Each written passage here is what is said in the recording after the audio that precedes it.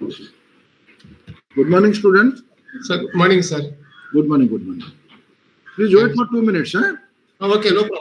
Because there was a small issue with the system. Okay.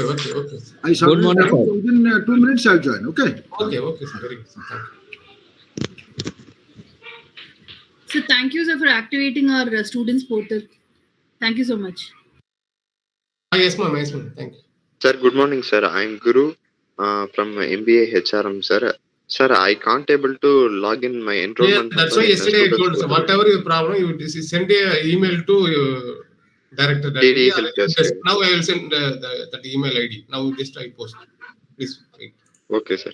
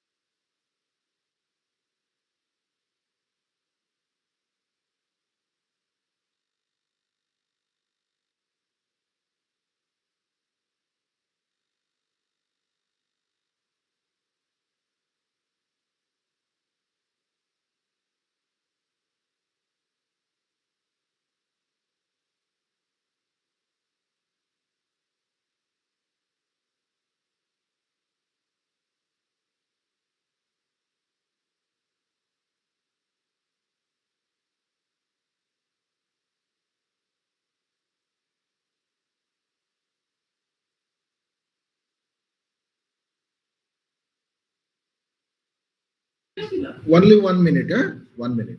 I'm just opening my slide, then we'll start.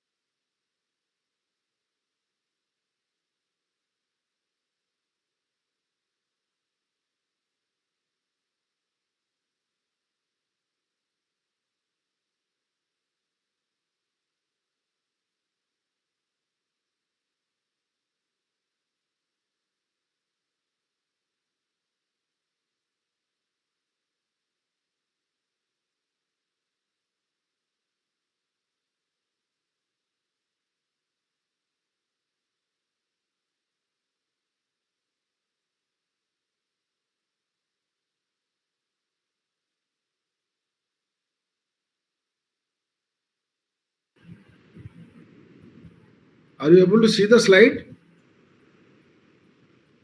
Yes, Yes, sir. sir. Yes, sir. Thank you. Yes, sir.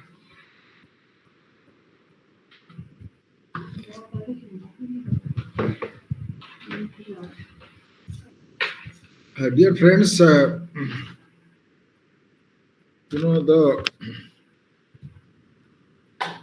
primary objective of a research project or research or dissertation is to capture data or to collect data. Collection of data and capturing the data can be done by using a well designed, well defined, well structured instrument. INSTRUMENT instrument. And that instrument is otherwise called as questionnaire. And we go for designing the questionnaire for two important purposes. As I told you earlier, there are two type of data. One we call secondary data, another is called primary data. And secondary data which already collected or compiled, presented, published are used for our research, but we cannot use the data completely because the data was collected for some other purposes. And we are using the data, or the data is used, second data is used for the purpose of understanding the trend of problems, nature of the problem, because data can help us understand the magnitude of problem, density of problem, nature of the problem, etc. But more importantly, in market research, as all of you are MBA, doing MBA, so you are required to go for primary data collection. Primary data collection can be conducted by using a systematic questionnaire. And the questionnaire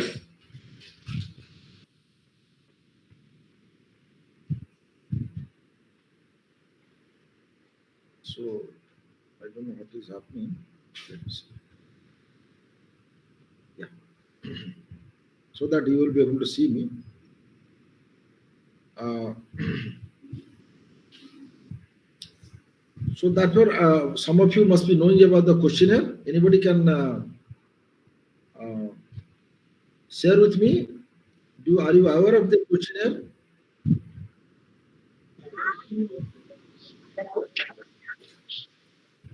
Can anybody share with me? Do you have any experience of designing a questionnaire?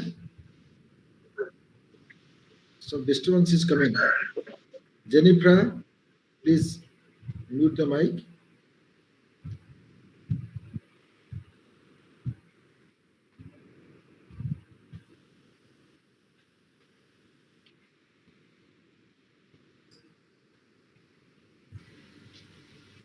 Disturbance.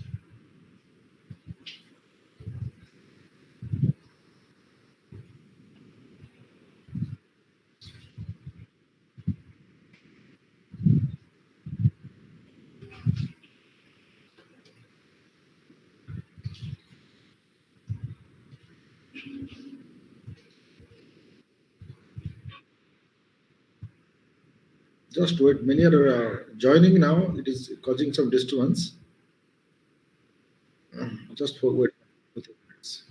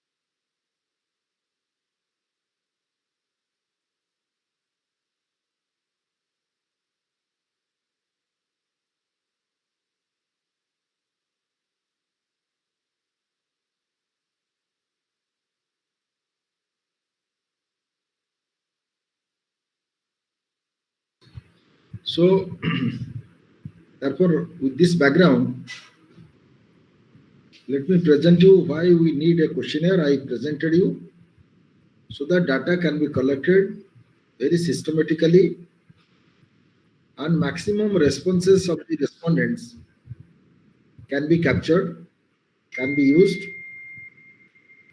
and interview can be conducted logically, and there will be a logical flow of the questions so that respondent will be can understand easily.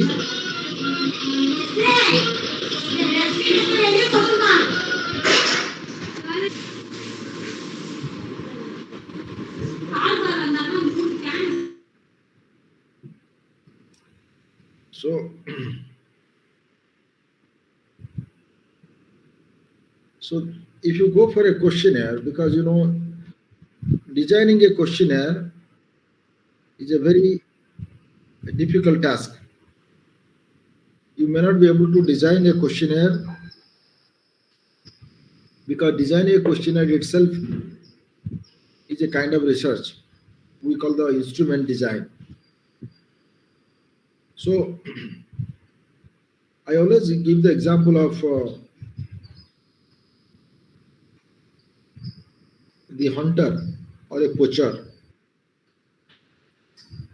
When a hunter or a poacher, they try to hunt a bird or an animal because they use the tool or the equipment or the instrument, and the instrument is designed in such a fashion so that bird or animal can be captured or can be killed or can be caught.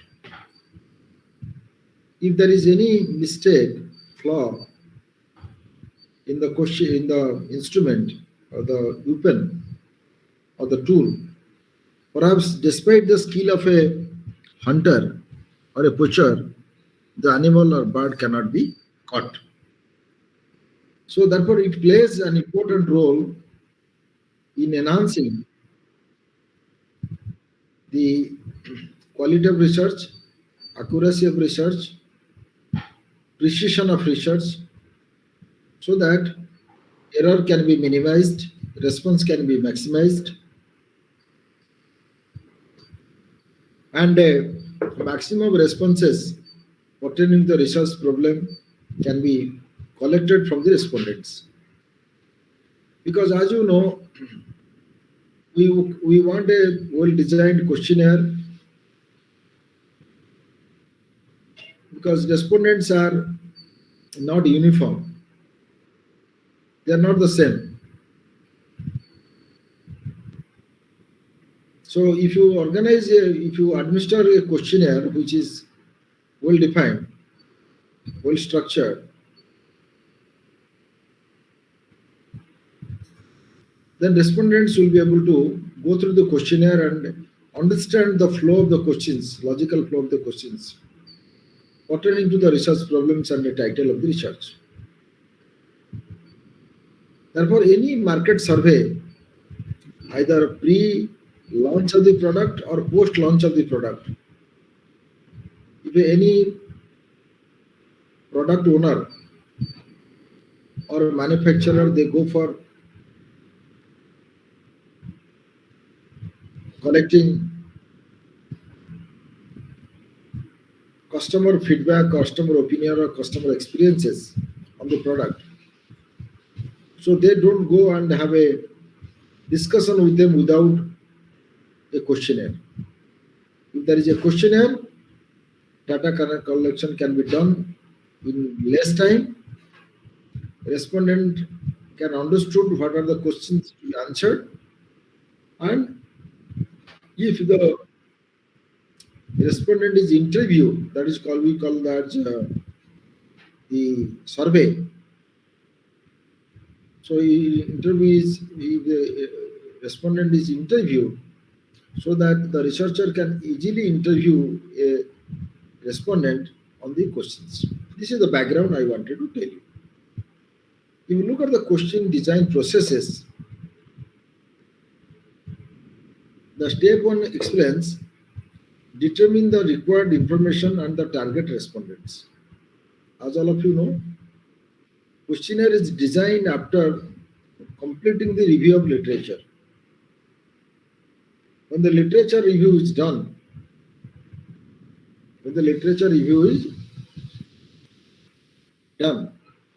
then a researcher comes to know research gap. A researcher comes to know certain variables. Researcher will be familiar with the keywords and key concepts. So it becomes easy on the part of a researcher to structure the sentences or to design the questionnaire in the format of nominal scale, ordinal scale, interval scale, and ratio scales. That because all the questions are designed or fall under these 4 categories.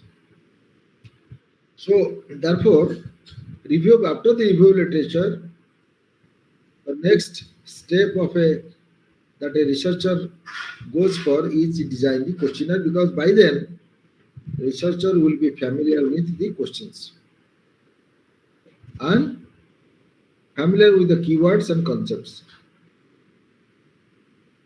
So the first step is determine the required information and the target respondents who are to be interviewed, who are to be given the questionnaires, who are they, how the questionnaire will be administered, and where the questionnaire will be administered, how it will be administered, how long it will take time. So therefore, what they do, once the questionnaire design is complete, they go for a pilot study. They take the questionnaire to target respondents and administer the questionnaire and get the responses from them. So in the pilot study, researchers administer the questionnaire to 50 to 60 or maximum 100 respondents belonging to different age, gender, marital status, income, different demographic groups, so that there will be representations. So that is you call the testing of the questionnaire. The validity of the questionnaire, reliability of the questionnaire is tested.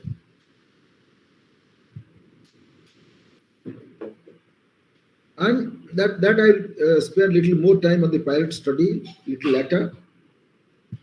So second step is prepare a draft questionnaire. And if you look at the step 1, questionnaire design principles, revisit study type, research objectives, and the theoretical framework that I have already explained you about the review of literature, because once you finish your reading the published literature, understanding the nature of the problem, scope of the problem, and the magnitude of the problem, historical aspects of the problem, then you try to understand what are the questions, theoretical gap, theoretical framework. Nothing but researcher will try to establish a relationship between the variables, which are the independent variable, which are the dependent variables. So once variables are defined, independent and dependent, then they develop a theoretical structure or theoretical framework, and that theoretical framework or a structure or a model, which is a mirror, or you may say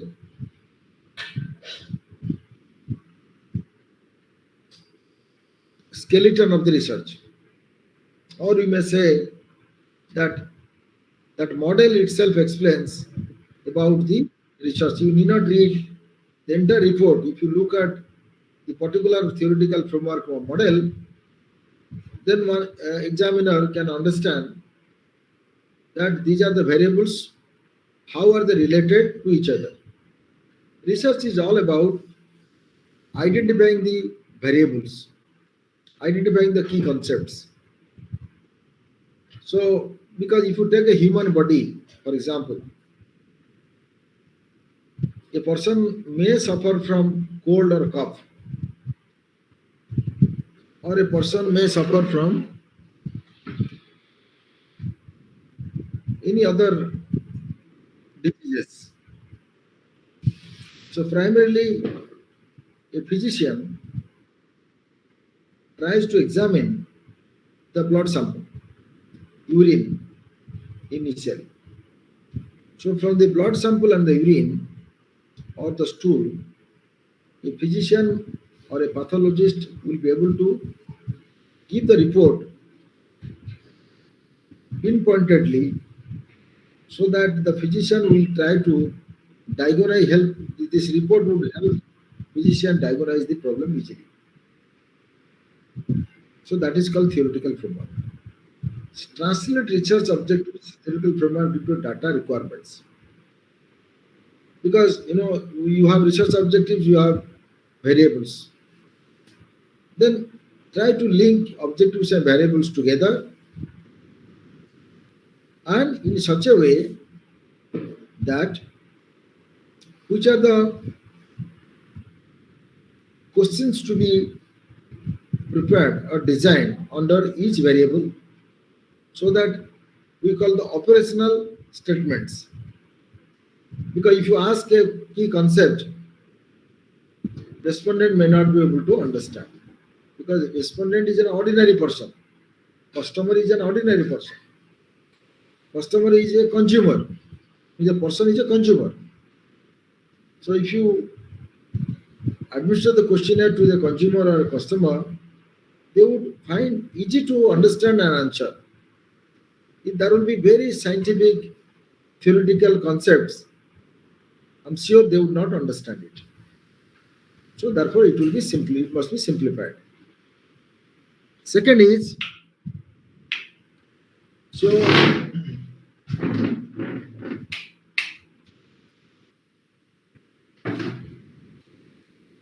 second is,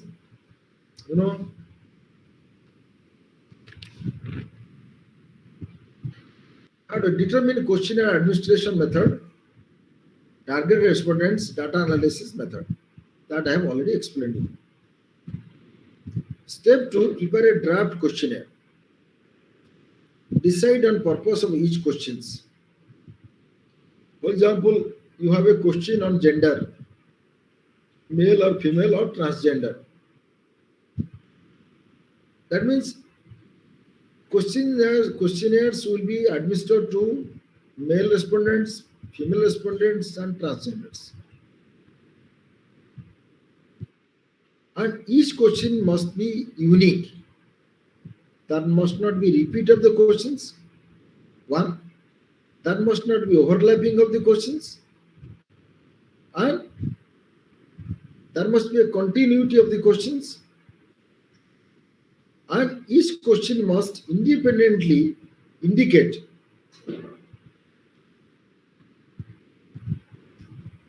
independently designed to capture independent answers without having any biases. Decide on type and form of each questions. As I have already told you, your questions will fall under 4 categories. All demographic data will be prepared on nominal scale, interval scale, and ratio scale. And research questions or questions pertaining to research problems can be either nominal, interval, or the option to be added here, ordinal. Means you must be knowing about Likert scale, 5-point Likert scale, 3-point Likert scale, staple scale. So, and that when I come to the scale, I will tell you. Then design on questionnaire language and wording. I have already told you. The language must be very simple, ordinary languages, languages which respondents commonly, primarily use. Wording would be very, very simple and ordinary. It must not be the jargons, very important jargons, they will not be able to understand it. So, secondly, decide on type of measurement scales that I have already told you which measurement scale you are going to put the questions, either nominal scale, ordinal scale, or ratio scale. I am coming to that, maybe after 1 or 2 slides. So, step 3, determine the sequence of the questions and layout of the questionnaire.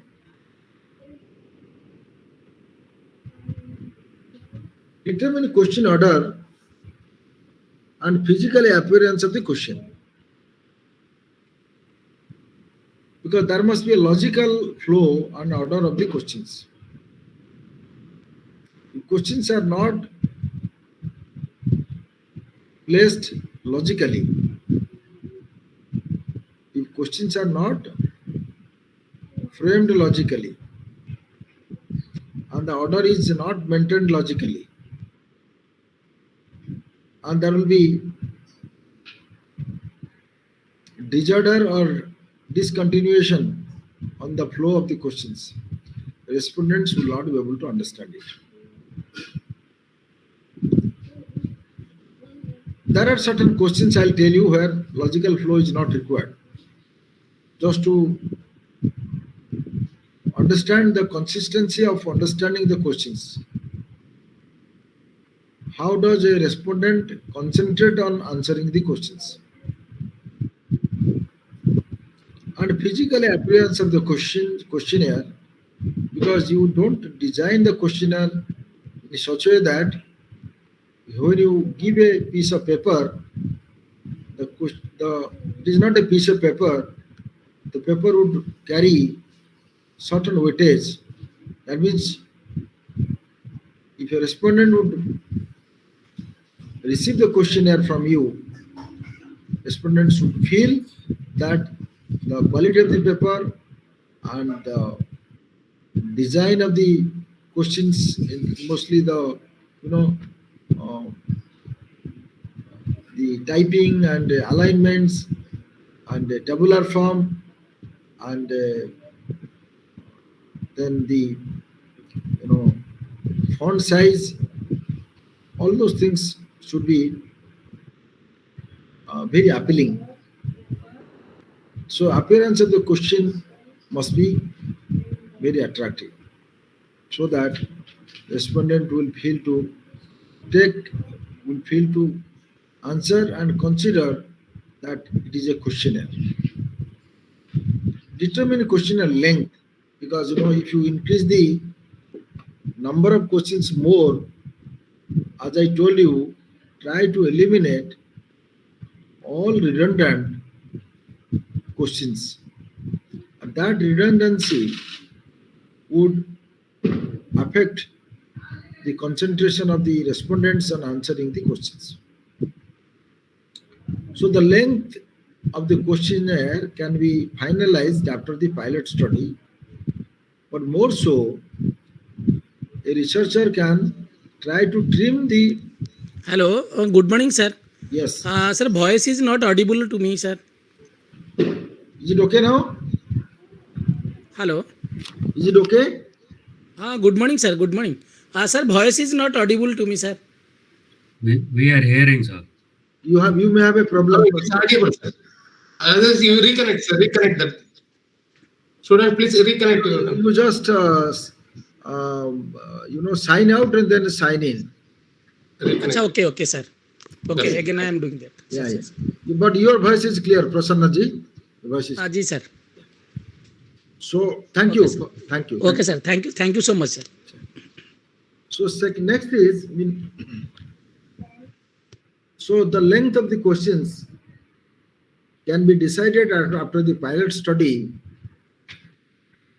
Why? Because a researcher may not know which are the important questions, which are unimportant questions. So therefore, as I told you earlier, many of the questions are to be examined before they get included in the questionnaire. So prior to the pilot study, another process of research that a research passes through or goes through is called the qualitative research. This particular questionnaire can be sent to the can be sent to experts for seeking opinions. For example, if there is a study on the post launch of electronic products or iPhone, mobile phone, etc. That means instead of going for giving questionnaires to larger respondents, better to go and discuss with the employees of the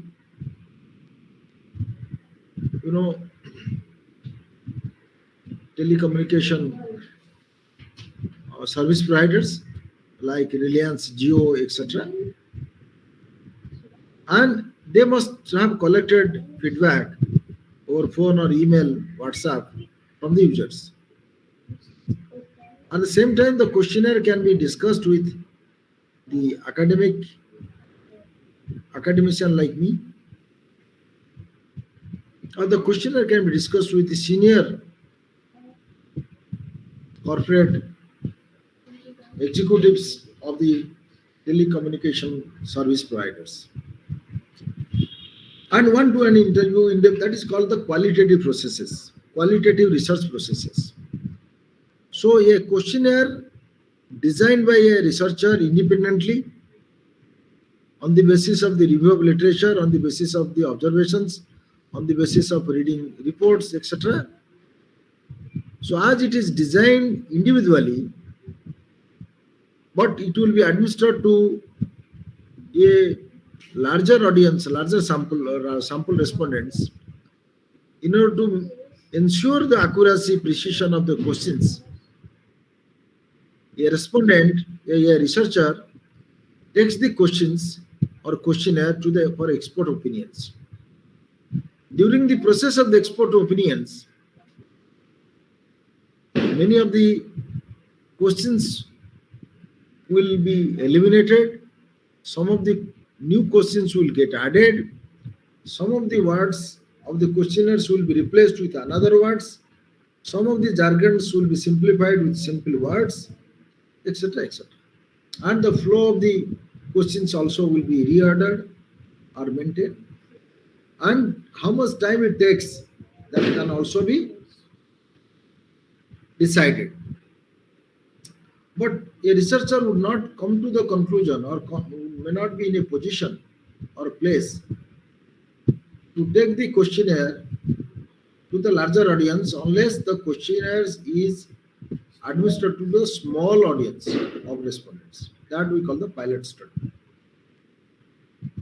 So pilot study precedes the final data collections. So therefore, a respondent would take the questionnaire to the respondents, and there a respondent will act as an interviewer to interview. We call the schedule. We call the questionnaire and schedule method.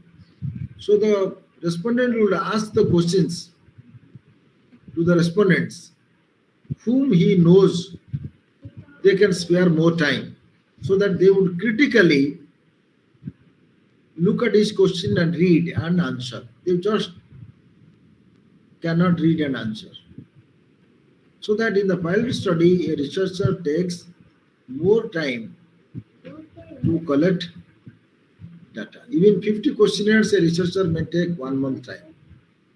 Even 1 or 2 questionnaires can be collected daily. That is called the pilot study, because in the pilot study,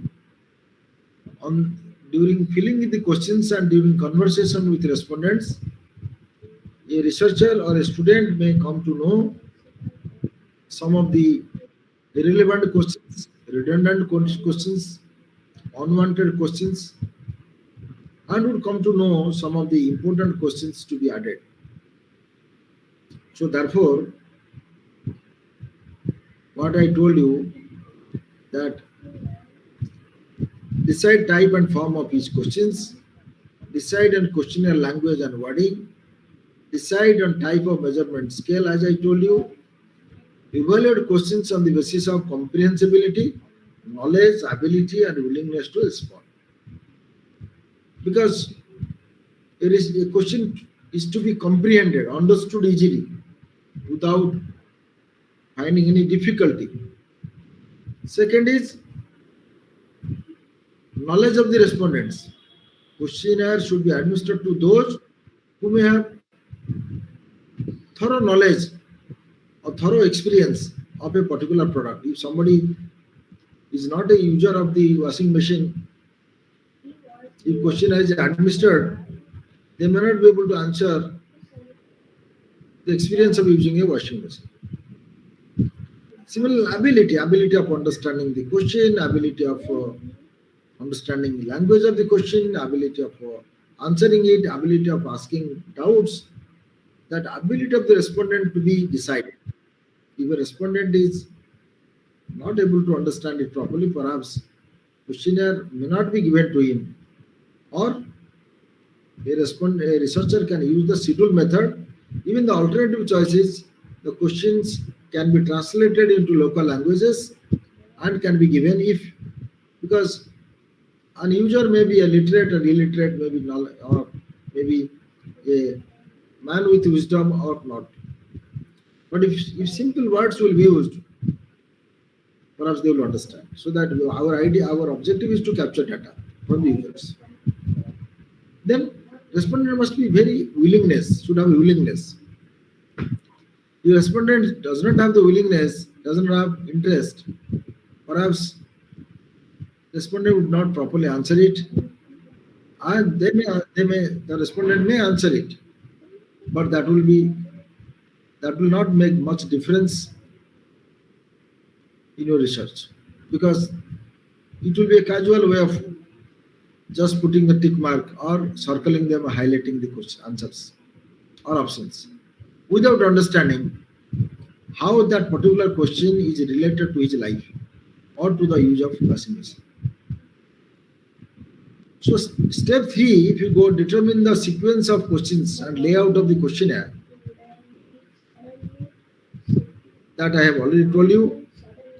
Determine introduction to respondents, because you need to introduce yourself that you are a student of MBA, this is your dissertation work, and you introduce that I have taken a small business problem and I have come to you with a questionnaire to collect the data and your very important responses. And when all the responses will be collected and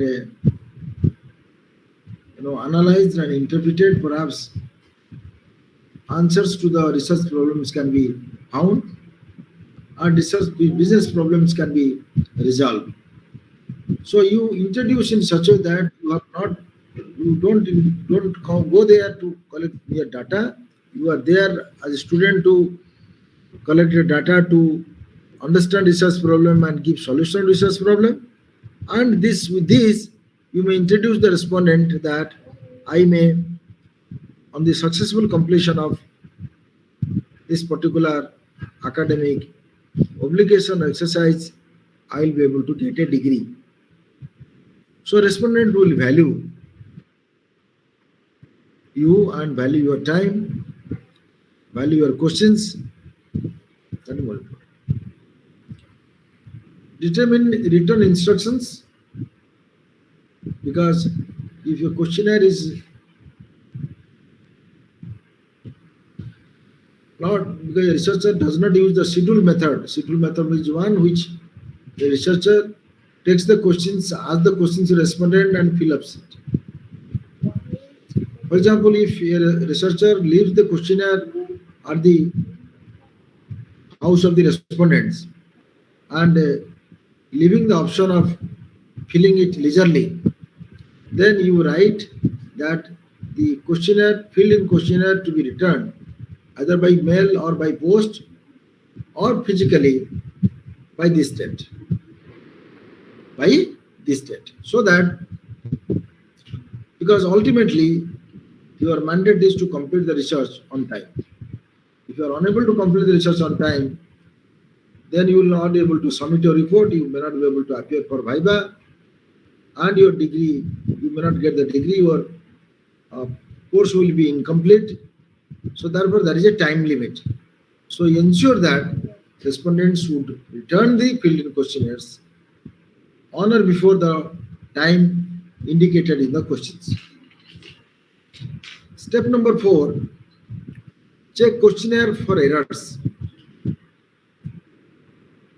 And pilot test questionnaires that I have already told you, because you go for the testing the questionnaire, there is a tool called inter-item coefficient correlation, that is nothing but called Cronenberg alpha.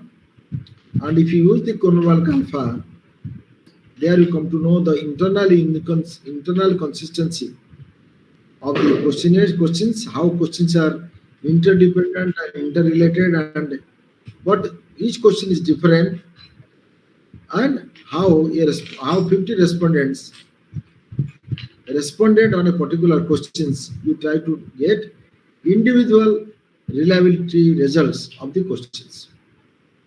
As for the social science, if the reliability test reveals more than 80% on each questions, then we understand that there is a consistency of the respondents on answering the questions, and the question is reliable. Question has reliability to capture the data more than 80%. Second, last one is assess questionnaire validity and reliability, that I have already told you. So these are some of the types of questions, type survey questions. Sometimes you go for open-ended questions, numerical entries. We call the ratio scale. 1 to 5 scales, we call the interval scales. 4th rank ordering, we call the ordinal scale. And nominal scales are open-ended comments, is a text type. Was broadly nominal, ordinal, interval, and ratio. So this is a type of questions. Based on your recent online shopping experience, please rate below items based on how important they are for you. So in the first column, you have the keywords. Because online shopping experience, that is the question. So a researcher wanted to collect your important information on a scale from 1 to 5 on importance and satisfaction. So it is called interval 1, 2, 3, 4, 5. So how is online shopping experience user friendliness? That means in one word, if you would structure a sentence by using one word, you may write online shopping experience is user friendly. So if we put a affirmative sentence, online shopping experience is user friendly. So that means what? If you write not important, that means you have given very less score, and if you are very important, you have given 5 score. If you are not satisfied, you are giving 1. If you are very much satisfied, you are giving 5. So that your response is quantified on the basis of the score. Then interface with the online shopping platform. Speed, how fast you are able to place order, how fast your payment is made, how fast you receive the consignment. So all those things should happen quickly, because otherwise buyer may change the mind of cancelling it, or the need for buying may be postponed if the product is not delivered. Then product catalog, because when somebody is going to buy a particular product, there must be comparisons, there must be comparative products to be compared. So online shopping platform must have the comparative products, so that a buyer will be able to compare the products depending on the utility, depending on the price or the features, and come to the conclusion, narrow down the product and buy. Customer service, because mostly customer wants post complaint service, any grievances, any damages of the product at the time of delivery, that is called customer service. Or there must be a telephone call maybe after 1 or 2 months or 15 days to check with the customer how is the product. And if there is a post delivery replacement, etc., these are part of the customer service. And there must be a return policy, because if product is delivered and there is a close option of returning the product if the product is damaged,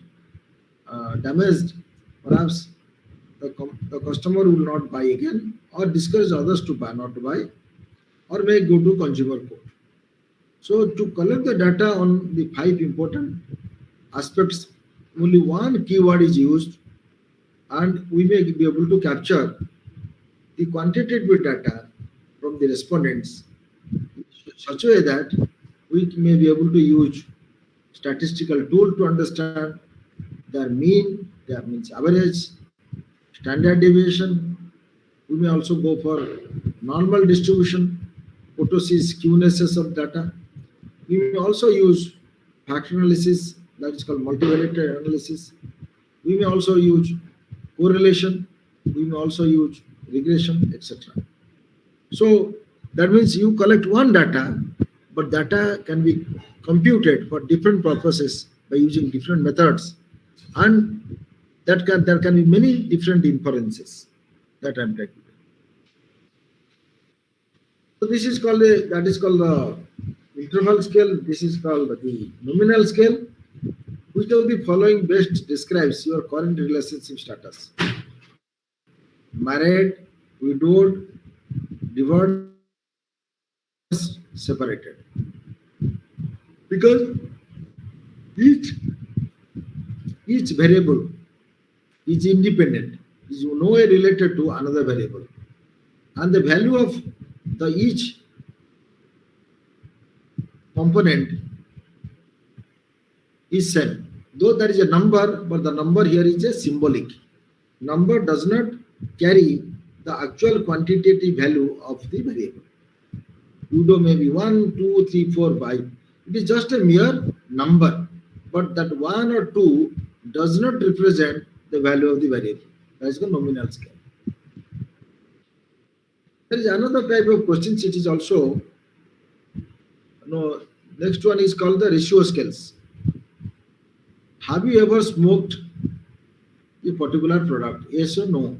If it is yes, even how many times have you smoked marijuana? Once, 2 to 5 times, 6 to 10 times, 11 to 20 times, more than. It is a continuous data. So we call the ratio scale. So do we believe that the death penalty is ever justified? Yes or no? That is called nominal data. Please enter your gender, male and female. Male is 1, female is 2, because these are all the code, 1 and 2. But 1 does not explain the value of the female, 1 does not explain the value of the male. It is just a mere number or symbol. So if you look at the questionnaire that I have told you, a study on consumer satisfaction and perception level on refrigerators with special reference to a road in Tamil Nadu. So it is called a demographic data, because demographic data is very important when you try to collect personal information from the respondents, on the basis of which you try to interpret the data. Because these are all independent data. We say education is independent.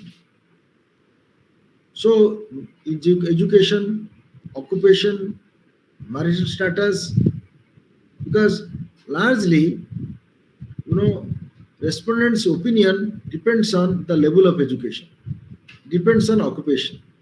Because when a respondent answers a particular question, that means answer depends on how educated a respondent is. What is his occupation? What is his marital status? I'm sure there will be a variation of opinion of the respondents, whether he is married or unmarried.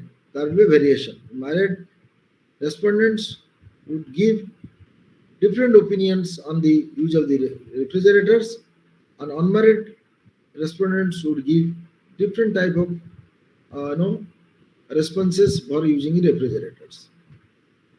So similarly, age, amount of money, monthly salary, how many years of using a refrigerator, what was the source of information about refrigerator, which company or brand refrigerator you have used.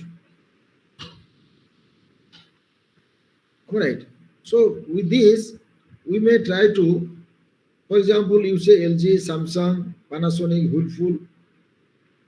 So we can classify the respondents. If you take the LG with the occupation in a cross tabulation, and you put the LG on the row and occupation on the column, then you try to know if the sample size is 500, then entire 500 sample will be divided into 4 important groups and 6 important groups, because 5. 1, 2, 3, 4, 5. 5 groups. So you may come to know how many respondents with the government job have owned LG TV, Samsung TV, Panasonic TV, Whirlpool TV, and other TV. This is the way you can present the data, classify the data, and divide the data in different groups. And both are nominal data, you can do it. And you can also use the chi-square test to understand the goodness of it.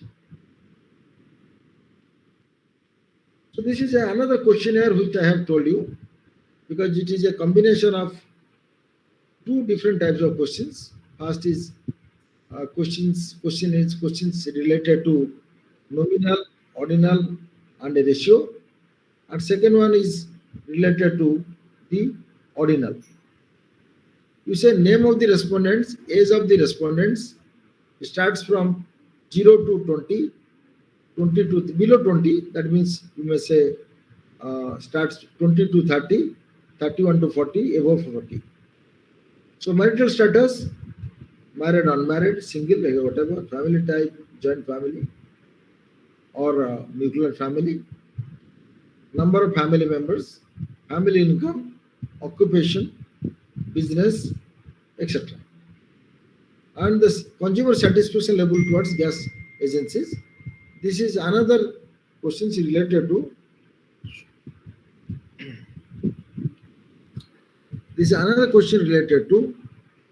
the unknown caller. Hello.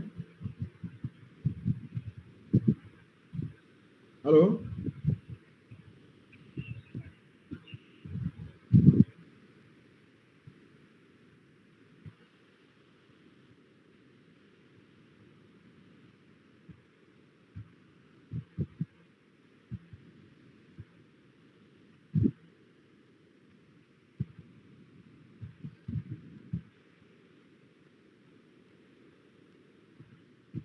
Okay, so if you say the price of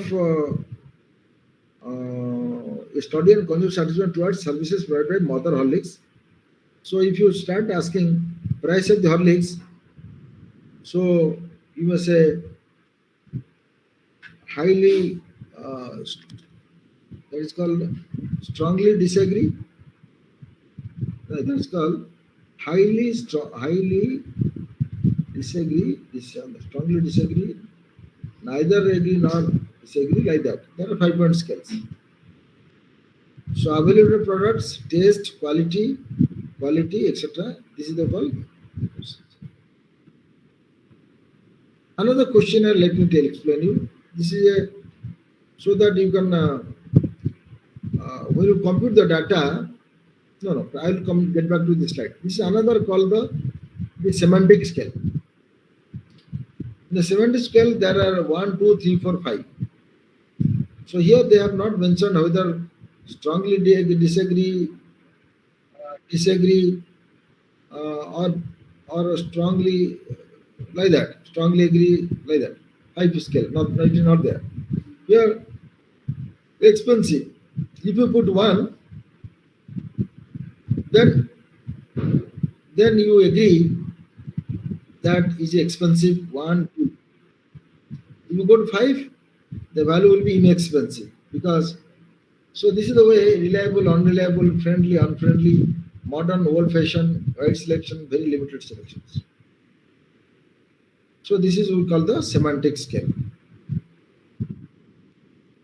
This is called the stepful scale. Please rate your purchasing. You may go for this is called ordinal scale. Please rate your purchasing experience at Walgreens on the basis of the following: availability products. So you may give 5 means very good, 4 less, 3 less, 2 less, 1 less.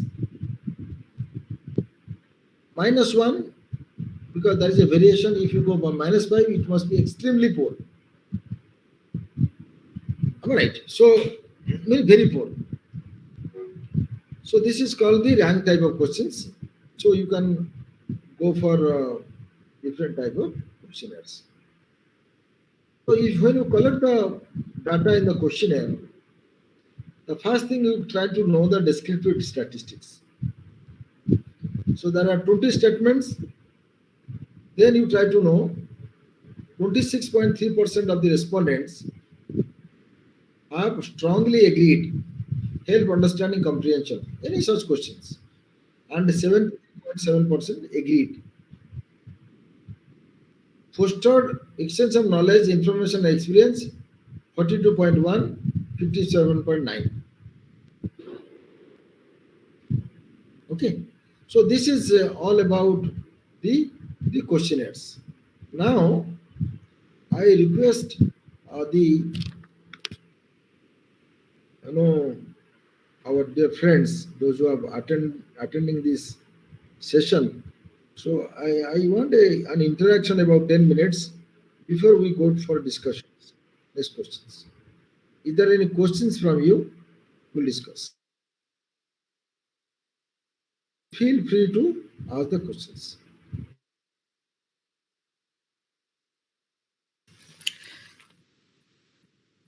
Good morning, sir. Can you explain once again how to check the validity and reliability of the questions?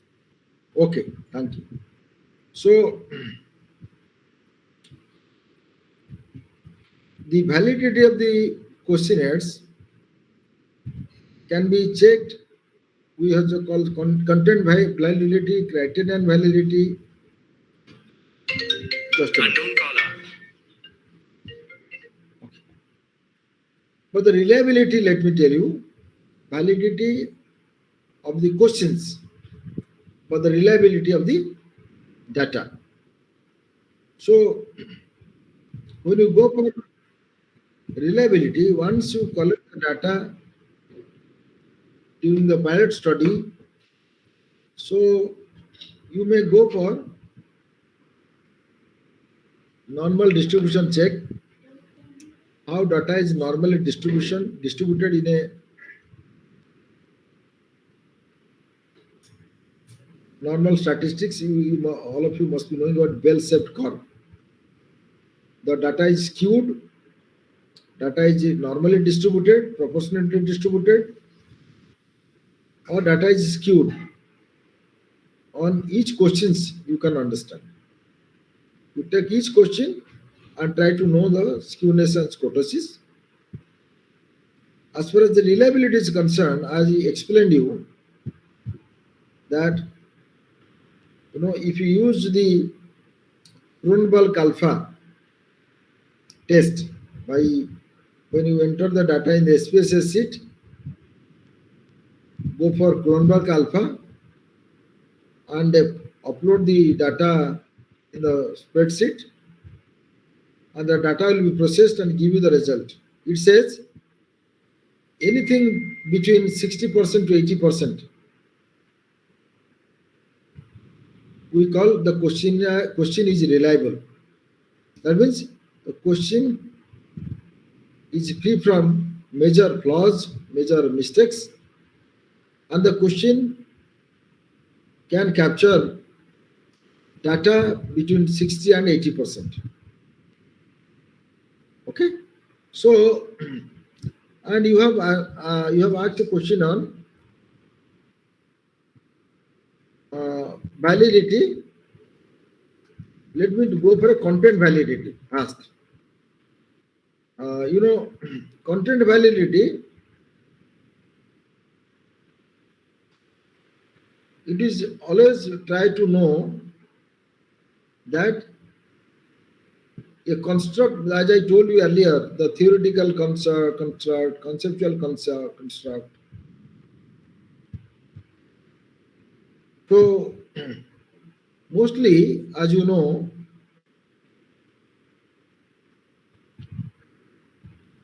the content validity, we go for phrase validity, criterion validity, and construct validity. I told you earlier. So face validity is one of the 4 types of measurement validity.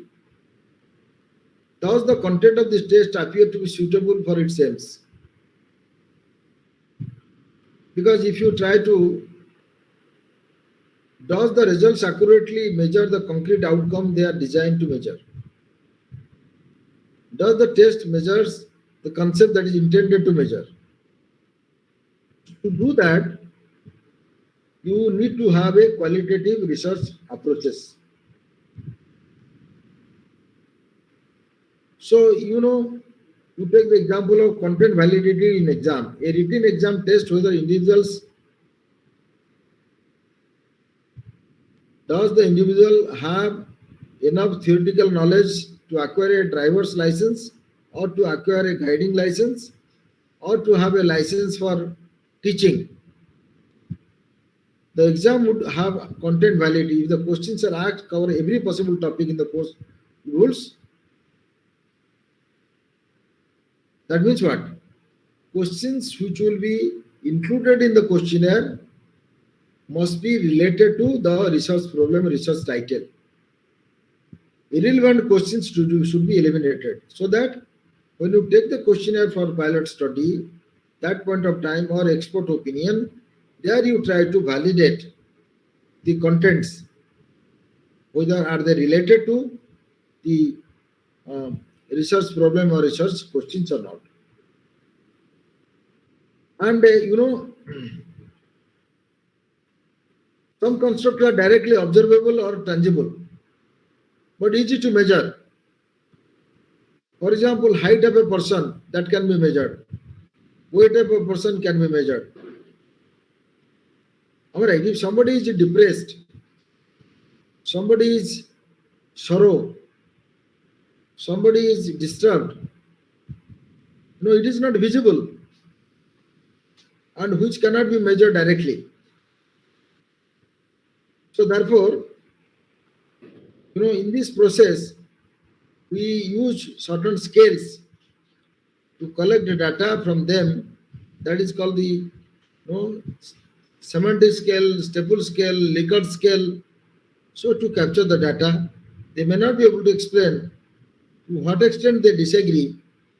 What extent they don't know they know the answer, but we try to know how important, how dissatisfied are they about the questions.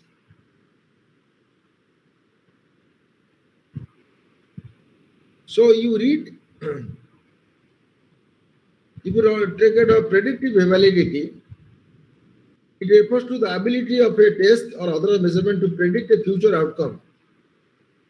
An outcome can be behavior, performance, even disease that occurs at some point in the future. A pre-employment test has predictive validity when it can accurately identify the applicants who will perform well after a given amount of time, 1 year on the job. So therefore, for example, if you take the predictive validity of a questionnaire, when a test can predict a future outcome, establish this, the test must correlate with the variable that can only be measurable and assessed at some point of time. So like that. So because there must be validity test that includes space validity, content validity, construct validity, predictive validity, criterion validity, and there must be a reliability test. Because your question is, simply speaking, is your question is valid? Because your question is authenticated.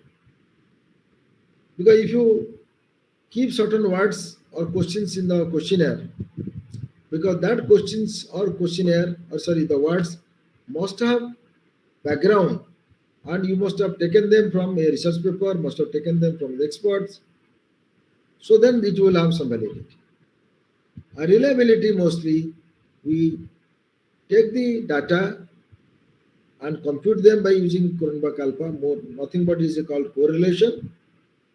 We try to know how 50 respondents are consistent in answering a particular question. If the result shows more than 80%, it explains that respondents have given 80% of the responses on a particular question. Hope I have explained you, Alex. Thank you, sir. Thank you, sir. Any other questions? Because if had Alex not asked the questions, perhaps I could not have told this much of things. So because I also seek, because you see, ultimate objective of a researcher or an MBA graduate is to design an independent questionnaire, or you may use an instrument used earlier to capture the data. If the instrument is not flawless, an student, as he has made a question, is not valid and reliable, the instrument would not be able to capture the data correctly, so that you may not get the results correctly, or you may not be able to interpret it correctly, and finally the findings and suggestions will not be acceptable. Before we move further, there are any questions?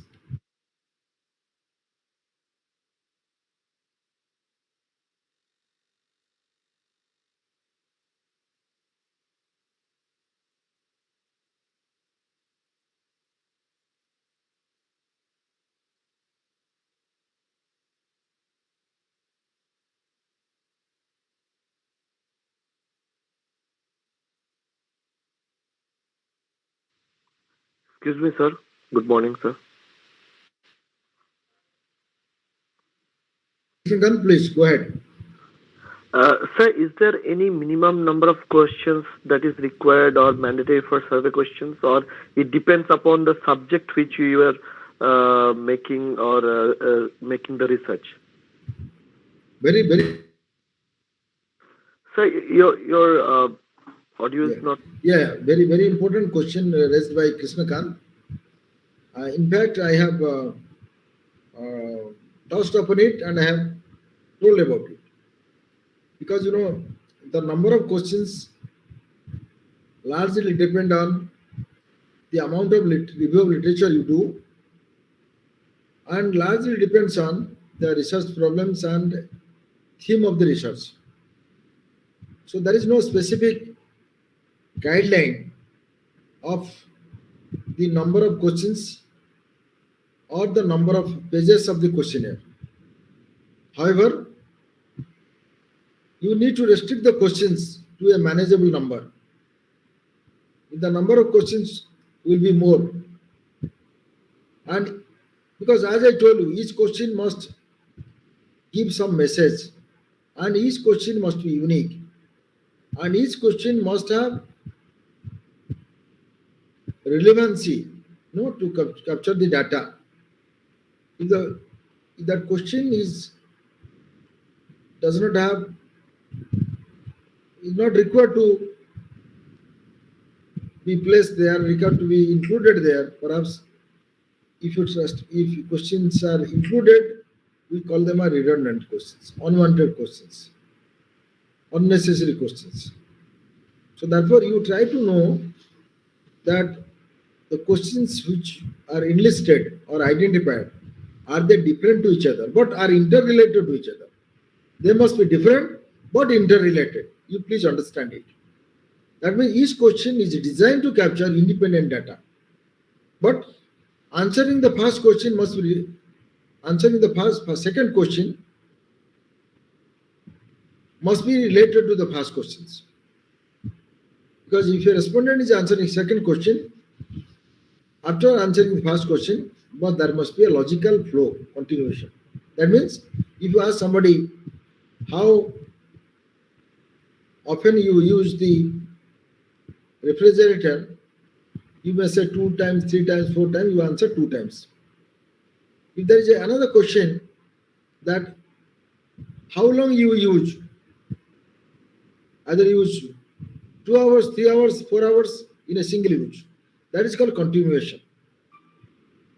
So Krishnakant is okay? Yes, sir. Thank you, sir. So one more just doubt. Sir, you said there are different types of questions in the questionnaire, like nominal questions, ordinal questions. So it has to be a mixture of all these different types, or can there be a single option for that also? Very good. I like it. Actually, by default, a questionnaire would contain all skills. You may go for a rank type of questions, as I told you, that is called ordinal scale.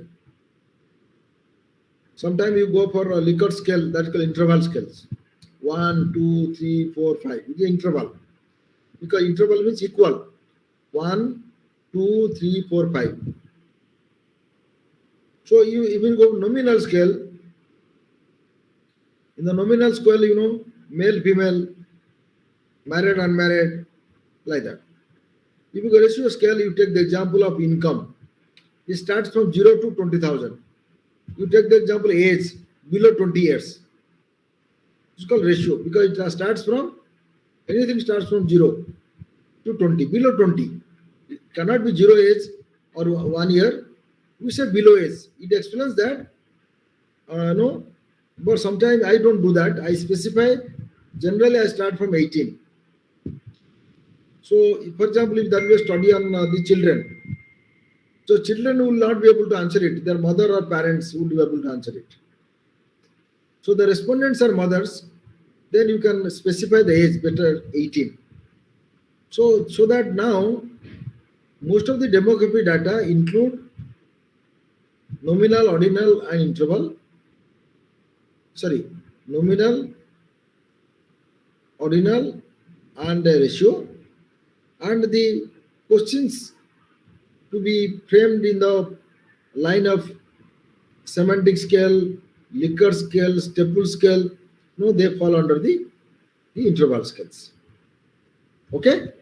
So that when you design a questionnaire, you try to see to that, because all 4 different types of questions. So all the questions can be framed under 4 different scales. So that you will be able to capture the data from the respondents from all dimensions.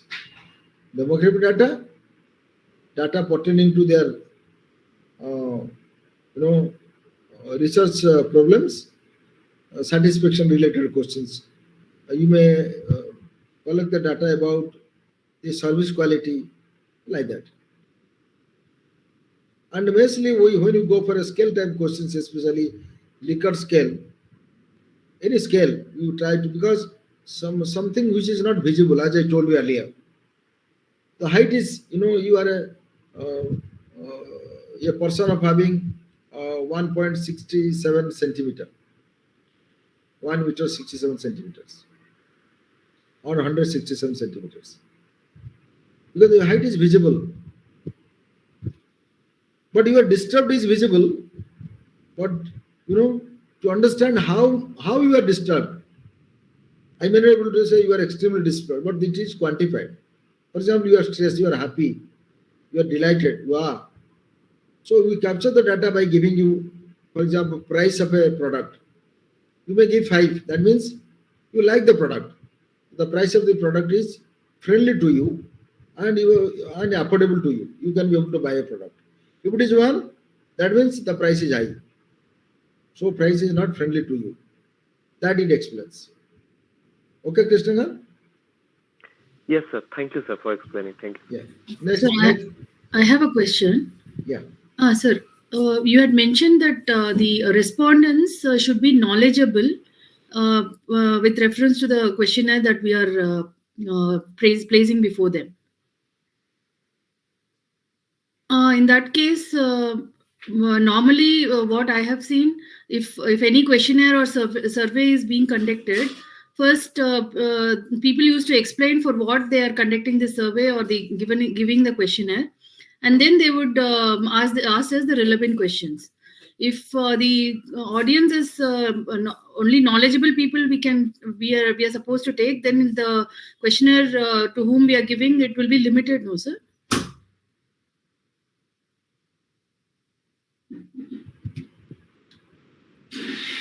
All close-ended questions can be given to the respondents, whether they are knowledgeable or not. But we need to educate them in the beginning.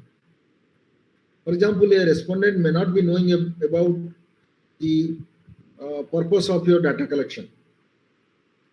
So you may explain the reason for data collection, purpose for data collection, and you can clarify how important his or her responses would be for finding a solutions for business problems.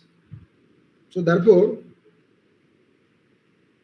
because frankly speaking, if a respondent does not have ability, does not have willingness, does not have comprehensive power, so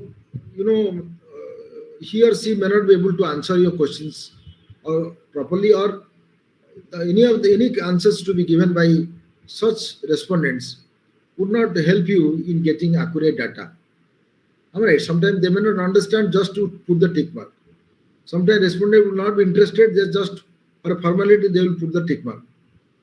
And they may not have the ability to understand it, but they try to do that just for the sake of formality.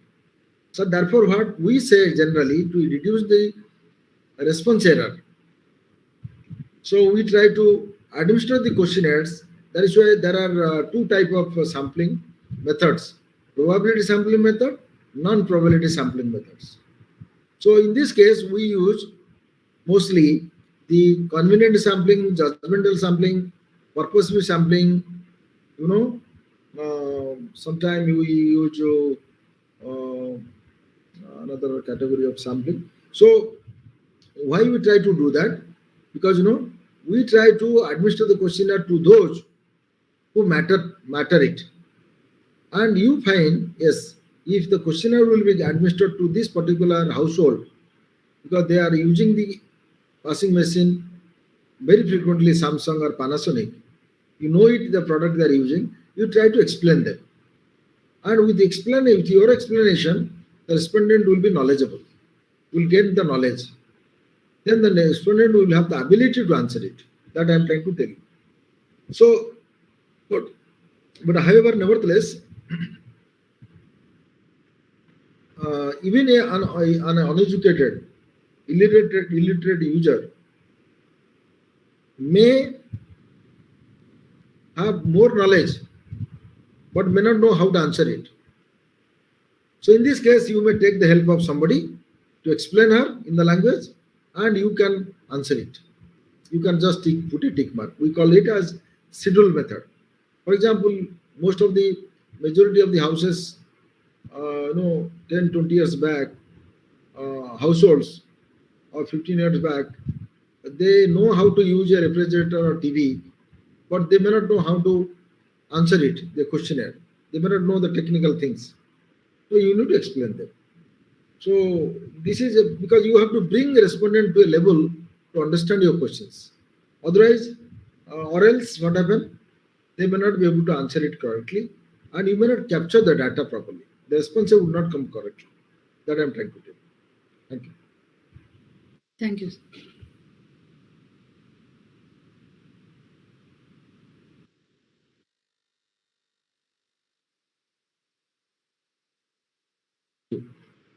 Let me go for another presentation.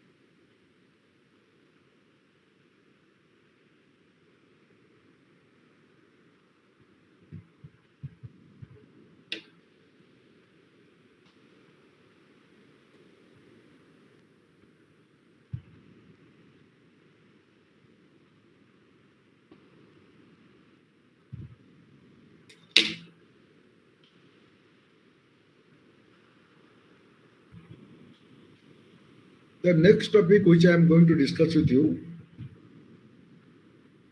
which is very, very important for doing research in management or business management, is called hypothesis.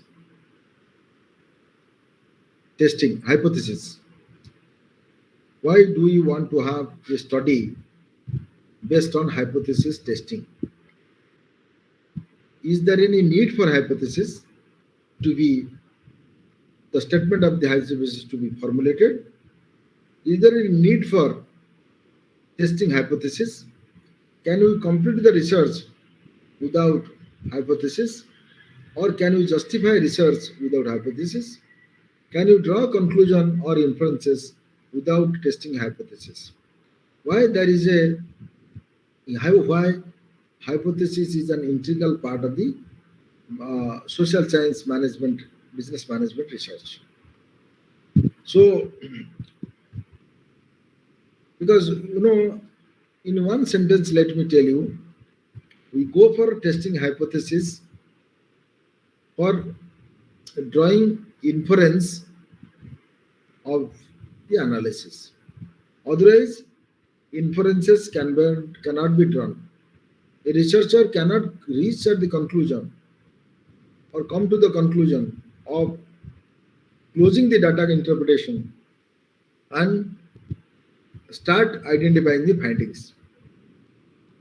Hypothesis testing or hypothesis test of hypothesis helps the researcher come to the conclusion or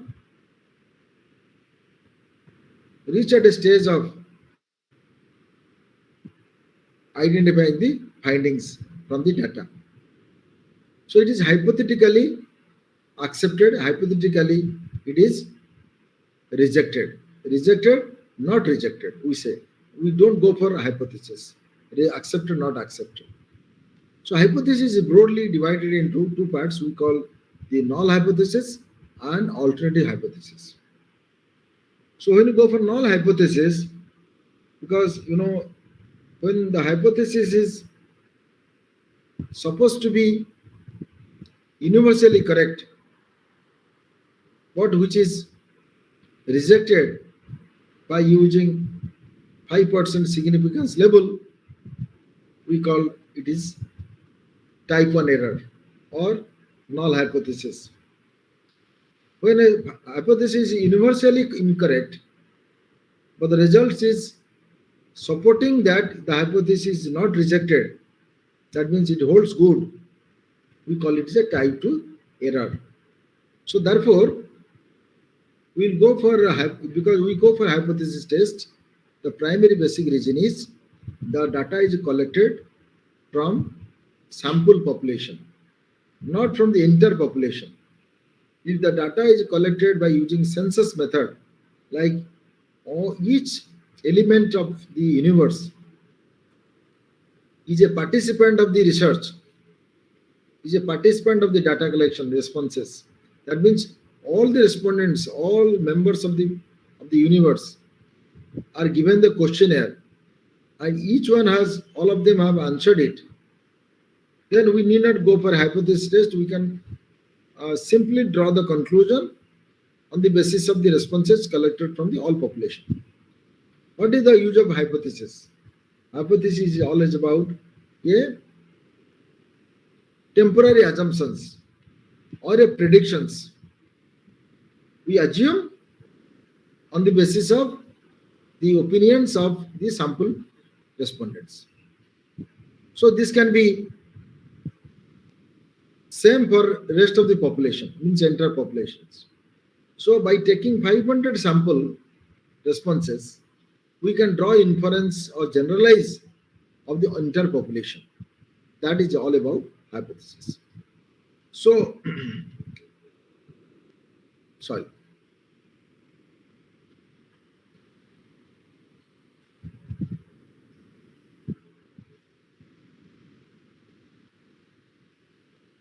So next,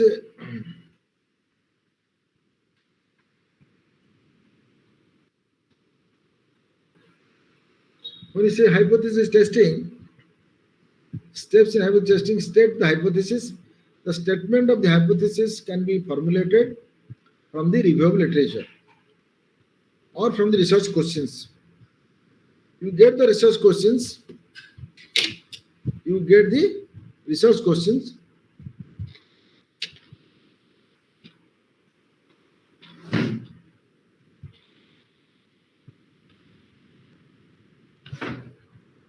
from the reviewable literature. When a reviewable literature means literature is reviewed, published research papers, empirical research papers are reviewed,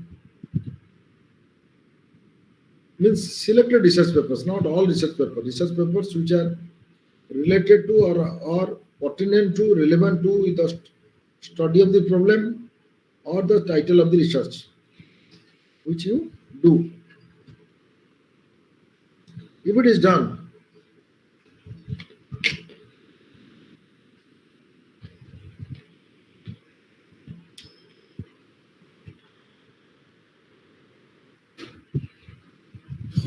then you try to formulate a hypothesis. So I'll tell you how to formulate a hypothesis statement little later. Then identify the test of statistics and a probability distribution. Specify the significance level. State the decision rule. Collect the data and perform the calculations. Make the statistical or make the economic or investment decision. So I told you null hypothesis and alternative hypothesis, and you may take 5% risk of rejecting, 5% risk of not rejecting. That is called, when you take the 5%, that means unknown caller. Just a minute. Hello?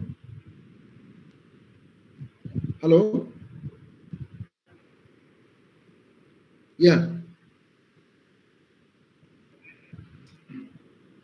Yes, yes, yes. I'm going to give it rent.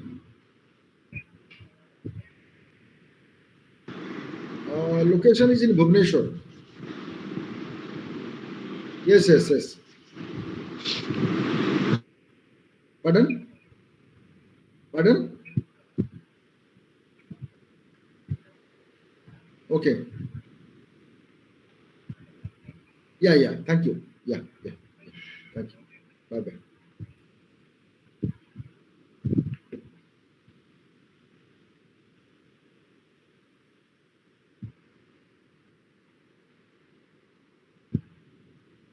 Sorry. So, if you look at the bell-shaped curve, you see the rejection area in both the sides. So, we ordinarily understand 5% rejection means a researcher takes 5% risk of rejecting it.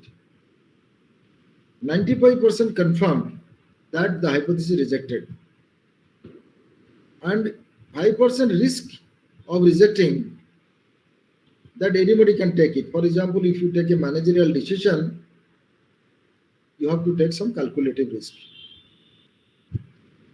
No decision is free from risk. Sometimes your decision may yield you bumper result. You may get no unexpected sales. Sometimes you may get no huge profit. Sometimes the sale target is reached unexpectedly high. Sometimes there will be the sale will be down, means your prediction may not hold good, and there will be a loss. There will be less sale. So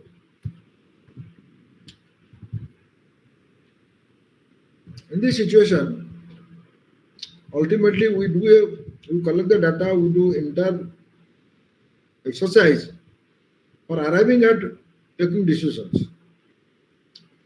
So when a manager takes a decision on the basis of test of hypothesis. Because when you prepare a report is handed over to a company. For example, if some of you would conduct a sponsored research, funded research, a company gave you 50,000 or 1 lakh, you do a survey or research. So you need to hand over or submit the dissertation report to a company. And on the basis of the suggestions or findings, company will take business decisions. When company will take business decisions, so that point of time, your business decision, as I told you, may be favorable, may be adverse. So, you go for a test of alternative hypothesis or null hypothesis. Because when alternative hypothesis is rejected, obviously the null hypothesis is rejected, obviously the hypothesis will be alternative hypothesis is accepted. So hypothesis testing, as I told you, null hypothesis and alternative hypothesis. This is a bell-shaped curve. And if you go for a hypothesis testing, so you may go for a parametric test and non-parametric test.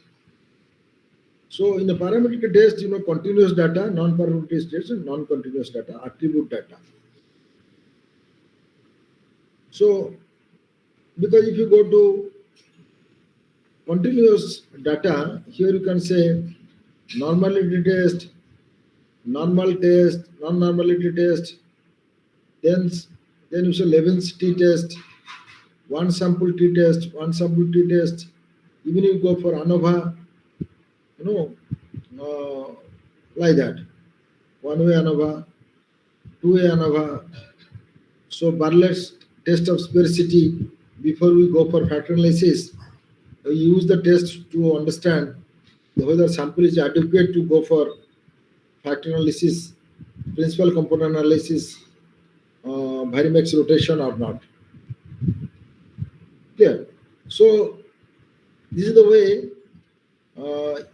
you may be able to classify the hypothesis testing. If the data is collected on nominal scale, then you need to use the non-parametric test like chi-square test. You may use Kuss-Wallis test. You may use Kramer test, Phi test. These are the tests used for the data collected in the nominal scale or ratio scale. So the data which is collected in ordinal interval scales, you may use the data independent sample test, ANOVA test, simple one sample tree test, Bartlett test, etc. Sir, what is ANOVA? Analysis of variance. Analysis of variance. Yeah. So let me explain you. Because this particular all statistical test tools have been borrowed from the agricultural science. Because statistical tools were used first by the agricultural scientists. And they use the ANOVA or T test because, for example, they have taken, because ANOVA or T test, any cycle, any hypothesis test tools are used to understand are they statistically different or not? Are they statistically associated or not? Or the variance of the data are statistically significant or not? That means, for example, you take the ANOVA when it was used by the agricultural scientists, they have taken 3 different fields and they have sown paddy. And in the end, they go to the conclusion that there are no differences of productivity of 3 different farm sites. Productivity, the quantity of the products of the paddy of the 3 different fields. Because they have used equal fertilizer, equal pesticides. Just a minute. అవునా కా ପଠେଇଥିଲି ନା ନା ମୁଁ ପଠେଇଥିଲି ତା plus ମୁଁ ବର୍ତ୍ତମାନ 1000 ଟଙ୍କା ପଠଉଛି 1200 ଟଙ୍କା ଖଣ୍ଡେ ତୁ ଯିବୁ ତାଙ୍କ ବାହାଘରଟା ଆଟେଣ୍ଡ କରିଦେବ ହେଲା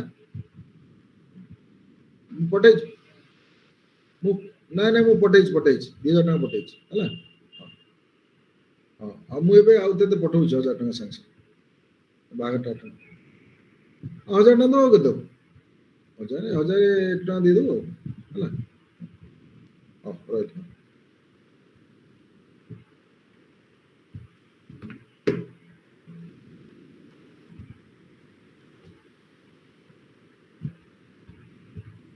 sorry. So, you go for hypothesis testing. Let me complete. So then an agricultural scientist, after the harvesting of the paddy, and on the basis of the hypothesis in the beginning, if there is a variation of the productions, field number 1 gives 10 quintals, field number 2 gives 10 quintals, field number 3 gives 10 quintals. If the hypothesis is that there are no significant differences of products, quantity of products of rice among the 3 fields, and with the data, if they capture on the basis of the use of pesticides, fertilizers, and too many other observations, etc. So they come to know that there are no significant differences. That means hypothesis is not rejected.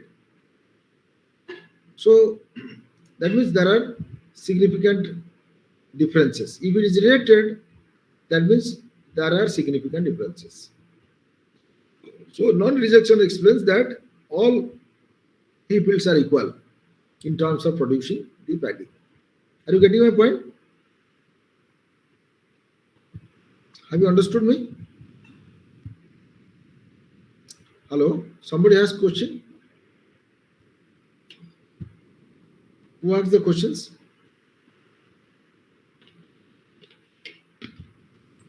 No, sir, no questions as of now. But somebody has question about analysis of variance, no? Okay, I have answered it. Thank you.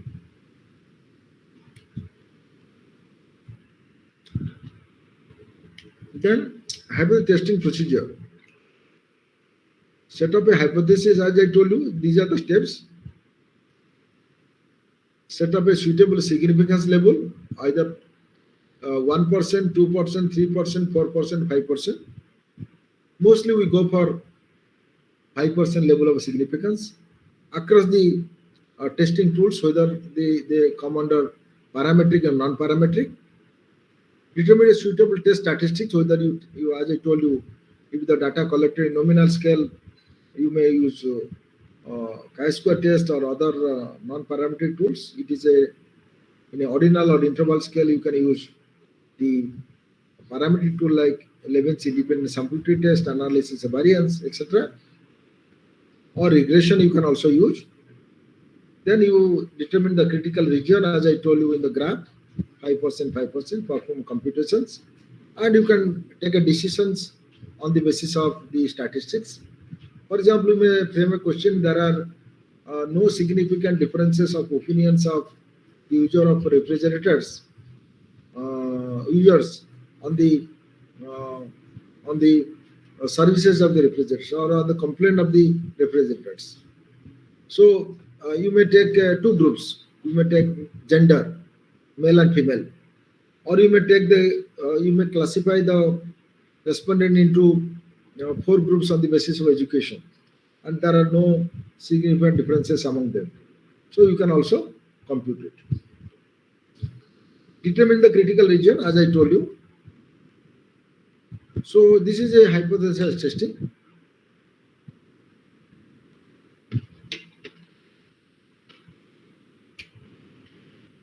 A hypothesis is a claim or statement about a property of a population.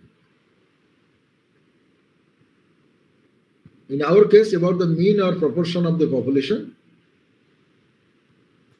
A hypothesis test is a standard procedure for testing or a claim of statement about a property of a population. It is extremely important to realize that we are not making definite conclusions. We are giving probabilistic conclusions. We are either concluding the results we get are likely due to chance or unlikely. That I have already stated you. This is not a concrete conclusion. It is a conclusion, possible conclusion that this would be the behavior of the respondents. Or if manager takes a decision, so the decision would be favorable, or the decision would probably bring positive outcome of the business decisions. So this is a probable conclusion, it's not a concrete conclusion. So purpose of a hypothesis should always explain what we expect to happen. It must be clear, it must be understandable, must be testable, be measurable, and contain an independent dependent variable. Because always, when you go for SPSS, so there will be 2 dialog box. So you have to put the data, independent data and dependent data. Always independent data is the demographic variable. Dependent data will be the opinions you can put. So therefore, if you put these 2, so the software will process the data and give you the result in no time. So that in the tabular form. So then you understand the trend of the data and start interpretations. And that is why it must be clear and understandable, and it must be testable. Because if you collect the data in a proper format and proper scale, and a data is collected in one scale and you are using another hypothesis, you contrary to the scale, perhaps you may not get the correct result. But software will give you some result, but the result will not be reliable and authentic.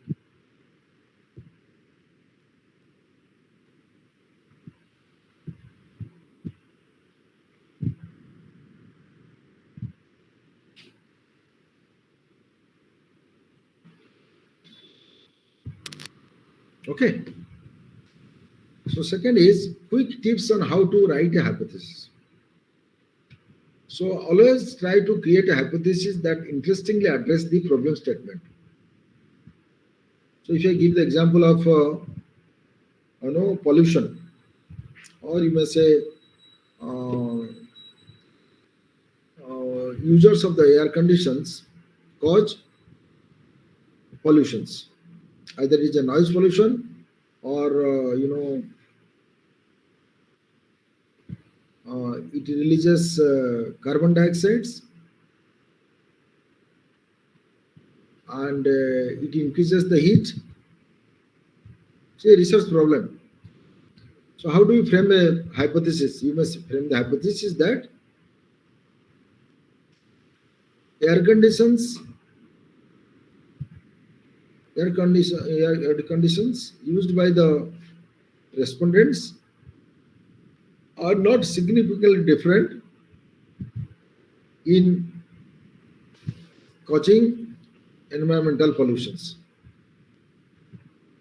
Then you try to collect the data, how long a particular air condition is used in a day from household, and how many times in a year they go for servicing. Do they change the gas on time? Do they do the servicing on time? Do they replace the parts or some of the equipment, accessories of the air condition on time? Or is there any fluctuation of electricity? Or the user may not know how to control or program the temperature, or use the remote of air condition properly, because all those things contribute to the efficacy or efficiency of the air condition. At the same time, how air condition can be environment friendly and can release less emissions, carbon emissions. So if you collect this data from household to household into a questionnaire and put it in a testing tool and come to the conclusion, then you may be able to take a decision. Yes, these are some of the you may say all air condition users are not significantly different. If the data supports with 5% risk of one can take that not significantly different. That means all air conditions cause harm or pollutions to the ecology environment. This is the way you will be able to draw the hypothesis. So, broadly, hypothesis is divided into two parts: alternative and null hypothesis. But nowadays, simple hypothesis, statistical hypothesis, empirical hypothesis, complex hypothesis. So hypothesis can be too complex, and then you can prepare a broad hypothesis. Air conditions, so air conditioned services or air conditioners are not environment friendly, or air conditions used make massive damage to the ecology environment. So it is a broad hypothesis, but how you can make sub hypothesis or hypothesis which can be operationalized, can be tested, and you may go for a statistical hypothesis by taking 5% risk, 5% significance level, like that. An empirical hypothesis, you may take hypothesis from the observations, from the grounded theory, from the ethnographic study. You go to a field, you understand it. Mostly the empirical type of hypotheses are being used by students of humanities and social sciences, like that. So this is all about the discussion on hypothesis. And if you start reading more broadly, let me explain you. Hypotheses are used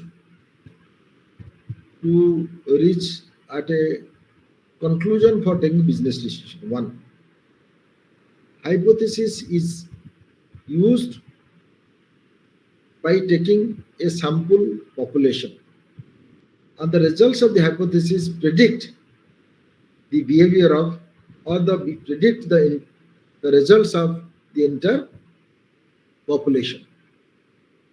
And third is, hypothesis help the researcher conclude the research.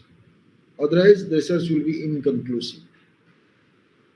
So therefore, as a business management graduate, you should largely depend on hypothesis test so that you will be able to conclude the research and business decision can be taken easily, because you are doing a prediction by taking the representative of the population, sample representative of the populations, so that your data will be correct. It cannot be incorrect because you have taken proper representation of the sample. Thank you very much. We'll meet in next week. Bye-bye. Thank you, sir. Thank you, sir. Thank you, sir.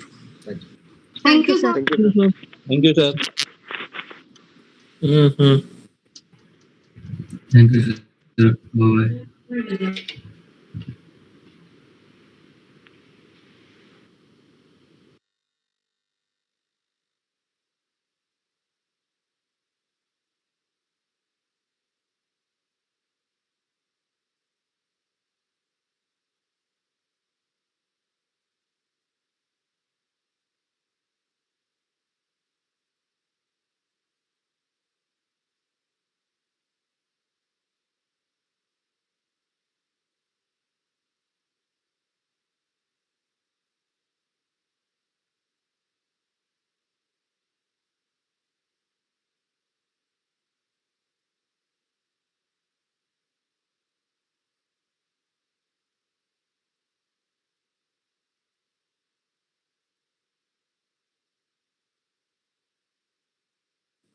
Hello.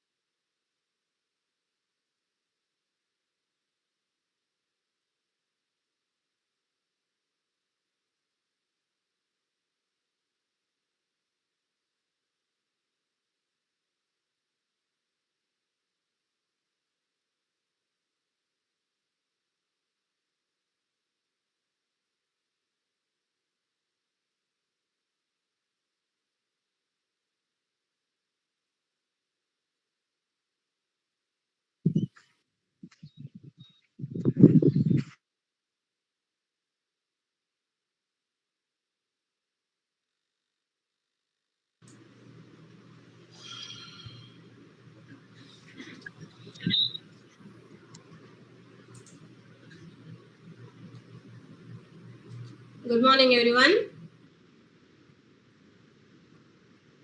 Good morning, ma'am. Good morning, ma'am. Just hold on. I am uploading the PPT, right? No, ma'am.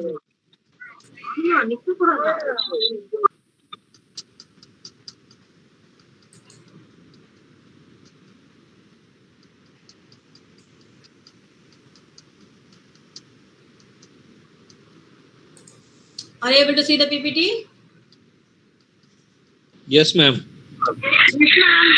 Yes, ma'am. Okay. So yesterday we stopped with the case study. That we will continue today with case study, right? Yes, ma'am.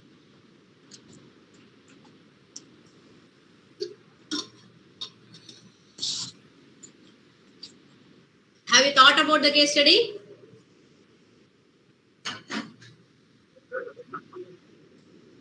Are you ready with the solution? Have you thought about the case study?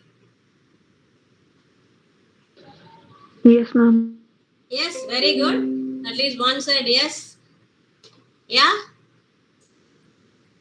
Kindly say that. Who is that? Shivani. It's Shivani, right? Yes, ma'am. Yes, Shivani. Tell me. What is that? Ma'am, in the situation of the strike, the top management should be, first of all, empathetic to the cause. So they should try to understand what is happening, and they should be able to understand what was the cause for that and what will be the effect of the strike. So, in order to bring a solution to this, they should first empathize and they should be able to correlate with the workers and find out what their needs are and what was lacking in the prior arrangement that was made. So if they're able to convince both the top management and the employees, that is the staff, so they'll be able to come to a middle point so that they can resolve it in a more better manner, so that both the top management as well as the staff at the lower rung are easy, and the work can progress more without of seeing attritions. Okay. Right. This is like your understanding of the case, right? This is your analysis of the case. But when it comes to the exam point of view, which we are more focused upon today, right? How to write the case study in the exam point of view. That is what we want. I think I gave you 4 steps on how to understand and write about the case study. What is the first step? Identification of the surface problem and real problem. Very good. And a hidden problem, right? Real problem. So can anyone say what is the surface problem here? The strike. Very good. The strike. What is a hidden problem? The notice of termination. What is the question actually? What is the difference? Which one is correct? Right? Correct. See, there are 2 kind of cases, right? One is open case. The second one is closed case with a question, right? This case has some questions, right? There may be cases, same case. You imagine that those 2 questions are not there. That is an open case. You may get that kind of cases also, right? And again, there may be a descriptive case, elaborate case, which gives you all the notes. And there may be short cases like this one. Weekend tours, can we mute you? Yeah. Right? Like this, where you have to presume lot of things, read in between the lines. Right? Both are advantageous. If the case is elaborately given, you have to read the case, first go through it, second read, third time with a pencil, right? You spend time for the case, nothing wrong. You can spend nearly 20 to 30 minutes for the case. And reading is an important part of case, not writing, right? So the third time when you are reading an elaborate case with a pencil, you underline what are all the things you think is important, right? That way only you can see what is the surface problem and the real problem. I'll tell you, this case is given in the management concepts. If given in the management concepts paper, right? You have to think the case on how you can explain it with some theory, right? Say for example, what is the question? What is the difference between these 2 managers and which one is correct? That is a question, right? So you think about what is this case is about, right? Again, remember well, if this is in your real-time experience, you are in the office, then you have to think as a manager and which one is right, right? But the purpose of writing the case in the examination is to make the evaluator understand that you know the subject, right? So while writing the case study for examination, you have to think like that. which subject this is belongs to, so which theories which concept I can apply to this question, this case. Got my point? So analysis should be based on this. So you take the surface problem which you know you can analyze upon. For example, this we have studied after communication. Can we perceive the case based on communication? Yes. Yes, because it talks about two communications. What is that? Formal communication, informal communication. Yeah. Are you able to understand? Yes. So Yes, you ma'am. take the base. This is the theory. This is the concept in the paper, management concepts. If I give the case, same case, in HRM paper, in second semester, human resource management, then you should think, perceive the paper, on which concept you can put it upon. Right? It can be on the organization, formal and informal organization. Right? A group of people who are formal and not informal. Are you able to see? So the same case, you can take up in various things. The same case, if this is not in communication, you don't know communication, you can write it as a hierarchy, organization structured base case. Ma'am, do we get an option on what topic do we want to elaborate the case study, or Yes, can of course. The question paper. See, for example, this case is given you in the management concepts and OB paper. Obviously, you have to take the concept from that paper only. No, ma'am. What I meant was, can we take any topic from the given subject, or will the topic of already course. be Yes. specified in the paper? No, you can take any topic from that particular subject. Okay, Right? ma'am. But it should be sensibly interwoven to that. See, now, for example, you cannot take cash flow, funds flow concept to this case. It won't gel. You should sensibly apply the concept. Right? Can we use dual concepts? Yeah, yes, of course. You can do dual concepts. It's fine. If you are able to say two theories, you are able to justify that. Based on this, I am saying this. It's very good. You will get more marks. That's why I say understand the purpose.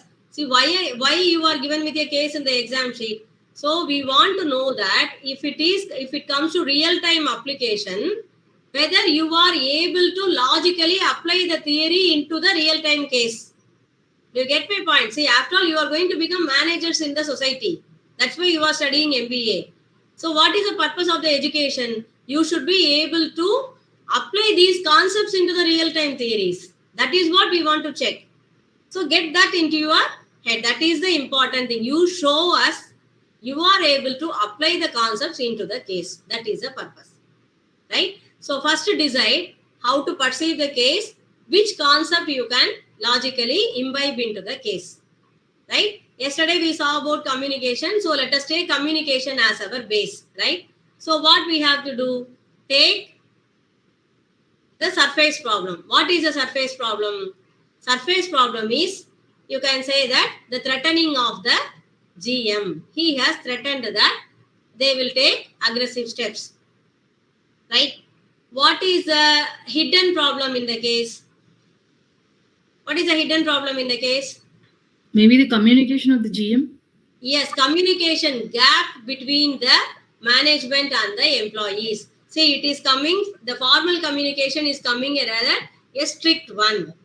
Right? So it has to be balanced out with the informal. So that is the analysis. So you can say that the proper communication channel has to be installed. That is a hidden problem, you can say. Now you go to the analysis. Right? This is a short case. You should be happy about the short case because you can presume lot of things. You can assume, you can say that this is like this. You can write a story of your own. Right? You can say that the GM is not talking very much, so he is very strict. So he has immediately come out with a threatening notice. He could have called for a collective bargaining. He could have called for a negotiation. Right? Like this, you can go on writing that. Then the AGM is a very friendly person. So he is maintaining a informal communication channel. So what he is doing, he is calling for some fewer people in the canteen and he is talking to them. right? So with that, what happens? He is able to convince them.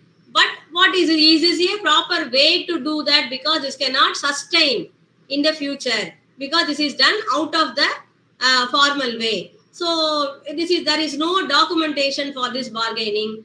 It is orally done. Whether both the teams have accepted, nobody knows. And what are all the terms and conditions is AGM has given to that people orally is not documented, right? Why they got convinced and what all the promises he gave, we don't know. So these are all the analysis. You can write what are all in between the lines. You can go up to 1 or 2 pages like this, right? What happened, what is happening, and what should be done. This is analysis. You can write all the 3 like a essay. What happened? That communication gap was there. He was not very communicative. AGM is strict. What is happening? AGM threatened. So this person has convinced. So these things in between. What should happen? Recommendations and suggestions. Right? You start bullet points now. For the questions. Here it is a question and a case. So what is the difference? Now you write as recommendations and suggestions. The GM, instead of threatening with the termination in the first hand itself, he could have started with lower negative motivation techniques, recommendation, right? Then you can go for suggestions. This can be still more. You can think and write. Like the AGM can have an informal group for the grapevine communication. He could have rumored something about that. Then he could have convinced. Our AGM could have convinced the GM and called for a meeting, called for a negotiation. After convincing in the canteen also, he could have called for a meeting and documented it. All these are suggestions, right? And then at the conclusion, go for the end. Now in between, so what are all the theories you are underlining? You underline that. The informal communication, grapevine communication, right? This negative motivation technique should not be used. All these are theories. Explain them and write them, right? Instead, what are all the theories could have been applied? So that is important in the recommendation and suggestion. Then come for the conclusion. Conclusion should be the answers. What is the difference? AGM is too strict without communication, and GM is too strict and AGM is too diluted. He is very free with the informal communication. Both are, what is the difference? This is the extreme difference between the both in the communication channels. Which one is correct? Up to you. You say first is correct, you say second is correct. It is up to your managerial ability, right? Some of you may think what GM is doing is correct. You are right. Some of you may think what AGM is doing is correct. You are right. Justify it again with the theory, right? How you can see, this is managerial concepts. So how you can say with the theory, by the hierarchy, organization structure, or what is the span of control he have, or what is the authority and responsibility this person have, right? These theories, and conclude with that, right? So this is how you can approach a case with a lot of possibilities. There is no definite answer for one case. So don't worry about writing right or wrong. This is only about 3 things. One is how you read the case. What is your understanding of the case? How can you analyze the case? How you slice it down? And how you decide, right? These 3 abilities are checked. So to decide properly, this subject should have helped you. Do you get my point? You are not asked as a commoner. You are not asked as an employee. You are asked as an MBA student. So show us that how the paper has helped you to arrive at the decision. Are you able to understand? Yes, ma'am. Any doubts? No, ma'am. Okay. So shall we go to the next one? Yes. Okay. Hold on, I'll open the next one.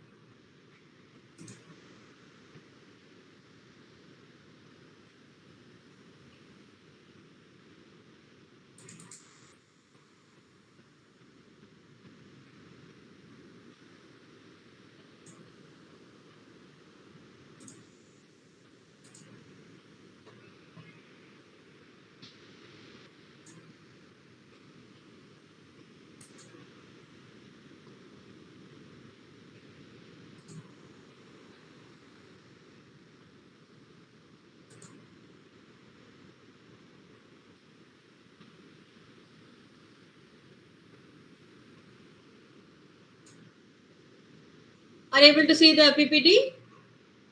Yes, ma'am. Yes, ma'am.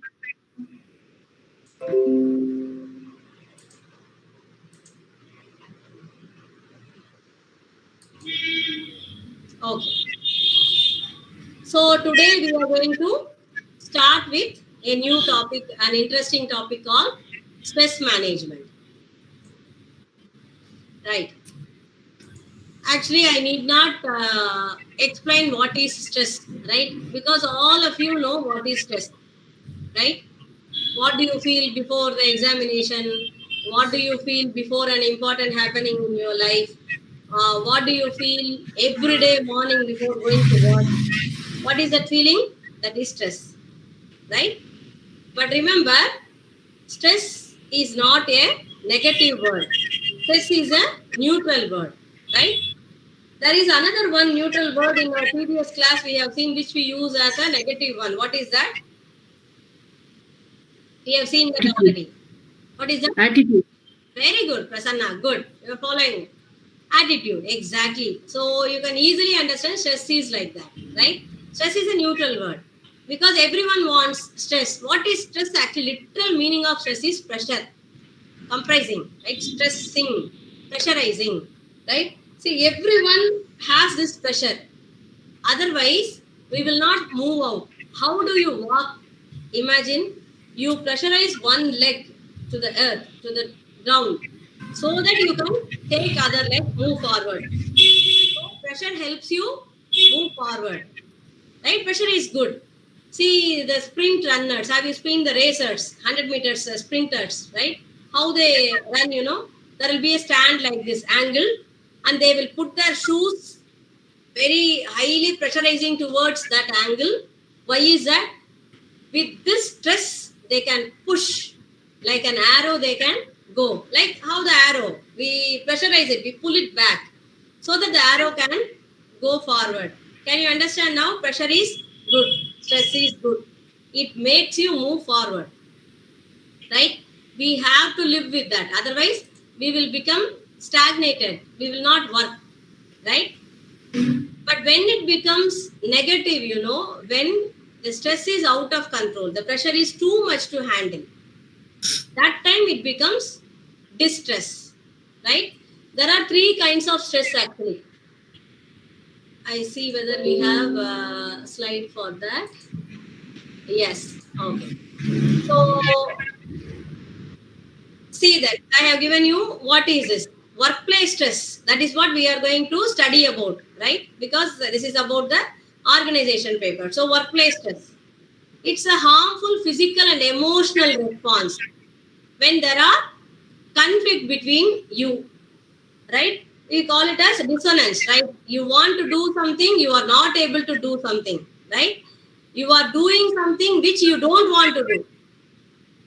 Two kinds, right? Both the things will pressurize you. Workplace stress happens like this.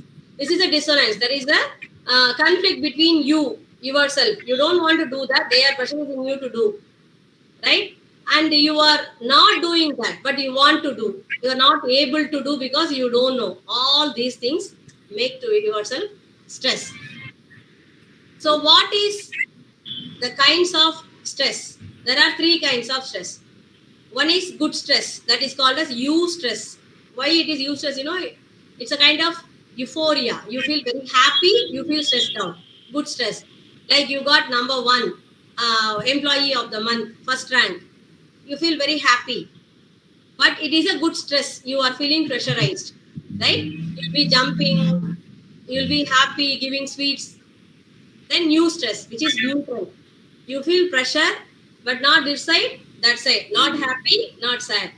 But the third one is a dangerous one, distress, which is a negative stress, bad stress. When you are meaning, I am stressed out, I am very stressed, it is called distress, not normal stress. Okay? So, what are the stress types based on workplace? The first one is anticipatory stress. What is anticipatory stress? You are expecting something that should happen, not happening. Time stress. That is a picture I have given. Deadline. Deadline is a target, is like a monster. It is always chasing you. Time stress. Situational stress. You are caught in a situation which you are not able to cope. Situation stress and encounter stress. You don't want to see a situation or some person or something encountering. You are afraid of that situation. So that is encounter stress. So these are the kinds of stress, types of stress that happens. So what are the symptoms of stress? You tell me. You know that well. What are the symptoms of stress? How you know you are stressed out? When you feel you are stressed out? Anyone? Ma'am, our body reacts in some way, like we are sweating or we have a pain in the neck. Very good. Emotional symptoms, not bodily symptoms. First, emotional symptoms. Ma'am, if I can't complete a task, then it will automatically lead to stress. I'll change the slide first. Yeah, now you tell me. Yes, what is that? Sorry. Ma'am, if I can't complete a task, then it will automatically lead to stress. Yeah, I understand that. We have seen that when you get stressed. I am asking about emotional symptoms. Symptoms of stress. When you know that you might be stressed out. When you start to spiral down and you think you can't handle stuff, that's when you start to spiral down, like thinking, why am I not able to handle stuff? No, again you are saying the reason for stress. I am asking emotional symptom of stress. How it manifests. How it stays. Feel irritable doing some work. Feeling irritated. Loss of When we become short-tempered. loss of appetite. Very good. Irritability. Loss of Fatigue. appetite.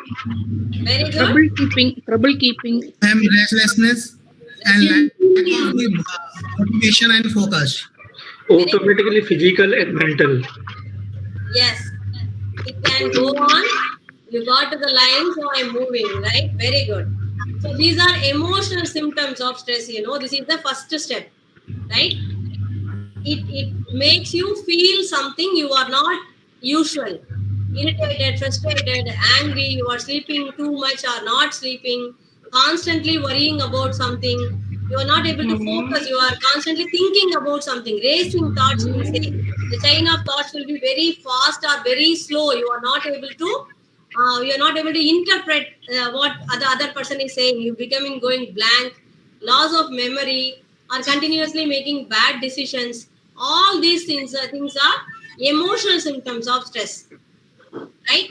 So what happens to next to that? Slowly it comes to your body, right? First it becomes emotional and slowly it gets into your body. What are the physical symptoms of stress? Then what happens? If you are not properly handling the emotional symptoms of stress, what happens to your physical symptoms? What are the physical symptoms? Gaining weight. Gaining weight, back pain. Difficulty in breathing. Muscle cramp. Difficulty in breathing. Muscle cramps, very good. Fatigue. And high blood pressure will raise. Very good. High blood pressure. Fatigue. Fatigue, very good. And restlessness. And headaches. Yes. Hyperhidrosis. Because there is no definite symptoms for that, you know.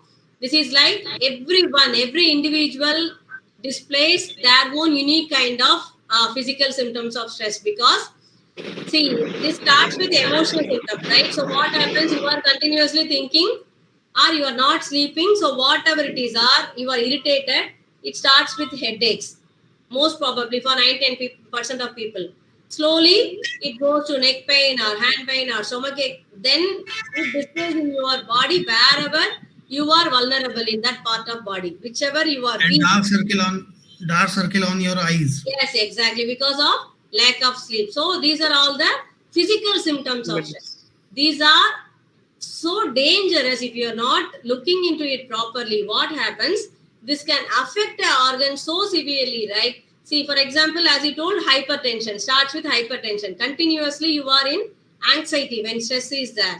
See, how it physically affects, you know, a emotional symptom, how it get into your body is actually, we have a hormone called stress hormones, right? It gets released whenever you feel that anxiety. That's why you feel perspirating, you are sweating, and you feel that palpitation, perspirate. All these things happens because that hormones are released into that. This is a, what do you say, it's a natural instinct to what do you say, reaction to some situation. When you are cornered, like a prey is ready to hunt you, a dog is barking at you, we suddenly get that anxiety, right, to run away or to fight. We call it as fight or flight reaction to situation. So that energy is blasted into your body. A shot of energy boost is given to you to run or fight. If you are running or fighting, that energy is used, fine. But in the workplace, it is not happening. You feel anxiety, the energy boost comes there, the shot is there, but we most probably are not using that. So it settles in your body somewhere. But if this is constant, continuously this is happening, that hormone settling in one part of body is not good for the health. So it starts affecting that part of your body, right? Have you feel something like happening in your stomach whenever you are panic or you are in the anxiety? That is what the release of hormones feels like. So you feel the anxiety, palpitation, and the shivering, all these things, sweating happens. So that time you should realize that you are getting stress attacks, your stress hormones are getting released. So this is how the emotional symptoms convert themselves into the physical symptoms, right? I think we have a few doctors in our panel now. So if there is anything, if I am wrong on this side in the manifestation of physical symptoms, I request any of them kindly, if there is anything, you can give your own opinion, because you are day-to-day life, you are seeing a lot of cases. And you know, in my experience, I have seen a lot of doctors also getting stressed because of the workload. How they cope up, there are a lot of techniques for that. We'll see that. Right? Is there anything any doctors want to share? And I'm not the doctor, but the belongings to pharmacy department. So Yes. in case of the production department, if the peoples and the employee take the stress, then in many cases the cholesterol level increases and the chances of the heart attack. Very good. On the side of the You know production. why the cholesterol level increases? Actually, the emotional symptom is obese. The stress leads to, we call it stress eating. So, see, you want to take the anger out to anyone. So what most of the time people do is take the anger out on themselves by eating more, obese. So what happens? They eat more, cholesterol level increases. As I told you, we are not working out that much because that energy boost stays. So what happens? Increase in the hypertension, increase in cholesterol level. It leads to heart attack. So why the stress management has become a very important topic, why we have to study this much, gaining the front row in these subjects nowadays, because in the last 3-4 decades, we have seen after the automation, the software industry has taken the lead. What happens, the world has seen a sudden increase of unexpected cardiac arrest and heart attacks in the unexpected age group, like in 40s. Which is very unusual because 40 is a prime life where the heart will be at its prime, but people get cardiac arrest, which is very unusual. So that is how the stress has taken the front seat. We have to know about it, learn about it, understand it so that you can handle it. That is why it has been very important to learn about this stress, because it is really a dangerous one. You take it for granted that it won't affect you, but we never know when this stress can affect our physical body, right? Okay, so these Actually, are we suppress our emotions, yes, and this leads to more stress now. yes, exactly. That is what. Yes, suppressing the emotion is exactly that. It leads to anxiety again. Because at workplace we are not able to express whatever we feel. Yes, so exactly. that leads to more kinds of stress. Yes. So remember, when you are feeling palpitation is what like the heartbeats becoming fast, unusual. You are perspirating, sweating more, unusual, or you are shivering more, very unusually, or that feeling of butterfly in your stomach often, that something is going on, like a feeling of tingling sensation in the stomach. These are the starting points of physical symptoms of stress. That means that your emotional stress is seeping to your physical body. You have to be careful when you feel these things, continuous headache, or like he said that dark eye lines, all these things are the starting stage of physical stress entering into your body. You have to be very careful because this leads to hypertension. Hypertension is like a door. If you open hypertension, then BP will come, then sugar will come, cholesterol, slowly all these things will enter. And another one important door, which is indigestion. Indigestion is closely related to stress because we eat more or we don't eat when we are in stress. So stomach gets upset. And along with that, digestion can happen only when we sleep properly. What we do when we are in stress, our sleep gets disturbed, digestion gets disturbed. So what happens? It leads to a lot of stomach related ailments. That is the door, opening door for these kind of indigestion and all the other ailments that comes along with that. So if you want to keep stress in bay, remember that it starts with sleeplessness and eating disorders. If you start that, you get the alarm. It is a warning bell for you. And again, if you start the physical symptoms, you have to take care of your stress. If you leave that, because once the stress hormones settle in your body, it is very hard to recounter that. So it is better to be preventive than allowing it to you, right? Okay, so we come to the next one. So what is life stress and role stress? How this stress happens in life and in your organization? What is life stress? See, mostly you remember that the stress is caused by your thoughts, not the situation, right? This is a very important lesson. Most of us know that, but we don't practice, right?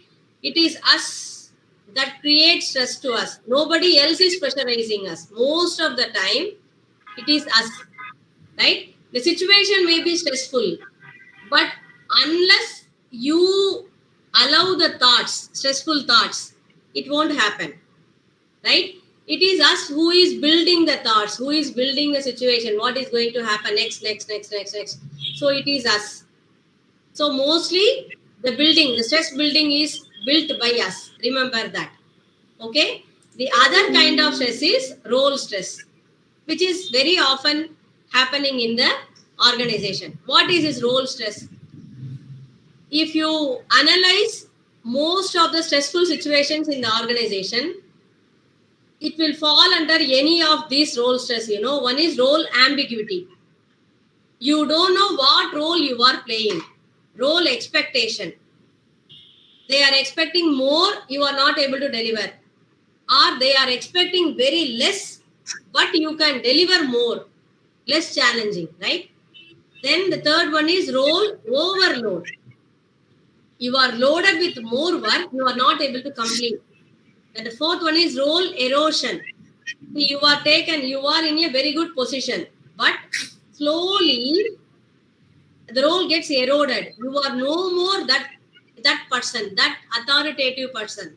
So you feel stressed. Then the next one is role inadequacy, right? You are not given adequate challenges or adequate role to play in the organization. The next one is personal inadequacy. You are not given with your adequate personal space to exhibit who you are, right? Because all the work, all the things we do come to that, boil down to that point, who we are at the end of the day. Am I worth it? Am I getting recognized, appreciated for it? Am I compensated? Am I remunerated for that? Every day, evening, these things comes to your mind. Am I doing all the work rightly and am I getting compensated properly? So personal inadequacy. Last one, role isolation. You are not having a proper social, role in the workplace. So these things can be the factors for stress. So how this stress affects the performance in the organization? See, the stress management has two perceptions. One is personal. I am getting stress.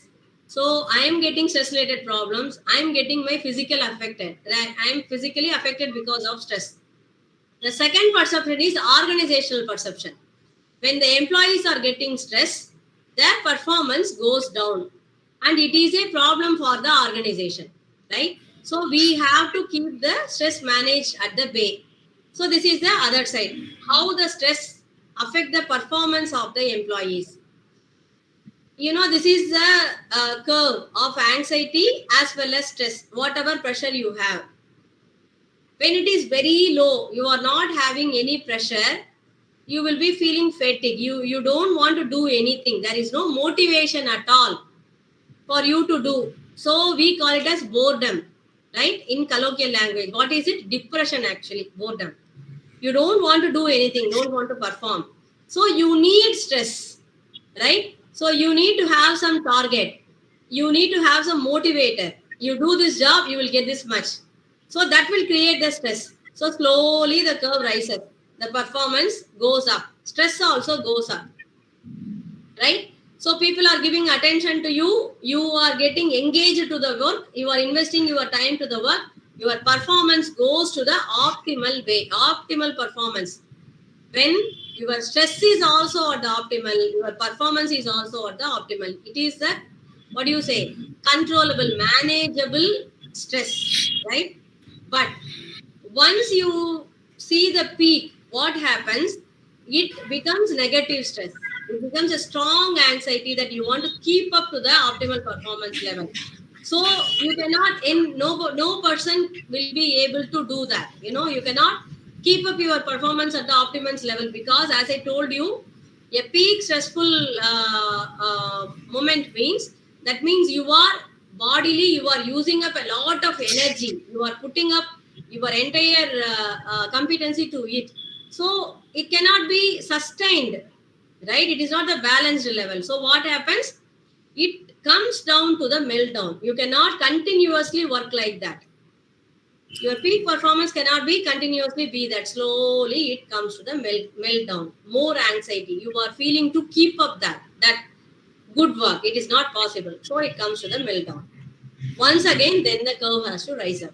So if you want to keep that, you have to balance at a proper level. Like you can manage the stress as well as your performance is at the good level. That is the right way of handling the stress and performance. Right?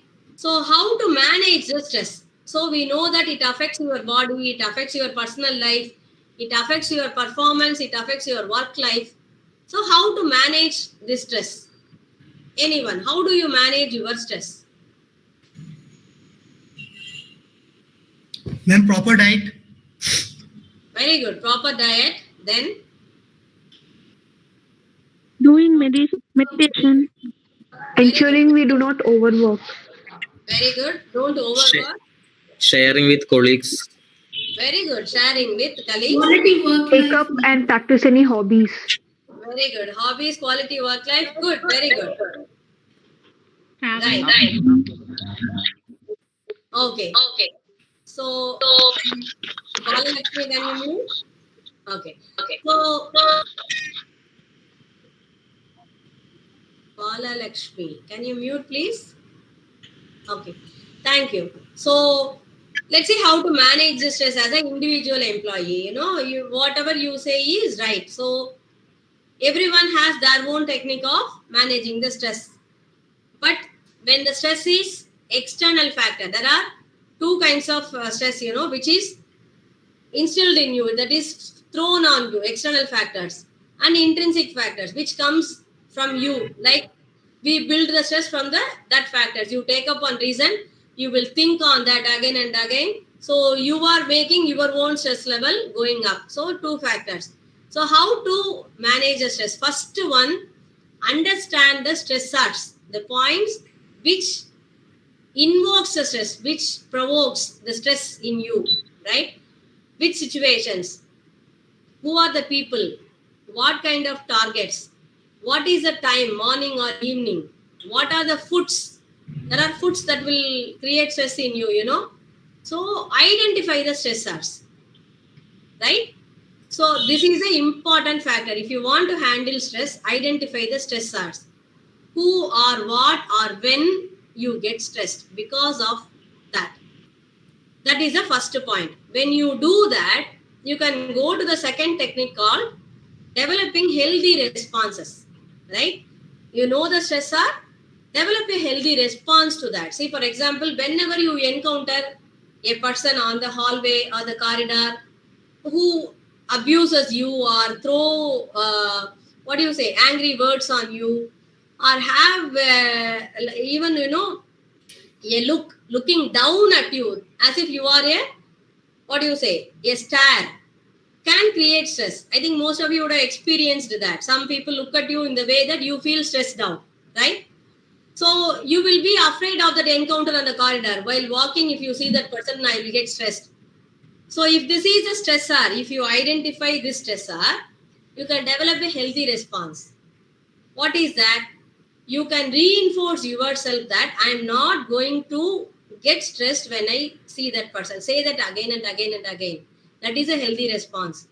If you're not able to do that, avoid that, meeting that in corridor.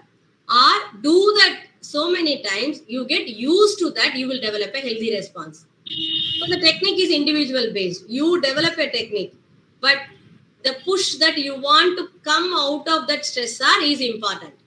Find a way, right? Find a way to have a healthy response for that. Establish boundaries. Sometimes it is you who is crossing the boundary and get stressed, and sometimes other people are crossing the boundary for you to get stressed. Either way, the decision is yours. Understand that. See, boundary means, for example, if you don't allow, the other person will enter your mind, the mind is your space. Think about that. Most of the time, it is us who opens the door to our mind to allow the person to enter there, put the garbage inside and go away. And we will sit with that garbage and have stress. You get my point? So establish boundaries. If you think that that person is coming with garbage, don't allow him into your mind space. Boundary. The same way, you keep a boundary. If you think that if you are entering into other person's mind space, so that you will get stressed, right? So they will say what are all the problems they have, so you will get stressed out. If you think that is a stressor, establish boundaries, right? Relaxing techniques. See, actually in that previous point, always it is better, don't put garbage in your mind, always you see like there are stressors. I have seen some few students when I'm counseling that few people have stress that they create themselves by horror movies. Can you believe? They like horror movies, they see, but at nights or when they are hallucinating during fever, those things come back. They are not able to sleep. They get stressed out. That irritation prolongs when they go to workplace and it becomes a continuous stress. Why this happens, remember always, what you learn can be unlearned. What you see cannot be unseen. You can forget, but cannot be unseen. It will be inside your subconscious mind. When it comes out, when you are vulnerable, like fever. Fever is a easy vulnerable position. See, maybe a boxer or a very powerful person who has a lot of stamina, 2 days of fever can create hallucination for that kind of person even.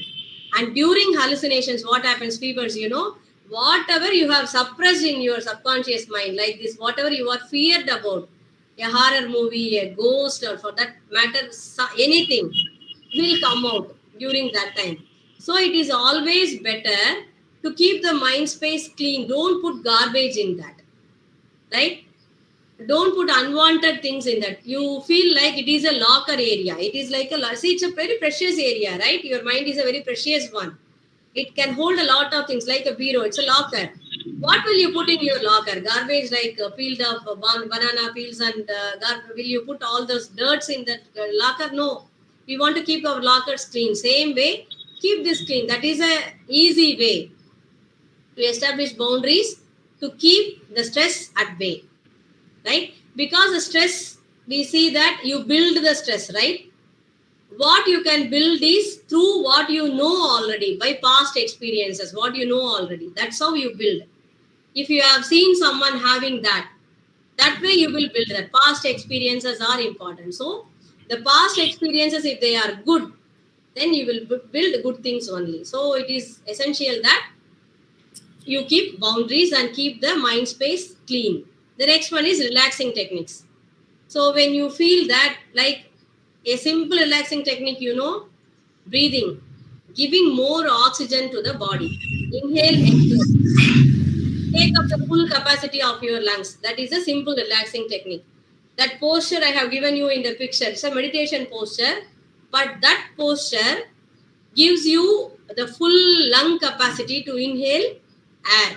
A simple technique, rising your hands up or standing straight. So these things are relaxing techniques will help you to bring down the stress, because more oxygen to you, the brain becomes calm, and also the oxygen repairs anything that is happening in your body. So simple relaxing techniques like that. Communicating with superiors. Wherever you find problem in the workplace, communicate. Many times you see this seems to be a very simple technique. But ask yourself, are you communicating your problems to your superior? Or for that matter, your peer? No. It is a, natural phenomenon. We keep problems within ourselves. We don't take it to the right person. So, easy technique is communicate your problems. Then getting some support through that communication. If you are doing that, see that support may not be from the workplace. It can go to a counseling. You can talk to your spouse. Many times you can talk to your children so that they will give you the solution, So get some support outside. Don't allow the stress to affect you. Keep it at bay by talking to people, good people around you, right? So this is how you can manage stress. So this is managing stress from the other side. See, this is individually how you can manage. But as an organization, a workplace responsible person, as a manager, you also have some responsibility to keep the stress at bay for your employees, because after all, you are giving the work to them, right? So if they are stressed out because of the workplace, you are also responsible for that. So how the organization can support the employees to manage the stress? Providing understandable job responsibilities. That's the first thing, because we have seen how the role can create stress, right? Role ambiguity, role overload. Read all those things. That is why we say in the first thing when we are recruiting, in staffing, this is management paper. When you are studying in HRM, you will study a lot about recruitment. In that, we will read a lot about job designing, how to design a job. That is a first and foremost important thing in a workplace, If the job is designed well, the entire career of that person, whoever is performing the job, will be very good. So you make the job design so beautiful so that there will not be any ambiguity in the responsibility or job role. That is the first thing an employer can help the employee with to cope up the stress. It starts from there, right? The next one is manageable work shifts and targets. Don't give unachievable targets just because they are capable of one time. Say, for example, we call it as benchmark, right? Setting benchmark. Say, for example, one young person have joined a workforce like tailors, right? He is very good in stitching, so he has stitched 10 shirts at one day, whereas the average production is 6 shirts. So what do? Immediately we put the benchmark. One person can stitch up to 10 shirts. What happens? Now you can say the others are lazy. So you say that at least 8 shirts you have to stitch a day. Okay, first day they can do. They are putting up more work. Second day they can do. But it is not possible every day everyone can do that, because it is an unachievable target. Just because one person does, it is not that everyone can do that.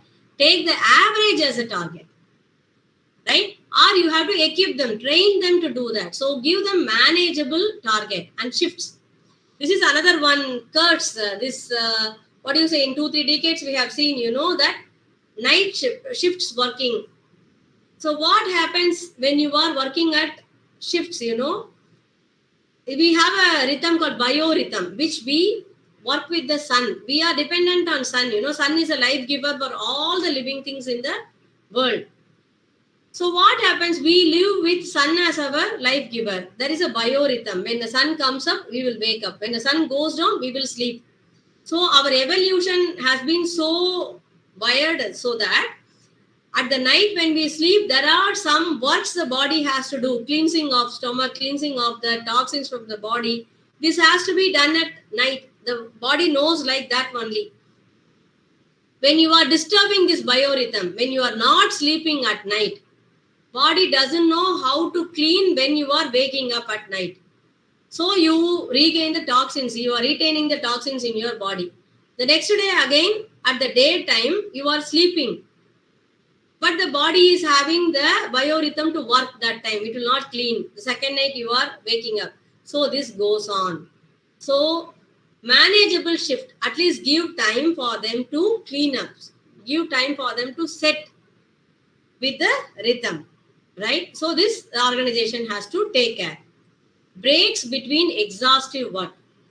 See, nobody can continuously work. I give pause in between, I give break in between. Why you know that? Because listening capacity is also having a limit. Continuously you cannot listen. In the communication we saw that. You need time to interpret. I'm just continuously talking.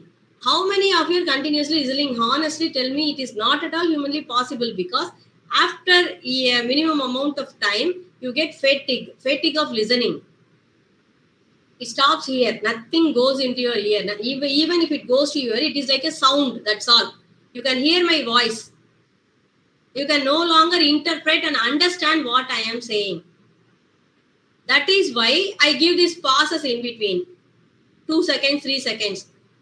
So what happened in between, you have the time, that silence of just a fraction of seconds will give you time to clear that fatigue. You can come back again. You finish your thought, come back. Are you able to get my point? So, when listening itself is exhaustive, you are just sitting and listening. It's exhaustive because listening comes with interpretation. Your brain is working continuously, so it gives fatigue. So think about 8 hours of work continuously. Nobody can do that, right? It's exhaustive, whether it is physical or mental work. So give breaks to avoid stress. Then job rotation. When you see that it is a highly stressful job, move to a low stressful job, rotations of job, so that they can take a break from stress. Then proper training and support. As I told you, when the role is having ambiguousness, when you are not able to perform up to the limit, that means you are not well equipped. See, after all, if you are going for a fight, you should have the equipment for that, war equipments. Otherwise, you cannot fight. Same way, if you have to go for work, you need some proper training and support. Then, try to keep up a happy, healthy and harmonious workplace. Right? Make the people as a team. Make them socialize with each other. They are looking at each other. They are living with each other in the workplace actually. So, make the workplace a happy and harmonious one. And provide job security. After all, they come to work for their individual betterment, right? So remember that always. Everyone comes to work for their betterment. So give them growth opportunities and give them the job security. That is another important thing to manage stress from the other side. So what the manager's role? What is the role of the manager to manage the stress for the people? Listen to the feelings. When they are coming with some grievance, listen to them, right? Another important thing, which how you can make them understand, show your own feelings of disappointment, right? Yes, I too understand this is happening. And if it is really wrong, what the organization is doing, share feelings of guilt. Yes, what we are doing is wrong. I will try to fix it. Don't say that, no, this is right, go on work. Then there is no point of listening to the feelings, right? So understand and accept the guilt. Help them to own up their feelings, right?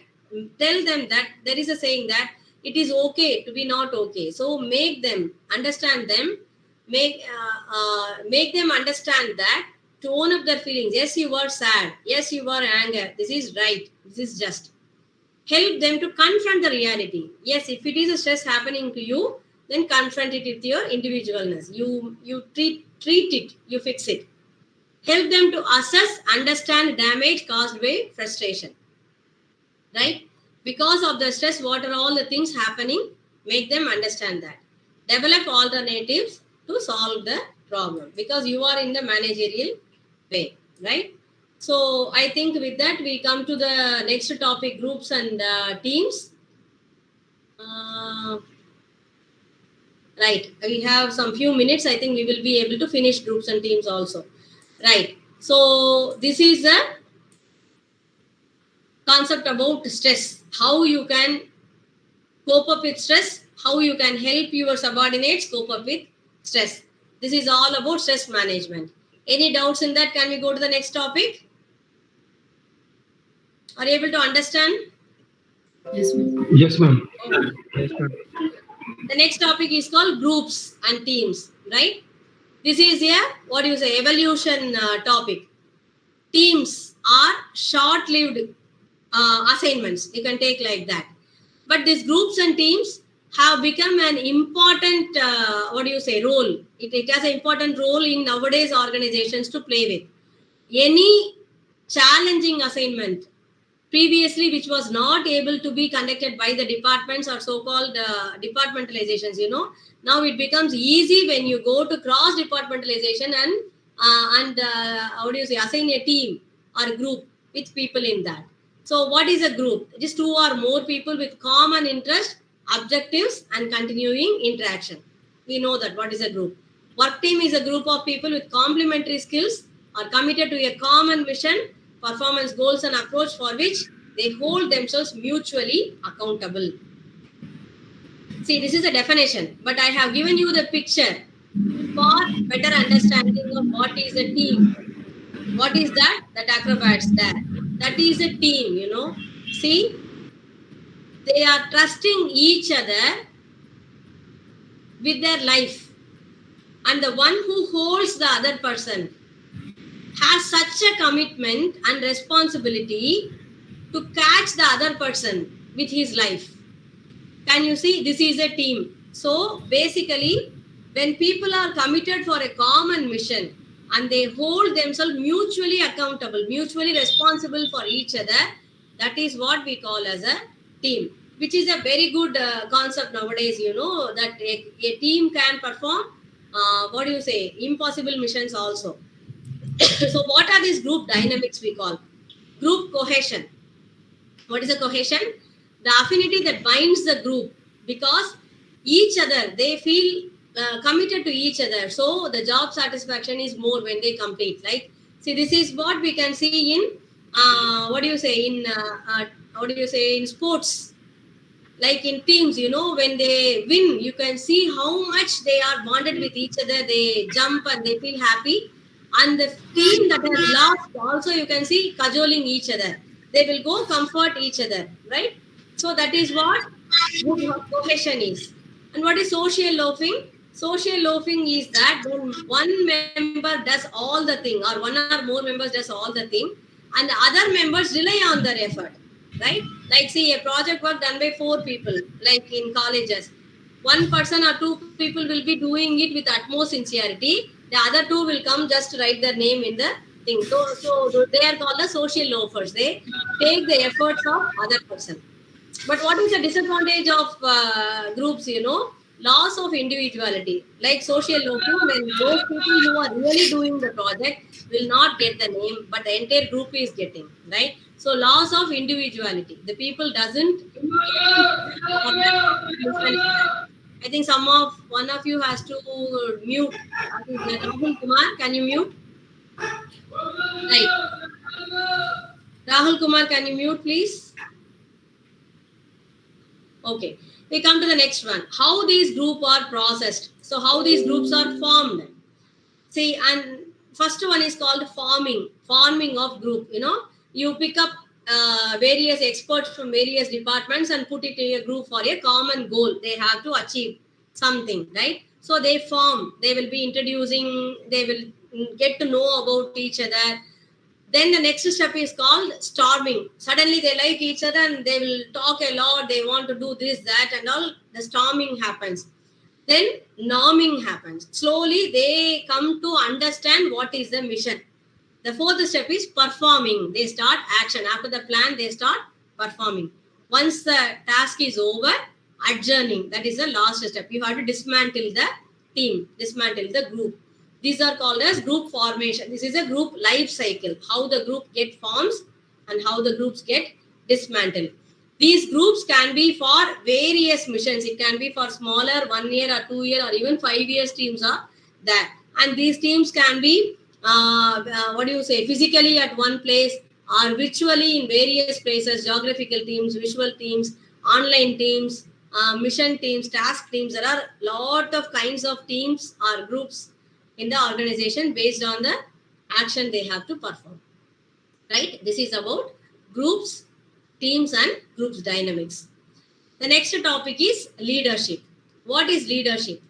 What's the difference between leader and a manager? A manager is one who administers, manages, but a leader is one who leads. It is, the difference is in the people. For the leader, the people follows. They need not be told what to do. Whatever leader do, they follows. But in the management, you have to regulate them with rules and regulations. That is the difference, right? Leadership is a process of directing and grouping, guiding the people to follow. And effective leaders control the future of the organization, whereas the managers control the present of the organization. And the leaders are the enablers of change, right? And leaders motivate the people, empower the people, and make them participate in the decisions. And the leaders are the one who promotes novel ideas and changes the patterns. And remember, leaders need not be essentially hierarchically up. Leaders can be on the lower level also. Even they don't have to be managers, but anyone can become a leader in the organization. So what are the leadership styles? There are 5 styles. One is authoritarian leadership, who is like dictatorship, one who does with negative motivation and punishments. The second one is participating, one who guides them, the one who gives them the participation, asks them about the decisions. Delegated leadership is one who gives the authority, delegating the authority to them. Transaction leadership is one who is making the transformation. The transformation leadership is one who is directing and changing them to the next one. So these are the leadership styles of an organization, right? There are still a lot of that, and this is a model of a leadership grid, right? This is the team management is a perfect idealistic part where a leader, one who can convert the productivity into the higher level, the same way one who is making the people participative in the organization, that is team management leader. The country club management is where the people concern is more high, but the result, the productivity is not that much. So it is like a country club. Everyone is very happy, right? And the last one is produce on or perish management, where there is no concern for people, but the productivity will be very high. That is totally like the dictatorial. And the last one is the unidealistic, where impoverished management. The concern for people is also not there. Concern for productivity also will not be there. So we call this as a leadership grid, the 4 kinds of leadership. So next topic is power and politics. So what is this power and politics? So how the dynamics happens in any organization. It can be equal. The power is high, the politics is low, whereas the power is high, middle and low. Politics can be middle and low. So this is what we call as how the organization affects in day-to-day life, how we demark the power and politics, how the people coordinate and work, how the training is given, what are the common interests between the managers, how we change, intervene and develop the change in the organization, how we communicate in the organization, and what are all the strategies that are used in the organization. These are the factors that are used to control the power and politics in the organization. This is how an organization works in day-to-day life, how the strategies are implemented in the organization. So this is all about this session. Okay, we come to the conclusion of the session. And if you have any doubts, you can ask fast because we are already running out of time. Otherwise, if you have doubts, we can see it in the next class. That is next Saturday. Do you have any doubts? Oh, I think. Okay, so with that, we come to the conclusion of this session. Okay. Thank you very much. We will see you in the next session. Thank you. Thank you. Thank you, ma'am. Thank you, ma'am. Thank you, ma'am. Ma'am, the recordings will be available. Thank you, ma'am. What is that? I didn't hear you. Tarun, any question? Ma'am, is the recording available after this call? That I have to check with the administrators because I don't know whether we have the server space to upload that. I will check and tell you later in the class, right? Okay, sure, ma'am. Because we joined, couple of us joined a bit late, so we missed the Okay, initial. okay. Okay. I'm not very sure about that, whether recording will be uploaded. Let's see. I'll check and tell you, right? All right. Okay. Thank you, ma'am. Okay. Thank you very much. Thank you. Excuse me, ma'am. Yes, Krishna Gandha. Yes, ma'am. Good afternoon, ma'am. Ma'am, Yes. I just have a request, not question. That, Yes. ma'am, the classes are very, very helpful. I just had a request to you and through you to the DD director that till our exams are conducted, can we have some more classes, like extended classes with you? Because the classes are very, very nice and very helpful, ma'am. That Because we have also, yeah, I will escalate. As you told, I will escalate this to the director for sure. But we have a format of this, like guidelines which we follow from the statutes and ordinances and UGC. So I'm not very sure. But however, sure, I will escalate this to the director. I'll take it to the notice and see, right? And if you have still any further doubts, you can clarify with us. As I told you, we are 3 faculties here exclusively for DDE. So anytime you can clarify your doubts through emails or through calling through phone, anything, right? Or you can even walk to the DDE to clarify the doubts. But I know it will not be like a class. What you are saying is right. So I will escalate it to the director, sure, right? okay, ma'am. Thank you, ma'am. Okay. Thank you very much. Thank you. We'll see you in the next class, right? Next Saturday. Thank you very much. Yes, ma'am. Thank you, ma'am.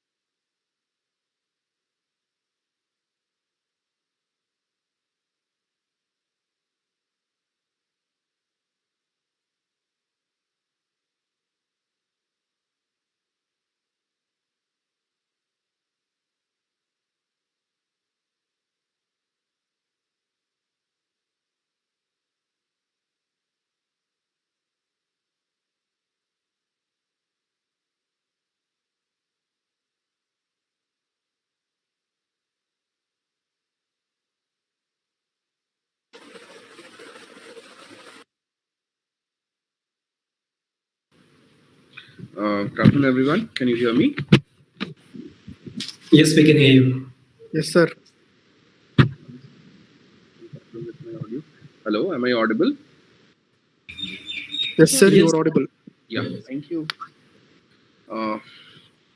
So yesterday, if you remember, we were discussing about market structures, and we had covered about mainly about the perfect competition. We also talked about monopoly, and we did finish off at monopolistic competition.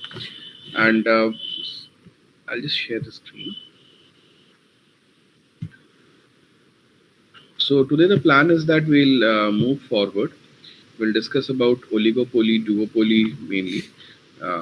They both have similar features, and then very quickly, once we are done with that, maybe in the initial 20 minutes or so, and then we'll move to the next module, which is related to macroeconomics. And we have one more week of classes left, as in the next Saturday and Sunday. Therefore, and we have two modules, and if you look at the last two modules, they are primarily related to the business environment, macroeconomic business environment, and that too in the context of India. So accordingly, what we'll do is that we'll take both of them together and move ahead, as in whatever concepts in macroeconomics that we discuss, we'll discuss that in the context of India, so that you get an idea of the macroeconomic business environment in the context of India for that reason. Okay. So getting back to what we were doing, yeah. So we had briefly discussed about the basic features of each of the markets. Is the screen visible to all of you? Yes, sir, it's visible. Yeah, it is visible. Thank you for that confirmation. So if I'll just take you back to this particular slide, wherein just to give you a very quick recap of what we had discussed. So here we have talked about perfect competition, we have talked about monopoly and monopolistic competition, and the main idea about perfect competition is that there are very large number of buyers and sellers, whereas in monopoly there is only a single seller, but there can be very large number of buyers. And somewhere between perfect competition and monopoly is the monopolistic competition, wherein the number of sellers is large, but not as large as compared to the perfect competition. And sellers anyway are large enough, so there is not much of a distinction there. The main idea here is that the firms, each individual firm in a monopolistic competition can set their individual prices, and that price setting is based on a wide variety of agenda. It can range from their marketing expenses, advertising expenses, their brand value, their positioning in the overall market space, and how are they perceived among the buyers. All those things can help in determining or contribute in determining the prices in a monopolistic competition. Nonetheless, the basic idea, again, the difference between monopolistic competition and monopoly is that in monopolistic competition you have more buyers. In monopoly you have only sellers. In monopoly there is only one single seller, but in monopolistic competition you have more sellers. Therefore you cannot discriminate, there cannot be price discrimination in monopolistic competition. In a monopoly there will be a price discrimination, and we had discussed about the concept of price discrimination also yesterday. Today we will discuss about oligopoly and a special case of oligopoly, that is duopoly. Now what is oligopoly? So somewhere oligopoly, if you can think of it, lies between monopolistic competition and monopoly. So in that case there are more than one seller in the market, but they are not large in number. So it's like they are countable in that sense. You cannot think that, okay, fine, there are a lot of sellers. Maybe there are some sellers which we cannot account for right now. If you are thinking of a monopolistic competitive market, you may leave out certain sellers in that case. But in oligopoly, you can always have a defined exhaustive list of sellers that exist in that particular market, and therefore there are few dominant sellers which are there, and the goods that they are selling are largely homogeneous, yet there can be some amount of differentiation in certain cases within them. So some of the key features of oligopoly market which are listed is that there are very few sellers. So we are not telling that there is one seller or there are large number of sellers. We are saying that yes, there is more than one seller, but they are few in number, so you can just count them. And in most cases, I won't say in all cases, but in most oligopolistic markets or places where we observe oligopoly, we can identify those big players in that market. So for that reason, if you think of the airline market in India, so you know that we can count that, okay, what are those airline providers in India? So we have Indigo, we have Go First now, like earlier it was Go Air, now it's Go First. Then we have SpiceJet. Then there is Air India, of course, there is Vistara, and there are some domestic, regional players also. TrueJet has closed down now, but there is Star Airways in Bangalore and some places. Then there is one more airline in Odisha, I forgot the name. So in any case, we can count the number of players that exist in that market, and among those players, as in when I say players, that means sellers, you can always identify who is the dominant. Not always, but in most cases, identify who is the dominant here. So we know that in the Indian airline market, Indigo is the dominant player. So suppose if you might be seeing those ads and those campaigns which they run. So suppose if Indigo announces that we are doing a Republic Day sale and say therefore you will get all your tickets that you book till 31st of January for the travel that you take between say 1st of Feb till 31st of March or something like that, they will be charged in this particular segment for only 1500 rupees or 2000 rupees. Then immediately you will see that within maybe a week or two, or simultaneously sometimes, Go First will also have some sort of playing, that means sort of campaign which they run, or a better option. Let's think of, that whenever you see this Amazon comes with their sale, Flipkart also has their big billion day sale happening. When Amazon goes ahead with their annual sale, Flipkart also does a big billion sale. So they are somewhere interdependent. So the main idea here is that I won't say that Flipkart and Amazon are you can think of them as markets as such, but yes, they are a market of marketplaces for that reason, right? So we had discussed about the concept of markets and marketplaces. Nonetheless, the products which they offer are close, that means they are standard or slightly differentiated from each other. So if you think of airline markets, you know that the product which they are offering, which is an economy seat between say Chennai to Delhi, is the same thing. The product remains the same. The services which come along with it are also very, very similar without much of a differentiation that you can see. But the most important thing, as I told, is interdependence. So whenever a firm makes a decision, since they know who are their competitors, who are their direct and indirect competitors in that space, they have a sense of interdependence on the other firms, even though they might act independently without taking into consideration what other firm is doing, but they always have a sense of what the other firm can possibly do. So when I say that interdependence, it's not the case that firm A will always react to what firm B does, but when firm A makes a decision, they also account for the fact that how can firm B possibly react. Or when firm B makes a decision, it will be a reaction to firm A, or independently they take a decision as taking into consideration the fact that what might be the reaction of the other firm in that market.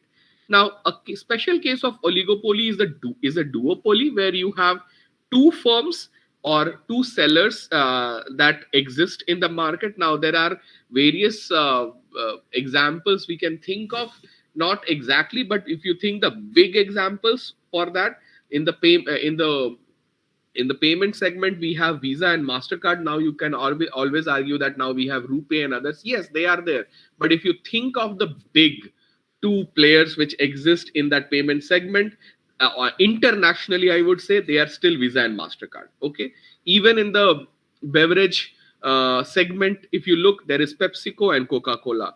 If we look at in the aircraft manufacturing space, we have Boeing and Airbus. So these are all examples of oligopoly, and a special case of oligopoly being duopoly. So these are also examples of duopoly. Okay.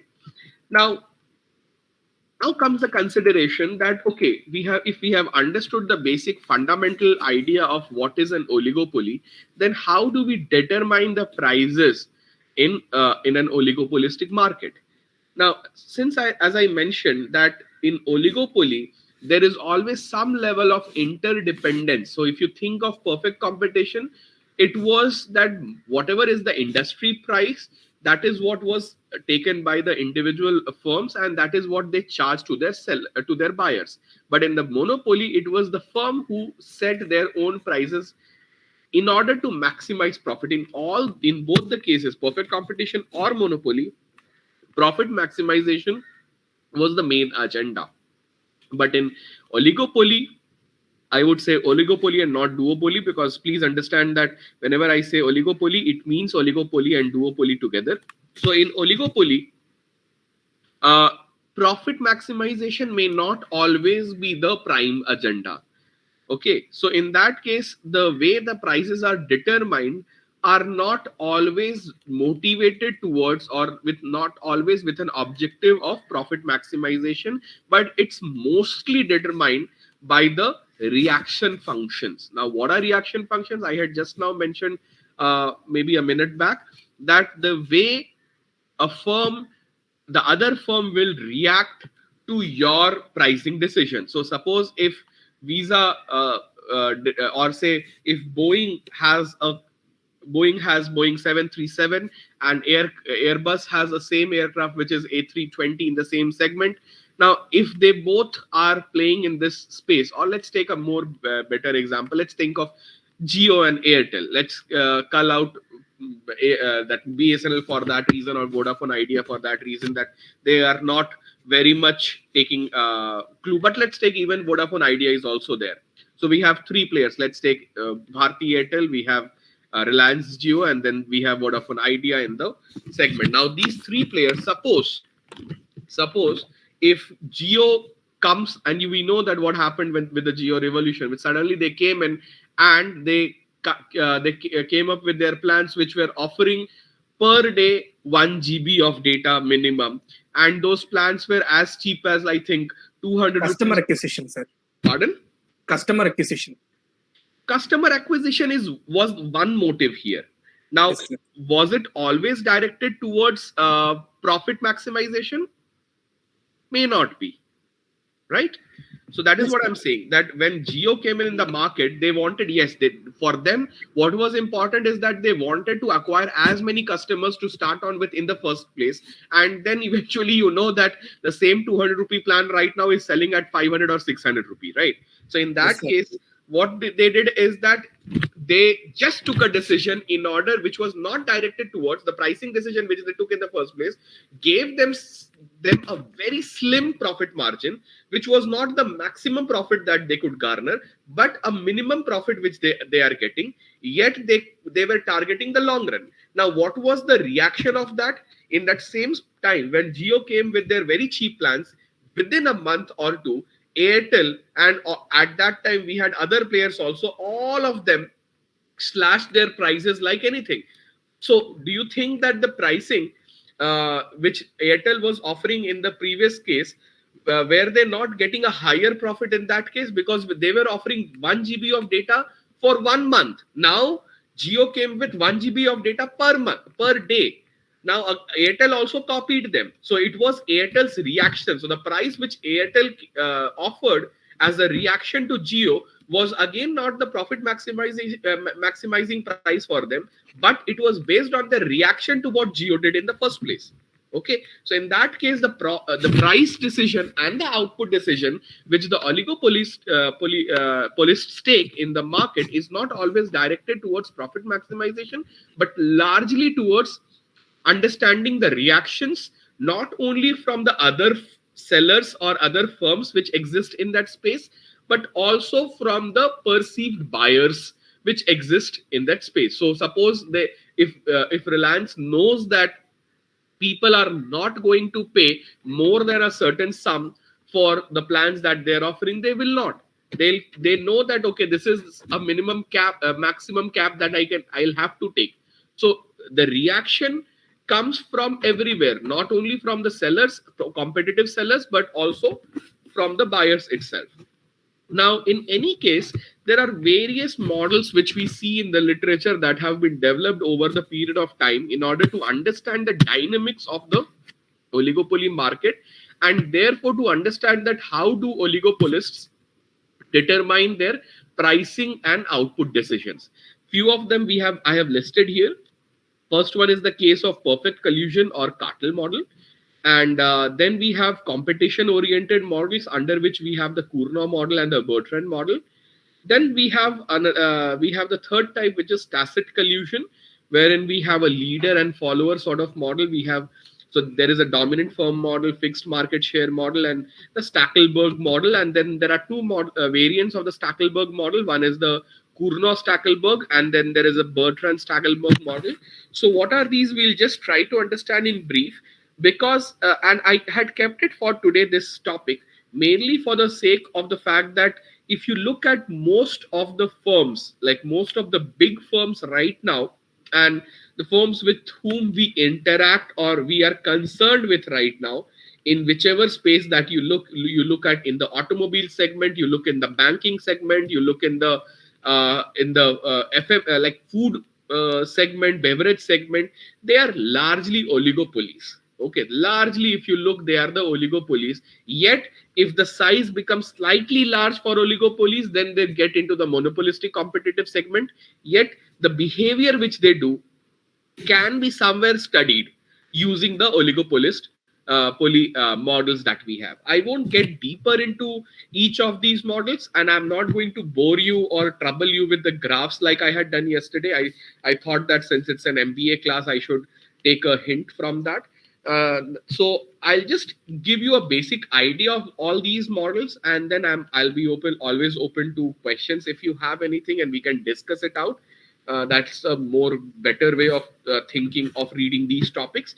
So starting with a perfect collusion or cartels, and you would have heard of this term called cartel quite often. And in cartels, what happens is that the firms that exist in an industry, they recognize that they're interdependent with each other, and therefore they decide that we should collaborate, and accordingly we have to pose as if we are a single entity for all the prospective buyers out there. So for that reason, even though there are a sufficiently large number of sellers, but they will all come together as a single entity, and sometimes they act as a monopoly altogether. Now, one of the major examples of a cartel is OPEC.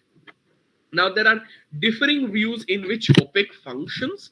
Nonetheless, one of the major, if you read anywhere and if you understand the characteristics of a cartel as is listed below, you will understand that, you will very clearly understand that yes, OPEC can be categorized as a major cartel that exists in the world. Nonetheless, you can also think now what happens is that many of the countries, so if they set up their free trade agreements, so not only firms, but if you think of nation states as firms and their buyers or sellers, they also start acting as oligopolists these days. And when they come up with these country groups like G5, G7, so G3, G7, or SARC, they also start sometimes behaving as cartels in an oligopolistic market. Okay, so and oligopoly is very important these days, in the sense also because of the fact that One thing I told that many of the big firms are oligopolies.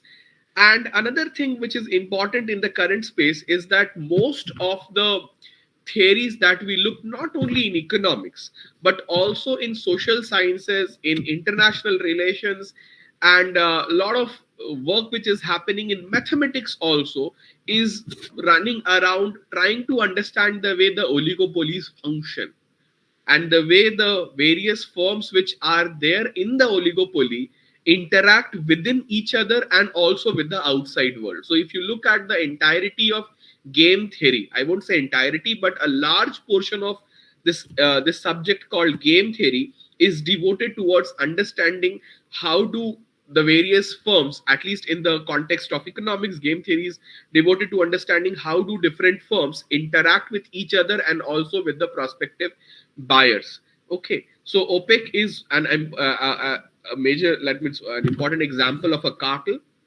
Now, there are various okay, you might think that okay, all the oligopolies, why can't they form cartels when they understand that they can be interdependent with each other and they can always collaborate? But there are a lot of problems which exist in cartels also. The first problem is that in the cartel is that since they sometimes start behaving as a single group together, they start acting as a monopoly for the buyers, prospective buyers, and therefore the overall social cost which the buyers have to pay becomes very high. Okay, so for the buyer, the entire cartel will behave as a monopoly, but within themselves they will be individual firms as such.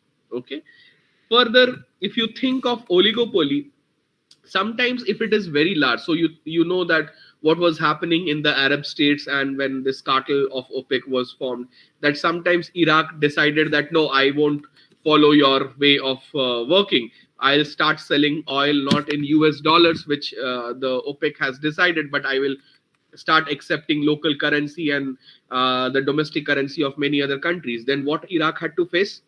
The entire world knows they were bombed and everything. They were termed as that they are a rogue nation and all those things. So when it becomes slightly large, there is always problem in understanding, in arriving at a common understanding, and therefore it becomes difficult to manage a cartel. Sometimes it becomes very difficult to take into consideration the differing views of all the agencies or all the sellers which are in a cartel at one place in to give them the maximum benefit to each player.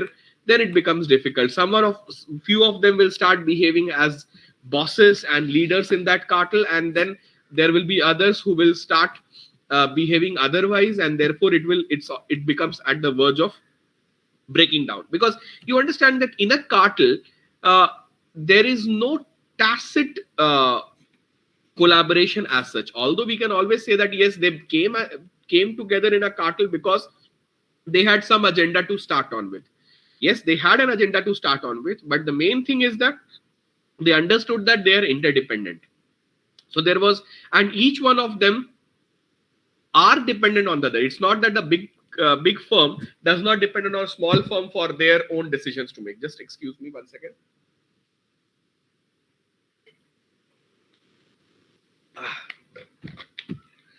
So each firm depends on all others, but sometimes if someone starts behaving in a rogue way, they are pushed out.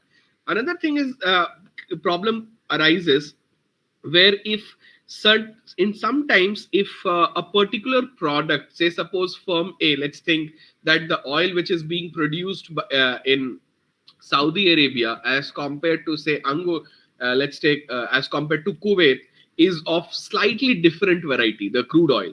If there are some differentiation which can happen in the products which they are offering, or we let's think of Visa and MasterCard is not a cartel asset. Yeah, in OPEC, let's take the example of OPEC itself. So if they are behaving that the products are slightly differentiated, then one firm always has an incentive of breaking away from the cartel and doing some other sort of hidden deals with the prospective buyers, and therefore the cartel can be at a verge of destruction. Okay, so these are some of the problems which cartels can face. The idea is that there is not always, in cartels, there is not always a written agreement, but yes, in many of the cartels, there is a written agreement based on which they collaborate and they function. Okay. The other thing, type of models are the competition oriented models. Now, in competition oriented models, we largely think of duopoly markets, and in competition markets the idea is of non-cooperation. So even though firm A knows that I am dependent on firm B for my prices and output and whatever, every profits and everything, but every firm would like to do a war with each other. So they want to engage in a quantity war or they want to engage in a price war. So there is some sort of a non-cooperative behavior which the firms can show. So the first model in this is the Cournot model. Now in a Cournot model, what happens is that, please understand that I'm taking a step back. Firms have two things to decide. Either they can decide what prices they are going to charge, or they can decide what quantities they are going to supply in the market. So if the firms fight among themselves, or for that reason arrive at some consensus among themselves, depending on the quantities that they are going to supply, then we say that they are following based, they are working based on a Cournot model. So when they decide their output level, so suppose if firm A decides how much of output I'm going to do, and then firm B will react accordingly to decide that how much of output they are going to do based on what firm A has said in the first place or done in the first place, then we say that it's a Cournot model. Okay.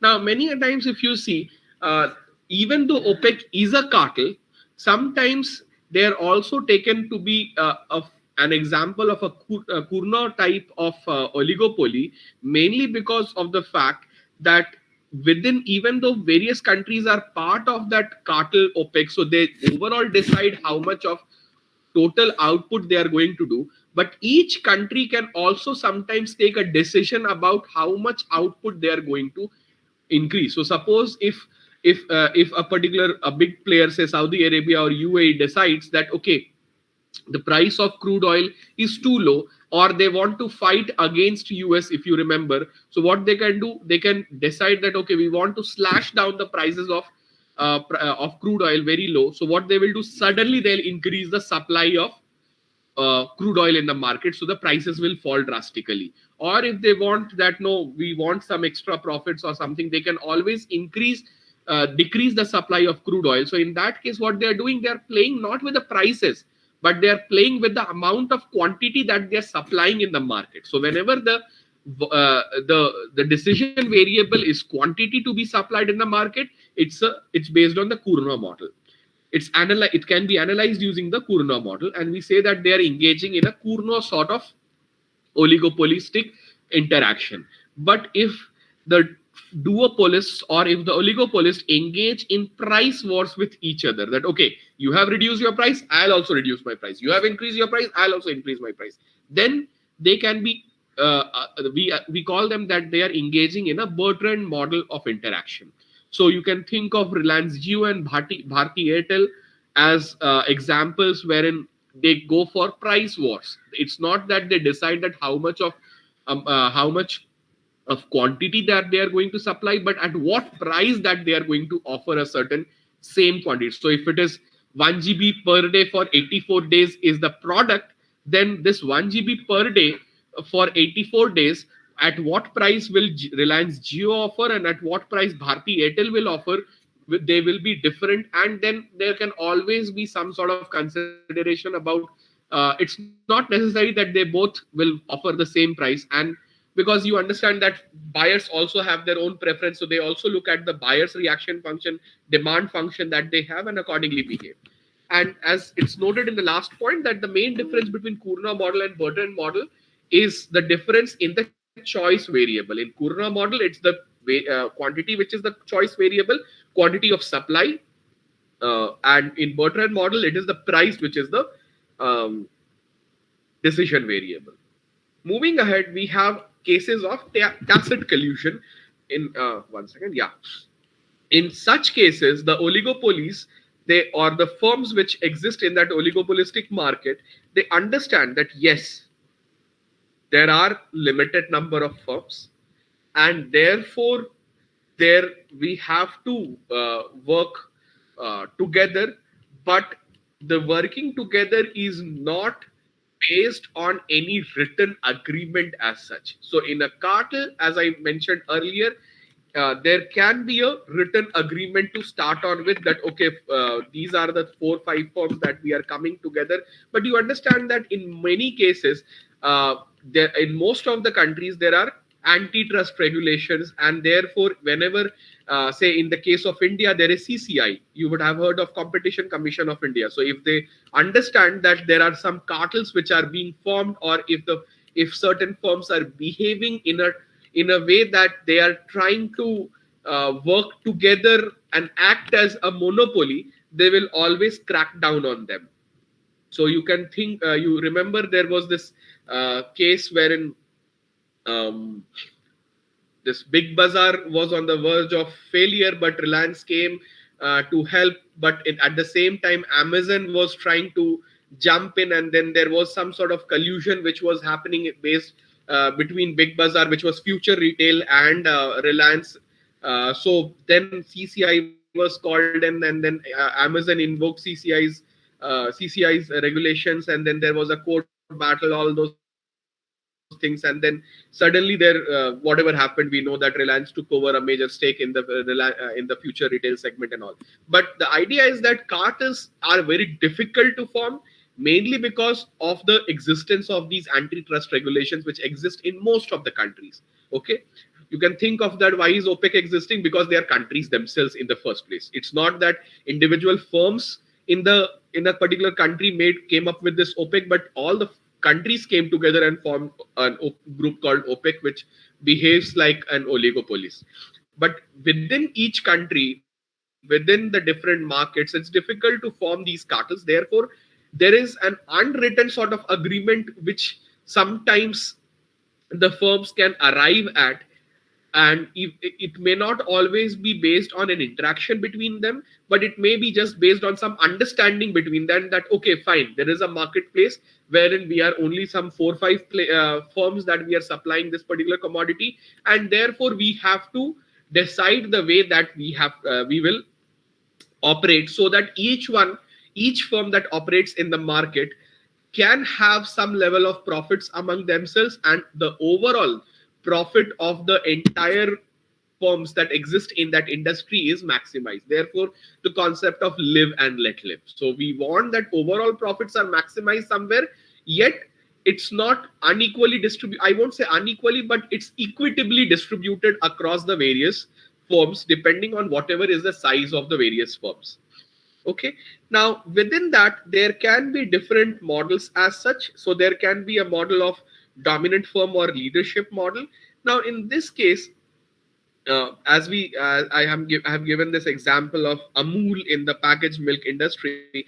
Now if you think of Amul, the packaged milk industry, there are a lot of each state, you know, that has their own cooperatives and all. Not every state, but most of the states have their own packaged milk business. But if you think dairy business, sir, milk business. Yeah, the dairy business is what I'm talking about. In dairy business, but I'm more focusing on packaged milk because there it's seen more often that, say, suppose suddenly if Amul increases their prices by 2 rupees, immediately you will see that all the local players also, along with the national players like Mother Dairy and let's take in South we have Hatsun, we have Avin, they'll also increase their prices. And for that reason, it's very interesting to note. I don't know if you would have noticed, some of you would have noticed, even those local milk sellers, they also increase their prices, even though Yes, their price may not have increased by so much. But they see that, okay, say suppose I stay in Pondicherry, if only milk prices increase, and Amul and all are also here. So if that price increases, what will happen immediately? These local sellers, they'll also increase their prices. So you can understand that whenever the leader, so the dominant firm which exists in the market, if they increase their prices, immediately what will happen? All other players which exist in the market, they will also change their prices. If you think of the milk chocolate market for milk chocolate, so you have Amul, you have Cadbury, you have Nestle, and all others. So you can also think that there are very limited firms which are existing in that space. But if Cadbury increases the prices of dairy milk, say the minimum price of dairy milk from 2 rupees to 5 rupees, immediately you will see that the prices which Amul is charging, or say Nestle is charging for its chocolates, will also increase, right? So in that case, what happens, even if you think of instant noodles, so if Maggi goes from 10 rupees minimum to 12 rupees or 15 rupees, you will see Yippee and YY and Top Ramen also increasing their prices. So even though you can think of them, you will say that, we can always say that, okay, they are in different spaces, but somewhere you understand that they are not colluding directly, but they are following some sort of a dominant leadership model. Okay, now in that case, when we talked about this Stackelberg model, so Stackelberg model is the same model wherein there is a tacit collusion, but within that tacit collusion, firms can decide on changing the quantity that they are supplying based on the leader, or the price that they are charging based on the leader. So when they think of, when the smaller firms or the other firms in an oligopolistic market decide on changing the quantity of supply based on the leader, we say that it's a Stackelberg-Cournot sort of a model. So you understand that in a Cournot model, quantity was the choice variable. So if based on the leader or the dominant firm, other firms decide the level of quantity that they are going to supply, then we say that it's a Stackelberg-Cournot model. But if firms react to the dominant firm by changing their prices, then we say that it's a Stackelberg-Bertrand model. Okay, so the main idea is that in a simple Cournot and in a simple Bertrand model, it's a competitive model where the firms don't want to cooperate with each other. Even though they recognize the existence of other firms, they don't want to cooperate with the other firms. But in a Stackelberg model, firms understand that we need to cooperate with each other in order to have the basic principle of live and let live, and therefore they decide on the quantity supplied or the prices that they are going to charge based on a common agenda that they are trying to fulfill. Okay, so these are the main topics, things that I wanted to discuss with you in the market structure, and especially in the oligopoly and the duopoly setup. So if you have any questions, you can ask me before we move to the next module.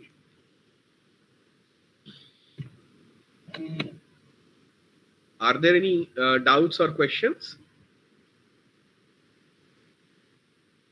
Okay, so I think there are not, no one is asking anything.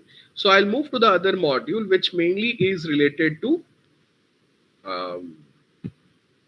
national income and national income identity. And so if you look at most of the newspaper articles, very often, like every few months, you will be hearing these things that what is happening to GDP growth, and GDP is falling, GDP is rising, GDP is flat, and then there are all the different projections, as you can see, which the various agencies make for the country, for different countries that they make. So a lot of talk happens around this entire word called GDP, or gross domestic product. Therefore, we need to understand what is this GDP, what do we mean by gross domestic product. To understand what is GDP, so GDP is the market value of all final goods and services produced within a country in a year. Please understand that each term which I have spoken in this definition is important and has its own meaning. So when I say that market value of all final goods, please understand that when we talk about GDP, it is the sum of the value of the good at which it is not produced, but the value at which it is sold in the market. Okay, so suppose if to produce a mobile phone, it takes 10,000 rupees. So it's not the market value of that. But if this phone is being sold at 15,000 rupees in the market, then in the calculation of GDP, the value of this phone will be 15,000 rupees, right? So suppose, so that's the market value. Then we say that all final goods and services. So when we say all final, it includes each and every good and service that is being produced in the country. And it's therefore one more important thing but to be noted is that when we say each and every good and service, it only includes those goods and services which are legal in nature. So one of you had asked me in the previous class that what about bribery and all. So please understand that all sorts of black marketing, all sort of illegal trading, all those things are not counted in as part of GDP because they are not accounted anywhere in the books of accounts. So everything and anything, the calculation of which is mentioned in the books of accounts and are filed for taxation purposes and for all regulatory purposes, that is what we are considering in the calculation of GDP. And therefore many a times we come across the news regarding the size of the shadow economy. What is shadow economy? The economy or the parallel economy, that is the illegal side of the entire economy that is invisible to us or is not accounted for. So by some estimates right now, can anyone guess what might be the size of shadow economy of India right now? Approx. Like what percentage of the overall gross domestic product is the shadow economy for India? 30%. Yeah, that's slightly higher. So by some estimates, it's close to 15 to 20% right now, between 15 and 20. So there was a very important paper which came in 2017, which they had estimated that by 2023 it will be close to 18%. So 2023 we are all in, so we are close between 15 to 18% is what I can say right now. Okay, now so it's important that we understand that each and every good and each and every service that is produced within the country and it's legally produced and it is reported, then it's part of GDP. Next is within a country. So please understand that when we say within a country, it is wherever the jurisdiction of the country lie and not within the geographical bounds of the country. So suppose if India has an embassy or India has an outpost in a particular other country, say suppose India has an embassy in US and they are doing some sort of is offering a service there, then that service is accounted for in the GDP of India and not US. Okay, so that is important to be understood. I'm saying embassy, but if they are buying something there in US from US, then that good which they are buying from US is accounted in the GDP of US because it was produced in US. Okay, so if we look for all the goods which are within, which services are provided within a country, then it's part of GDP. And then we say in an year. So please understand that whenever we talk about GDP, it always comes with a given time frame that we are looking at.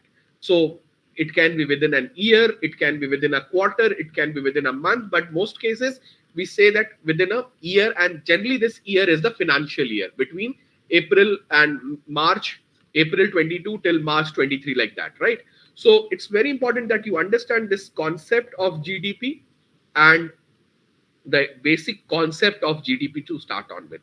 Nonetheless, you might be hearing this that GDP is growing by 2%, 15, say 7%, 6%.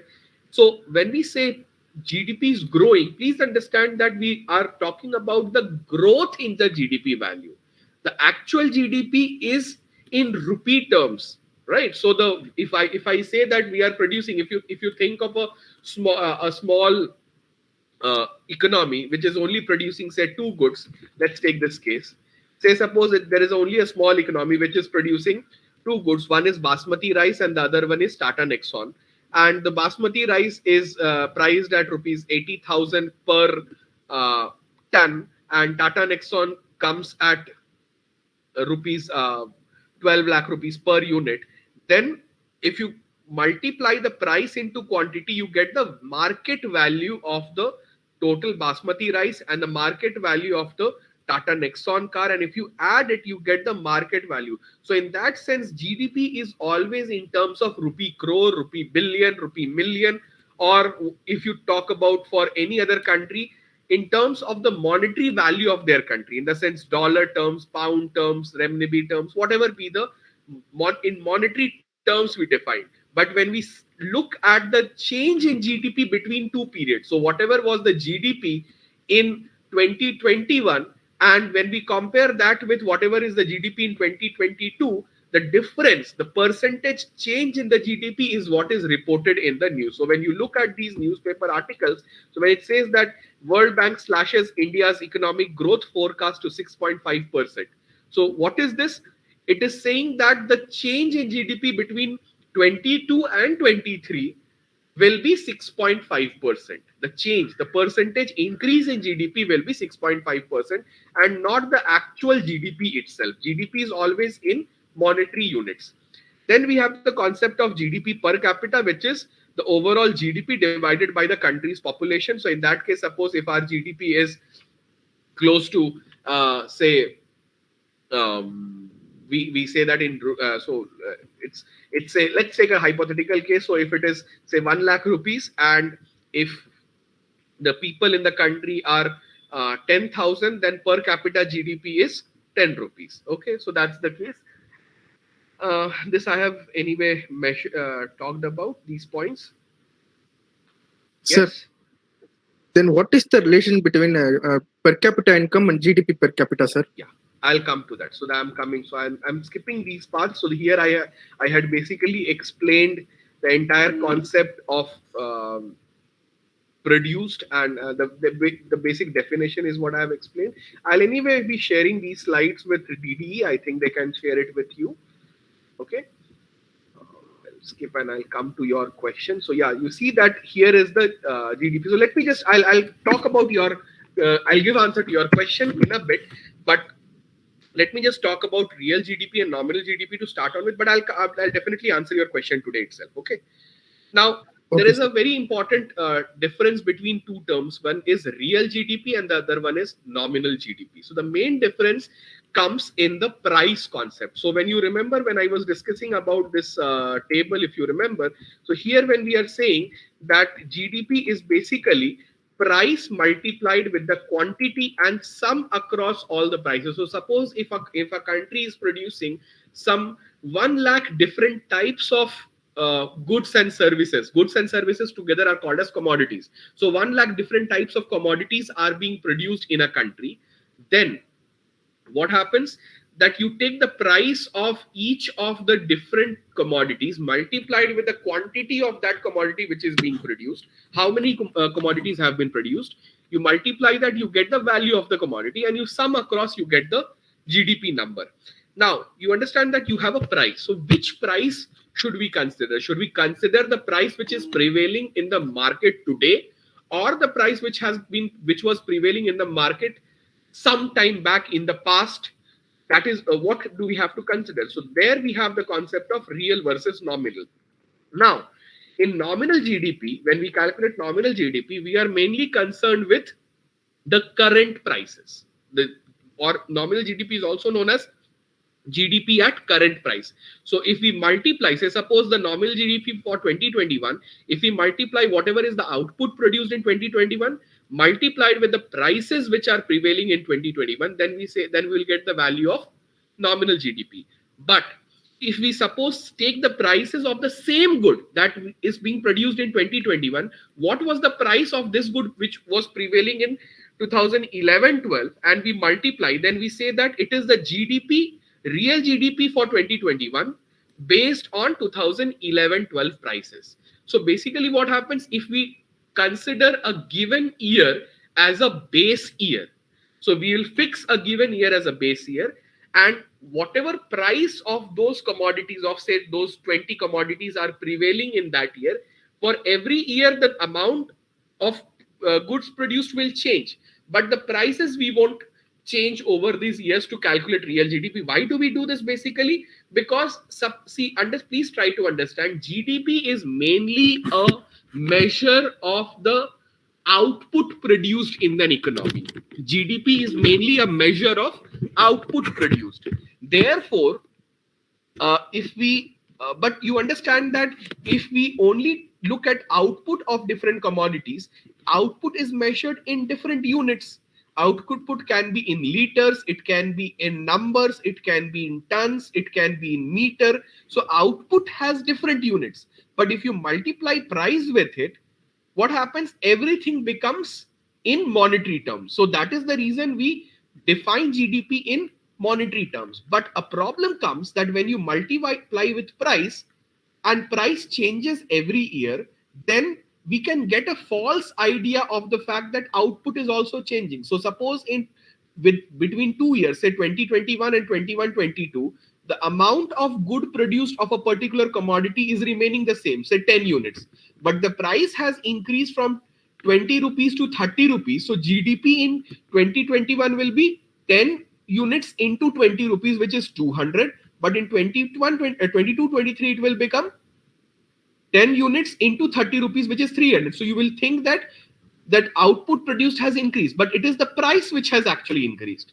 So in order to do away with this ambiguity that it is the change in output that we want to look at and not the change in prices, we fix a particular year which we call as the base year, and we set the price of that year as the common price. And then for all the years which are coming after that given year, say 2011-12, we fix as the base year. So for 12-13, 13-14, 14-15, 15-16, and so on and so forth, for every year we'll multiply the value of the quantity produced with the price which prevails in the base year. So we are able to understand by how much has the quantity produced being increased and not the price increase. I hope you understand why do we use real GDP. Therefore, yes, sir. Right? Sir, actually, if I want to calculate the gold rate, then I need to use the 2012 value. Am I right? For real GDP. Yeah. Okay, sir. Okay. So if you want to calculate that how much has the quantity of gold production increased, then what will happen that for in GDP terms, it will be the price of what gold was there in 2011-12 multiplied with how much you are producing today. So that if that has increased over the period, that means the quantity of gold produced has increased because we are keeping the price variable constant. Okay, sir. Okay. Now, and therefore it is very important that when we talk about GDP in the economic sense, so in newspapers, when you see that GDP has grown by 6%, 7%, it is the growth in real GDP that we refer to and not the growth in nominal GDP. Okay. So this is very important for all of you to understand that whenever we look at the GDP growth figures, it is the growth in real GDP and not the nominal GDP. So you can see this graph. So the real GDP is the blue line, the orange or the red line, whatever it is, I'm unable to understand. That is basically the nominal GDP. Now you can see that the nominal GDP is very high. It is above of for 2008-9, it was above of 19%. But do you think that we ever crossed that levels? We have never crossed even 10% levels. We have slightly been above 9%, but we never crossed the 10% levels. That is what you and I know. So what is that? It is basically the real GDP. So whenever you talk about GDP growth rate, it is the growth in real GDP and not the growth in nominal GDP. Sir, can I ask you one question? Yes, please, sir. Sir, this is in terms of goods, final value of the goods produced. But Yes. what in the case of services, like an electrician's cost is like 1,000 rupees per day. When it comes into another year, next year it will be increased. So how can we means the new value we have to calculate for the GDP? Okay, see, please try to understand again that whenever we look at the base year, so let me give you some context here. So what happens, you understand there is something called Ministry of Statistics and Program Implementation, MOSPI. Okay, so it's a central government ministry, okay, which looks after all this GDP calculation, price, inflation calculation, everything is in the hands of MOSPI. So what MOSPI does, I'm just giving you making you understand the process so that you will have an understanding of how does it function. So MOSPI, what it does is that every few years, generally in every decade, they conduct something called as consumer surveys. Okay, now in these consumer surveys, they identify the different goods and services which any consumer consumes across the country. Okay, so it can be the different products which they buy, for example, vegetables, dairy products, cars, or that means automobile, and all the different cereals, food items, all those things. Along with that, they also account for the services that they take. So the services of laborers, the services of travel agencies. Okay, so all the different services which people generally take, they are also accounting for that. Now what do they do in that year in which the survey has taken place? Okay, which generally happens to be what we call as the base year or the reference year. In that year, they also note the price which is prevailing for that good or service.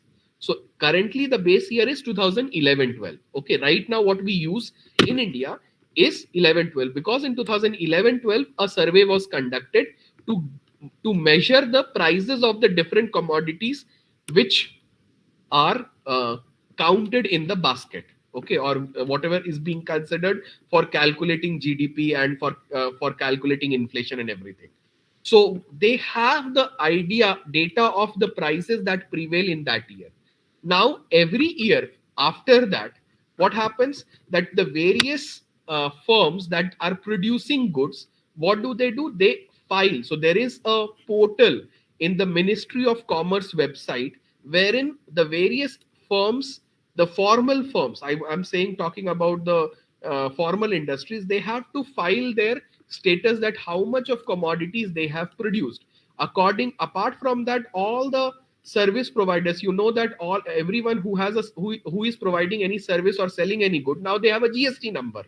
Earlier they had a sales tax number or VAT number. VAT so number, now sir. they all have GST number. So everyone, based on their GST number, will be filing the value of the service that they are providing. So in that case, what do? Based on the value that they have reported, that okay, we have provided this much of service based on so much and so much of prices, accordingly, so they are conducting these surveys every year, so they know that what is the price which is prevailing in the current year, and based on the price prevailing in the current year, they can automatically understand that what is the actual quantity of service, the quantum of service has been provided.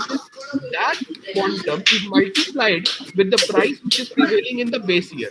So even though you think of services, we don't account for the waiting someone, please. என்ன பண்ற?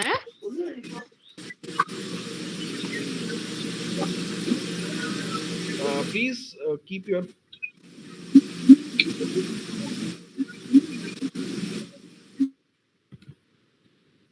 So the idea is that these surveys are conducted every year, but whenever you calculate real GDP, it's always the value. It is always the price of the base year which is considered, multiplied with the quantum of service or good produced in the current year. Do you understand that? Yes, sir. Thank you. Okay, so you might think that okay, the prices for services are changing. That in the same way, the prices of goods are also changing. But what MOSPI does is that they are taking into consideration the price changes. They are taking into account the year-on-year price changes which are happening. Every month, actually, these surveys happen. Okay, when you see the inflation, every month you get inflation data. How do they get inflation data every month? Because every month they are surveying the various parts of the country to understand the prices which are prevailing in the different parts of the country, not only of the goods that you buy, but also of the services that you consume. Okay, so if you think of even simple haircut or carpentry or these electrician jobs or the travel and tourism or insurance all these are services, and they're accounting for all the price changes in services. And they also have the data on the prices that prevailed in the base year that they are considered. Therefore, they can always calculate the real GDP based on this factor. Okay.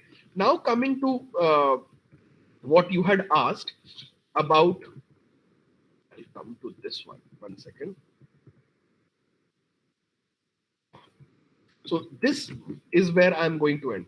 Now, please try to understand the difference between GDP and GNP or GNI. Okay. Now, GDP is basically, you understand that what we have discussed already. Okay, I'm not getting into GV and all right now, but I just want to answer. Maybe in the next class I'll discuss about GV and all those things. But to answer one of your questions, that what is national income, per capita national income and per capita GDP. So you have to understand the difference between national income and GDP. Okay, so GDP, the difference between GDP and GNP is basically this something what we call as net factor income from abroad. Okay, so in that case, suppose, as I told, that there are a lot of Indians which are working in the outside India, and they are what they are doing, they're earning income and they're sending it to India. So let's not take that example. Let me take a better example. Suppose TCS. Okay, now TCS has set up their firms. All these multinational companies, they have set their agencies across the world. Now the profits which TCS is getting, so they are producing in the other country, but a part of the money which they are getting, they are bringing into India. So that is basically the factor income which is coming to India based on to a company which is based in India. Similarly, there are a lot of other firms which are taking their profits from India. Okay, so they are producing in India but taking out from India. Now, when TCS is working, suppose in US, it is also employing various US employees as well as Indian employees. Now, a part of all those things, it's coming back to India as factor payment. So what is factor payment? It is basically the money which is paid to factors of production. What are factors of production? Land, labor, entrepreneurship, and capital. Okay, so in that sense, the capital which TCS, Tatas are investing in US, the entrepreneurship or the managerial skills which they are putting out there, they are getting rewarded for that. Similarly, suppose Hyundai, which is say Nissan, which is a Japanese company, has set up their plant in India. Now the money which they take back from India, if you subtract that, so net of all the factor incomes which are coming to Indians from abroad minus all the income which is going outside India, all those things if you put together is what we call as the gross national product. So GDP is what we had said within a country. GNP is not only within a country, but wherever Indians have their presence, we have to account for all the income. So this, when we talk about GNP put together, that is what we refer to as the national income. So gross national income is the, if you subtract again depreciation from that, that is what we get the net national income, and that is what the concept of national income is. And if you divide national income by the total population, we say that that is the per capita national income. But if you divide GDP by population, it is the per capita GDP. So I'll show you 1 second. Maybe I don't think we have time. If you okay, it's 1 second. If you look at anyway, I'll I wanted to show a very quick thing to make you understand the difference between national income. Yeah, I got it. So as you can see, this is a statement which comes from MOSPI for the country, and very clearly you can see you have GDP here in this cell, what I'm highlighting, and you have GNI and NNI. So this is the national income. NNI is basically the national income, and GDP is the GDP itself. And for the case of India, as you can clearly see, that national income is less than GDP. Net national income is less than GDP, which indicates that the amount of money apart from GDP that Indians are earning from abroad is less than what other countrymen are taking from India. So the amount of money which we are giving to others in the form of profits, in the form of factor payments, in the form of salaries and wages is more than what Indian firms and Indian citizens of India are able to earn in foreign land and send it back. Okay, so this is a matter of concern that I just wanted to highlight for all of you. And you can see the per capita income is basically the NNI divided by the population. Okay, so if you divide NNI by population, then you get the per capita income concept. So if you just want to understand, if I divide, say, suppose this NNI divided by the per capita income, you get this number 137, which is basically 137. This is everything is in terms of rupees crores. So this is 137 crores is the population of the country. We all know that. So 137 crore is what we get. So if you divide NNI by 137, you get this as the per capita income. Okay. Do you have any further questions that we want to discuss before we close the class?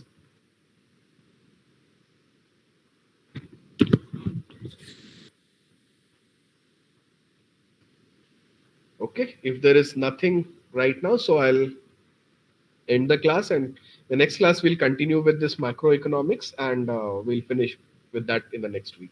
Thank you. Sir, we have 2 more sessions with this. Yeah, 2 more sessions in the next week. Okay, sir. As And sir, yes. can we have like after we complete a syllabus, can you have a doubt clearing sessions separately, or we can ask you through email or phone number, sir? Let me see. I'll inform you next week. Okay, sir. Okay, thank you. Thank you. Thank you, sir.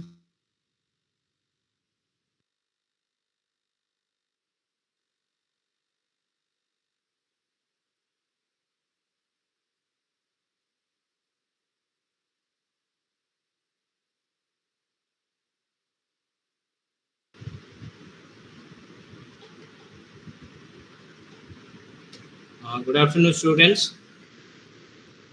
Hello. Good afternoon, sir. Good afternoon, sir. Yeah, the class is just Good over. afternoon, sir. Do you need a 2-minute break or shall we continue?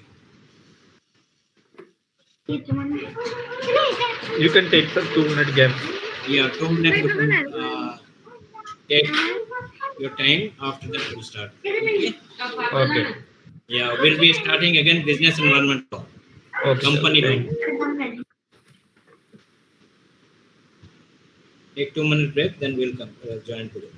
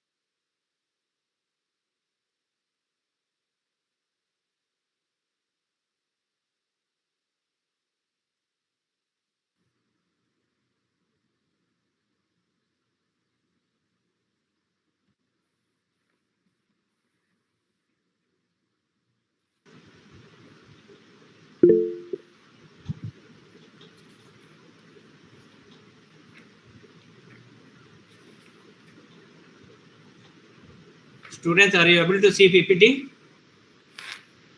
Yes, sir. Yes, sir. Yes, sir.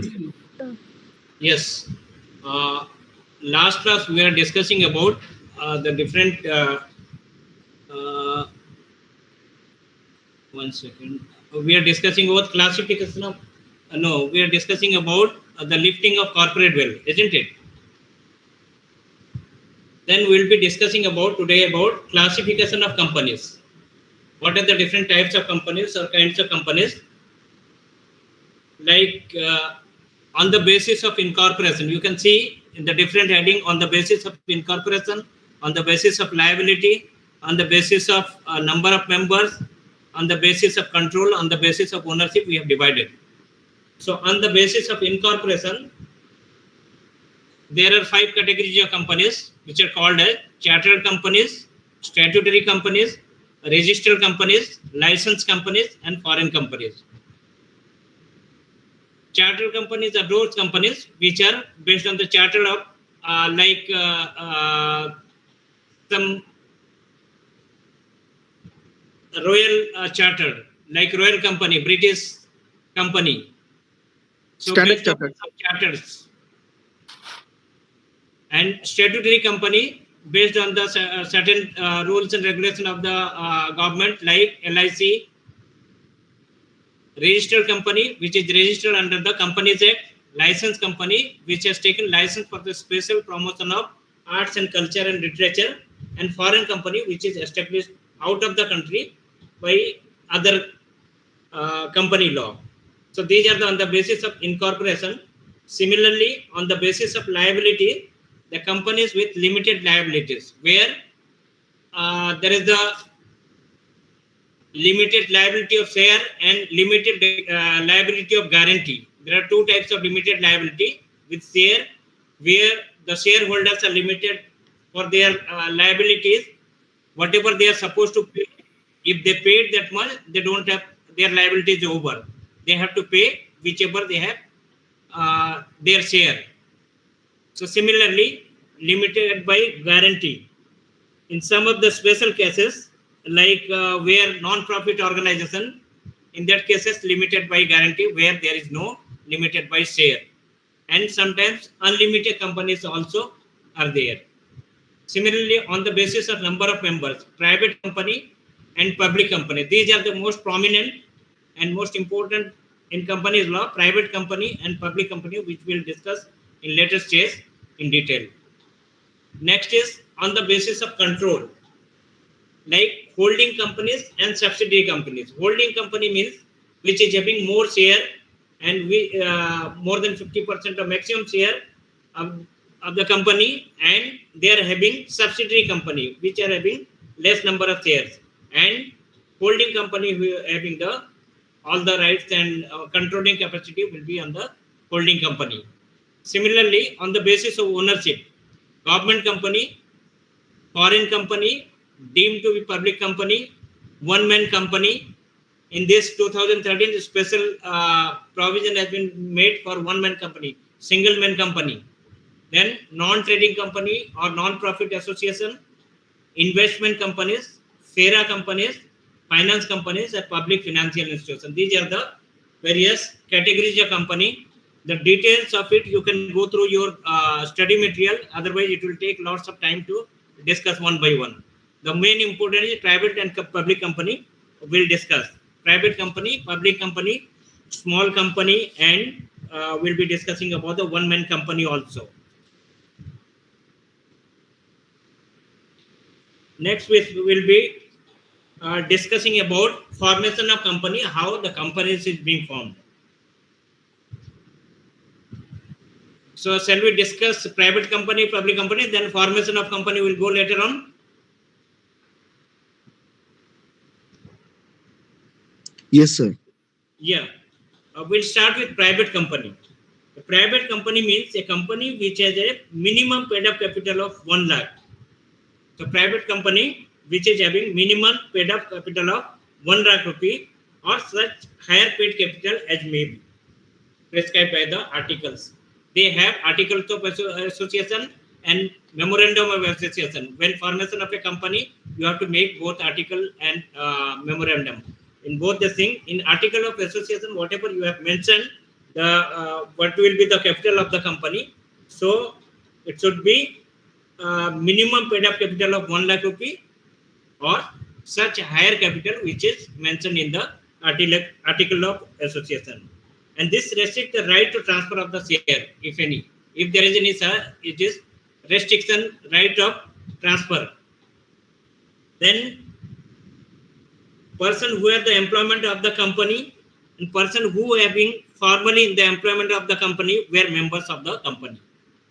So they will be called as members of company and prohibited in invitation to the public subscriber. So they cannot. Excuse me, sir. Yeah. Kindly show the concern relevant slides. Sir. No. Here we have not. Just I have given the company name. Only private company, public company, which are most important. Just we are discussing one by one. If we'll go, it will take lot of time. So we cannot show everything in PPT. So you can go through your study material also. So only basic points I am discussing here. What is the difference between private and public company? Okay. Here minimum paid up capital should be 1 lakh or more, whichever is mentioned in the article of association. We will discuss later what is the article of association. Okay. Here restriction is there for transferability of share. In public company, there is no restriction, but private company there is a restriction of transferable of share.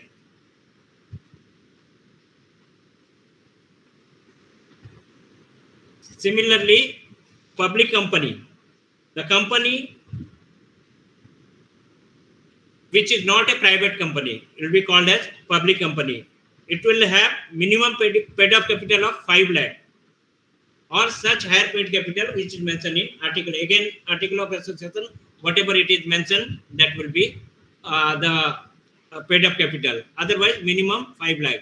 In case of private company, it will be minimum 1 lakh.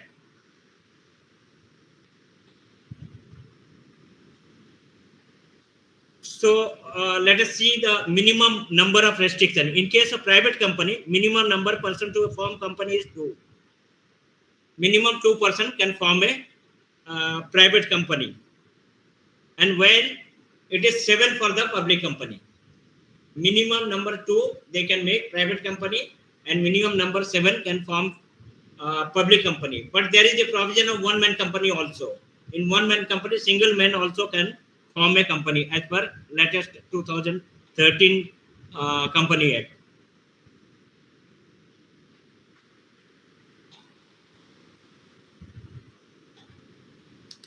So next we will be discussing about like a small company.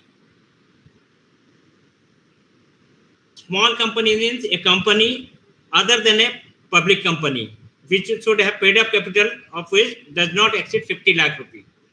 So that can be called as small company, or whichever is mentioned in the article of association. Whatever the paid up capital should be mentioned in article of association, or it should not exceed 50 lakh rupee.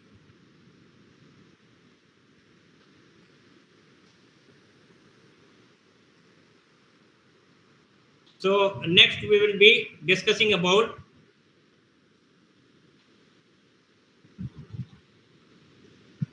formation of a company. You see, when you want to start a company, there has to be some procedure has to be followed, which is like any business enterprises in which the capital is raised by the individual contribution of a group of a shareholder is called a joint stock committee. Means a group of people join together and some share, they contribute some share to a joint stock, which will be called as joint stock company. And as per the section 3 of company law, a company may be formed or any lawful purposes by 7 or more members, where the company to be formed as public company. In case of public company, there should be 7 members. In case of private company, 2 or more persons, but not more than 200. It should not exceed 200 persons, but it should be 2 or more people should join together. where the company to be formed as private company, and one person company where the company to be formed is to be one person company only. Formed by one person, that will be called as one person company. The process of formation of joint company in India can be divided into 3 stages. What are those? One is promotion, there is incorporation, third is commencement of business. Now let us see what is the promotion. Promotion refers to the entire backing process by which a company brought into life. So promotion is the backing of entire process. Here there should be one promoter who can promote for the company, who will be the person to start the company, and he should promote it. So that is called as promotion. Promotion refers to the entire backing process, completely process to be done by the promoter. It begins with the conceptualization of the company. So promoter has to conceptualize how the company will be, what will be the function of the company, what are the objectives of the company. And the person who conceived the idea to form a company and initiate the process of formation are called as promoters. So they are called as promoters who have conceived the idea of a company and the process of formation. They are called as promoters. Promoter enter into preliminary contact with vendors. What they do, they make contact with the outside of vendors and make arrangement for the preparation, advertisement, and the circulation of the prospectus and arrangement of necessary capital. What they want? They want necessary capital to form the company. So for that, promoters have to make arrangement and for the preparation, and they should contact with the outside vendors. The promoter should not make any profit secretly at the expense of the company they promote. As you know that company is different, their members are different. So company is an incorporated association. It is it has got its own seal in its name. So company is an individual. It is a legal person. Company is a, you can say that legal person or artificial person. By the law, it has been formed. So like a human being, it is an artificial person. It can be sued. It can sue to others who are the defaulter. So the promoter should not make any individual profit, or secretly they should not make any profit with the expense of the company. The promoter to make a full disclosure of all material facts relating to the formation of the company. They should disclose all the materials, everything to the members of the company for the before the formulating of a company. Now let us see incorporation, how it is being incorporated. Incorporation, or it is called the registration. It is the foremost obligation to be fulfilled to form any type of company under the Companies Act. Whether you are going for private company or public company or one-man company or small company, whatever it may be, you have to incorporate or registration to be done under the Company Act 2013. And no company can come into existence without being formally registered under the Act. You cannot be called as a company until unless the company is registered under the Company Act.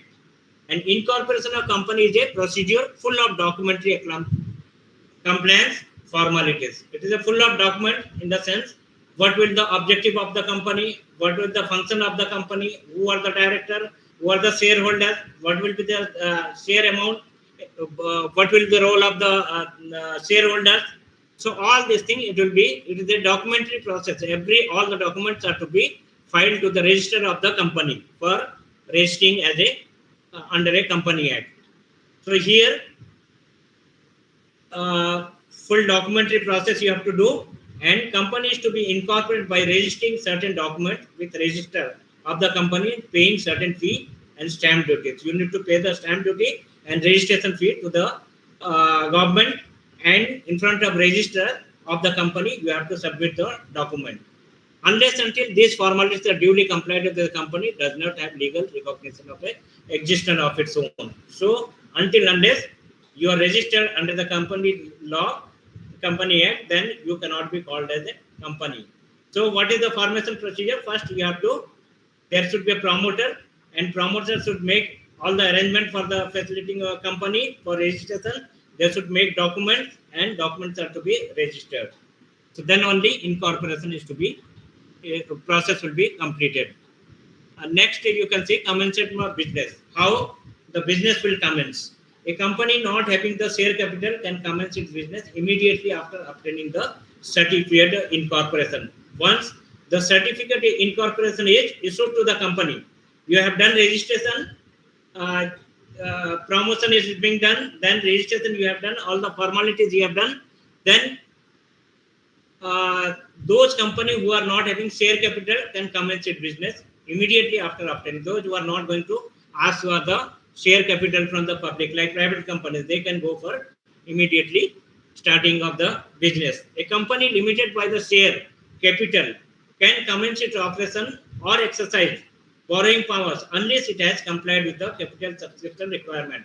Whatever the requirement it made in the article of association, that all the members to be paid such and such amount or such, this much share, then until unless they paid all these formalities made, you cannot start the functioning of the company. If any default is made in compliance with that, then the company shall be liable to a penalty which may extend up to 5 lakh rupee. If company does not fulfill all this requirement and does any fails in doing anything, any one of the component, then it will be liable to a penalty of rupees 5,000 rupee, up to 5,000. And every officer who is in default shall be punishable with fine, which may be extended to 1,000 rupee for every day. So officers who are responsible, who have not fulfilled their obligation and they have not completed the procedure of all the requirements, and if they start the company functioning of the company, then they will be liable, and members will be, officer will be liable for the 1,000 rupee every day, during which the default continues. Till date the default is continued, they have to be liable to pay 1,000 rupee if they found guilty. Next step is, now you can see the what are the documents. The major document is memorandum of association. What is memorandum of association? The memorandum of association of a company is a charter which contains the fundamental condition upon which alone the company can be incorporated. It is the fundamental charters, like Constitution of India, that is the fundamental charter for the all the rules and regulations. Similarly, for company, it is like a fundamental conditions are done in the memorandum of association. Everything without that, without filing the memorandum of association, you cannot start the company. It is a document of great importance in relation to the proposed company. In that document, everything, name of the company, the place of the company, register of the company, register office, objective of the company, everything it is mentioned in the memorandum of association. So it is of the great importance in relation to the proposed company. This is the primary document of the company and sometimes called the charter or constitution of the company. This is the constitution of the company where all the rules and terms and conditions, everything is mentioned in this document. Anything is done beyond the power, that will be ultra virus of the company and so void. What is ultra virus? Sometimes short notes come. What do we understand by ultra virus? Ultra virus in the sense anything beyond the powers. What is beyond the power of a company? If it does that work, that will be called as ultra virus, and for that they have to be penalized, and legal action can be taken against the company. So in memorandum of association, you need to prescribe the objectives of the company. What is the objective? What is the roles of the company? What is supposed to do? Beyond that, if it goes, that is ultra virus. Beyond the objective, you cannot do. Suppose, for example, your company's role is to making roads and bridges. So your objective of the company to take in the tender of construction of road and bridges. If you construct road and bridges, then within the constitution or within the your limit it is coming. Suppose electrification, if you are doing electrification work, that is ultra virus. That is not under your purview. It is coming beyond the limit of the company. So in that case, whatever the contract you do, that is null and void. That is called as ultra virus. Whatever mentioned in the memorandum of association, objectives and limits, So if you cross beyond that, that is called an ultra virus. It enables shareholders, creditors, and all those who deal with the company to know what its powers are and what is the range of the activities. This memorandum of association, everything, all the details will be there. What is the role of the shareholder? What is the creditor? And what is the powers? And what is the range of the activities? Everything it is mentioned in the memorandum of association. So it is one of the fundamental document which is supposed to be present during the registration of the company.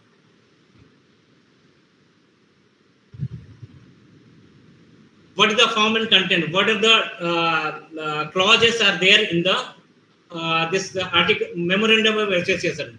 Number one is, in some day questions are being asked, what are the different clauses under the memorandum of association? So these are the various clauses. First one is name clause.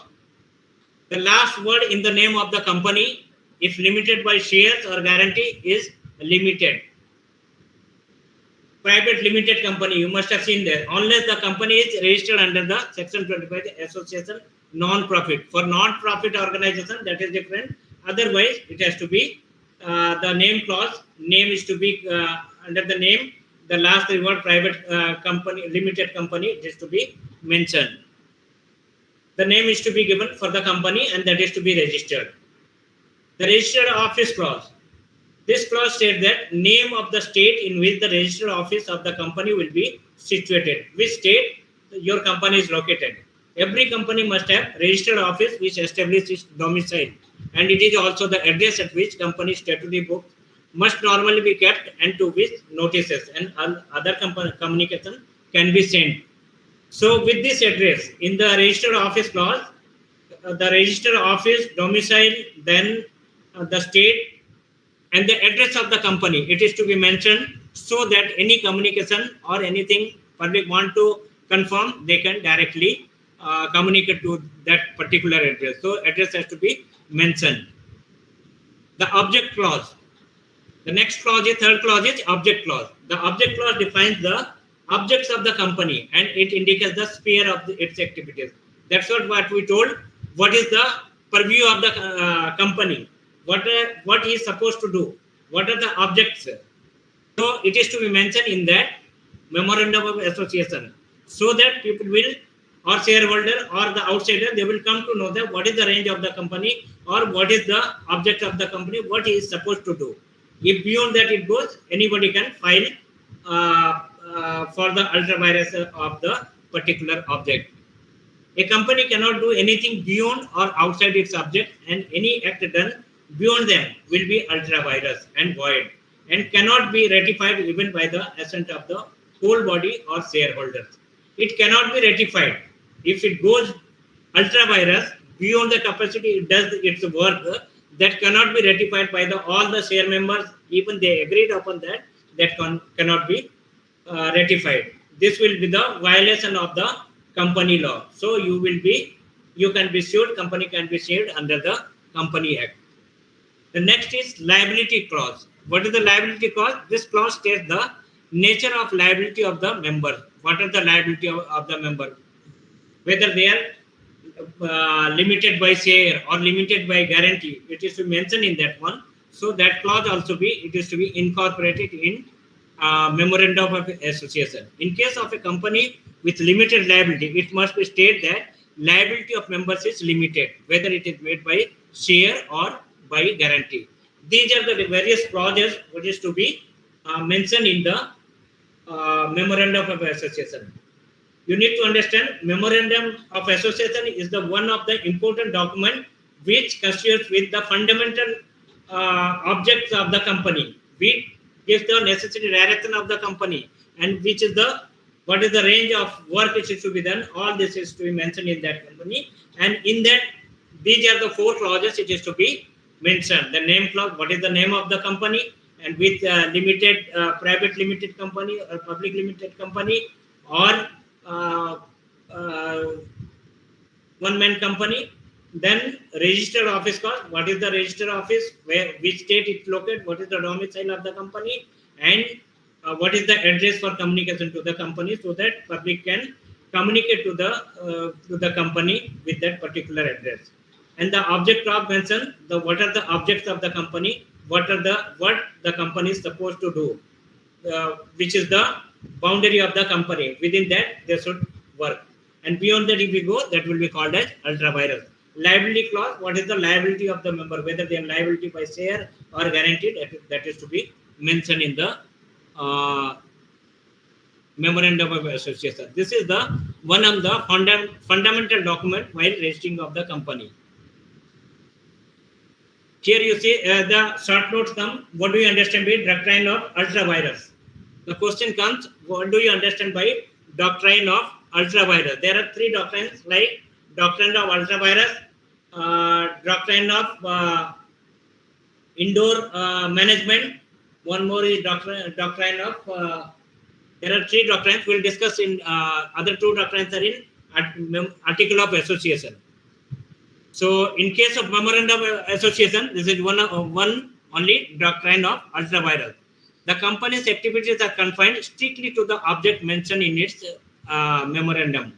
Whatever the objects you have mentioned in the memorandum, for example, you have mentioned that our object is to construct roads and buildings or roads and bridges. So you have to be limited with the constructing of road and bridges only. You cannot go beyond that. And if they go beyond these objects, then such acts will be ultra virus. The object of declaring such acts as ultra virus is to protect the interests of shareholders and all others who deal with the company. It is why it is doctrine of ultra virus is initiated, because to protect the interest of the shareholders. Shareholders should know that what is the objects of the company. If they go beyond that, then they will be, shareholder will not be responsible. The members of the officers of the company who fail to do the duty, they will be responsible for that one. So for the interest of shareholder, this is clause is introduced. So deal with the company. Ultra virus, the directors. When it is not void, but directors should not do whatever their boundary, whatever their objects are there, what is the duties, they should not, beyond that, they should not do. So that is called a doctrine of ultra virus by the director. Ultra virus, the article of association, not void. Ultra virus, the memorandum of association company, it is void. Memorandum of association of a company, if anything you go beyond that, it will be totally void. The contract, if you are doing, that will be a void contract. Anybody who is making business with the company, if anything goes wrong, so that will not be considered as valid contract. It will be void contract ab initio. So what are the effects of ultra virus? Injunction against the company. You can file injunction or the compensation to be filed against the company, and personal liability of the director to the company. If director have done ultra virus, it is ultra virus by the director, then director will be held responsible. And personal liability of director to third party, they should be liable to the company as well as they will be liable to the third party like shareholders and all. They will be, directors will be liable. Ultra virus controls are contracts are void. If you are doing contract, if somebody is doing, third party is doing contract with the company, particular company, and if they do ultra virus, that for the particular, for example, somebody has given signed the contract for the electrification of the building, but the company's object is to construct the building, not electrification of building. If object it is not there, then it is ultra virus. If somebody has done contract for electrification, it is a void contract. You cannot claim the compensation to the government. You can file for any other way, by criminal offense or anything you can do, but in case of contract, that is called a void contract. It is not a valid contract. Whatever you are doing, it is void. So these are about the doctrine of ultra virus. Next one, the important document is article of association. This article of association is it is also one of the fundamental documents where all the inner rules and internal rules and regulations will be mentioned in that document. So article of association of company, it is bylaws or regulation which governs the management of internal affairs of the conduct of its business. It is the bylaws or regulation of the company, under which the company will regulate. It is for the inner management of the company. They define the duties, rights, powers, and authorities of the shareholders and the directors in their respective capacity. What is the duty of the shareholder? What is their liabilities? Similarly, what are the duties of the director? What are their liabilities? And of the company and the made and form in which the business of the company is to be carried out. Which way, what is the way the business is to be carried out? It all will be mentioned in the article of association. This is the internal fundamental document for the internal management of the company.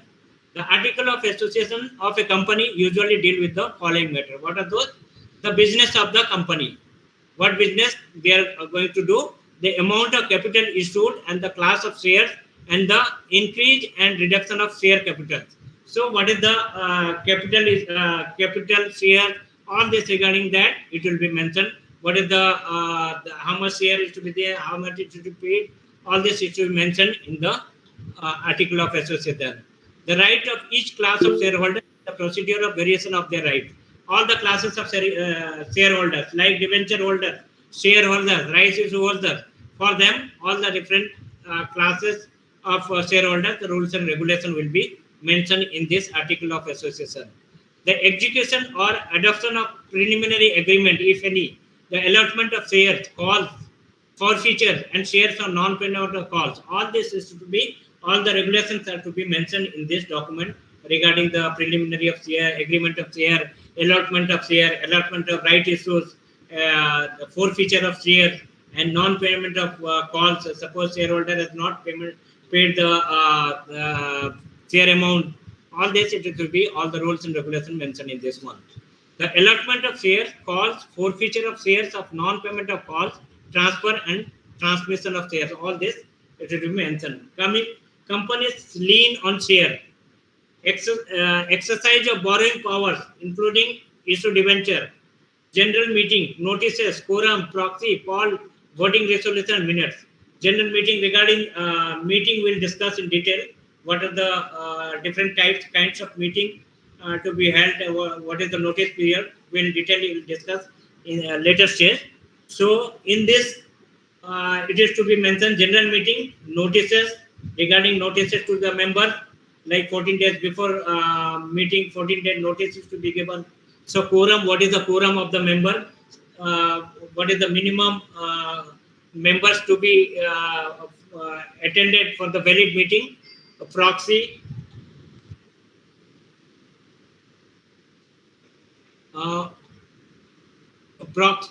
Regarding proxy, if some member attending the annual general meeting, if somebody is not able to attend, how the proxy is to be done? Proxy also possible. In that case, it is to be mentioned. Poll, for poll also it is a voting resolution, minutes, etc. Details will be mentioned in this document. Number, appointment, and powers of director. How many numbers of director will be there? What's the appointment of directors and their powers? It is all to be mentioned in this document. Then regarding dividends, interim and final and general reserves, all this to be mentioned. Accounts and audits are to be mentioned in this article of association. Keeping a book record, both statutory and others, it is to be mentioned in the this document. So I hope article of association it is clear.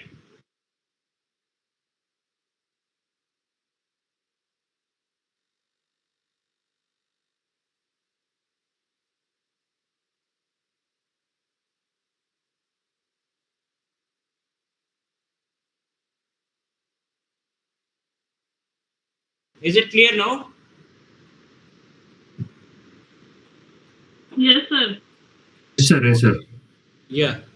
Article of association. Then we'll discuss about. In article of association, I told that there is a doctrine called a doctrine of indoor management. The doctrine of indoor management allows all those who deal with the company to assume that the provision of the article have been observed by the officer of the company. Whatever they do inside the company, it is assumed by the member that all the members of the company or officers of the company are aware of the rules and regulations. In other words, They are not bound to inquire into the regularity of internal proceeding. These members, they are not bound to inquire of the internal what is happening. It is understood that officers are doing their roles, their duties and responsibility. They are performing. If they do not perform it, they will be held responsible. Whereas members, the shareholders, they will not be responsible. And outsider is not expected to see that the company carries out its internal regulation. Outsider who does make business with the particular company, they do not know. They understand that everything is going on right way, but the internal members, all they are responsible for it.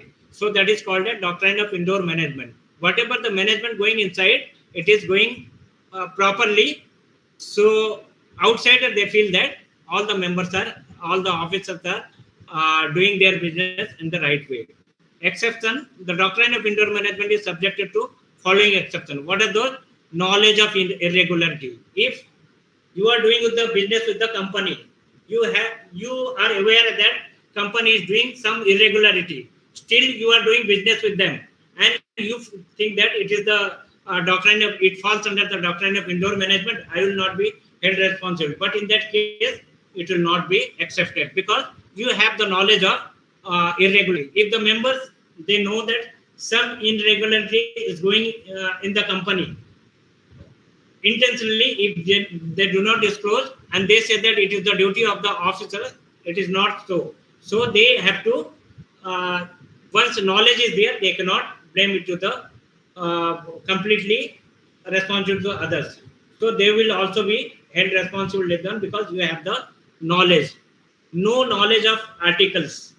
If you do not know what is the rules and regulation mentioned in the article of association, it is a duty of every member to know that what is the rules and regulation mentioned in the article of association. The rule cannot be invoked in favor of a person who did not consult the memorandum and article and thus did not rely on them, because these are the documents kept in the registered office. Anybody who is interested, they can go and they can verify that one. So you cannot say that I was not aware of the rules and regulation of the company, or I was not aware that company is doing ultra virus, and you do not know what is the object of the company, and you have invested your money to the company. You cannot ignore that.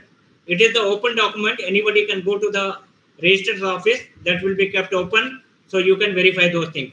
So if you do not have the knowledge of article of association or rules and regulation, it cannot be called as doctrine of, falls under the doctrine of indoor management. Void or illegal transaction. The rule does not apply to the transaction which are void or illegal, ab initio, or forgery. Since the beginning, if it is a fraud one, so it cannot be, this doctrine cannot be considered. So because the company has done illegal things which is beyond the law, beyond the purview of law, so it is illegal. So ab initio, it is void. So it cannot be, this doctrine cannot be included in this one. The negligence. If an officer of a company does something which would not ordinarily be within his power, the person dealing with him must make proper inquiries and satisfy himself as to the officer's authority. If he fails to make inquiry, he cannot rely on the rule. So if somebody knows that there is some negligence is done by some of the directors of the company, it is his duty to confirm it and clarify his doubt. Without that, you cannot say that it is coming under the doctrine of indoor management, so I will not be held responsible, I should be paid compensation or whatever may be. You cannot claim. Doctrine does not apply where question is regard to very existence of agency. In case of agency, it will not be implemented. So these are the one more doctrine I have not mentioned here. Yeah, I have not mentioned here. That is called in article of association, one more doctrine, doctrine of constructive notice. That means it is the duty of the all individual, all the members of the company and all the shareholders, all the stakeholders to confirm the rules and regulations of the company. If you do not know, it is, you can go to the registered office and you can confirm it. You can see the document, article of association, memorandum of association. So you cannot say that I was not aware of it. It is doctrine of constructive notice, means notice is being given to all the members. Although there is no notice is sent individually to the member, but it understood that when you are dealing with the company, all the objects and clauses of the company. So it is your duty to go to the direct registrar's office. You can find out the details of the company. Similarly, where applying for share, they release one called as prospectus. In prospectus, you can see all the short comes of the company, all the objects of the company, what is the limitation of the company. Before investing your money or buying share, you should go through the prospectus and you should know all the details of the company. So this is called a doctrine of constructive notice. There are three doctrines in case of memorandum of association: doctrine of ultra virus, in case of article of association, doctrine of indoor management, and doctrine of constructive notice. I hope in your study material it will be there. You can go in detail.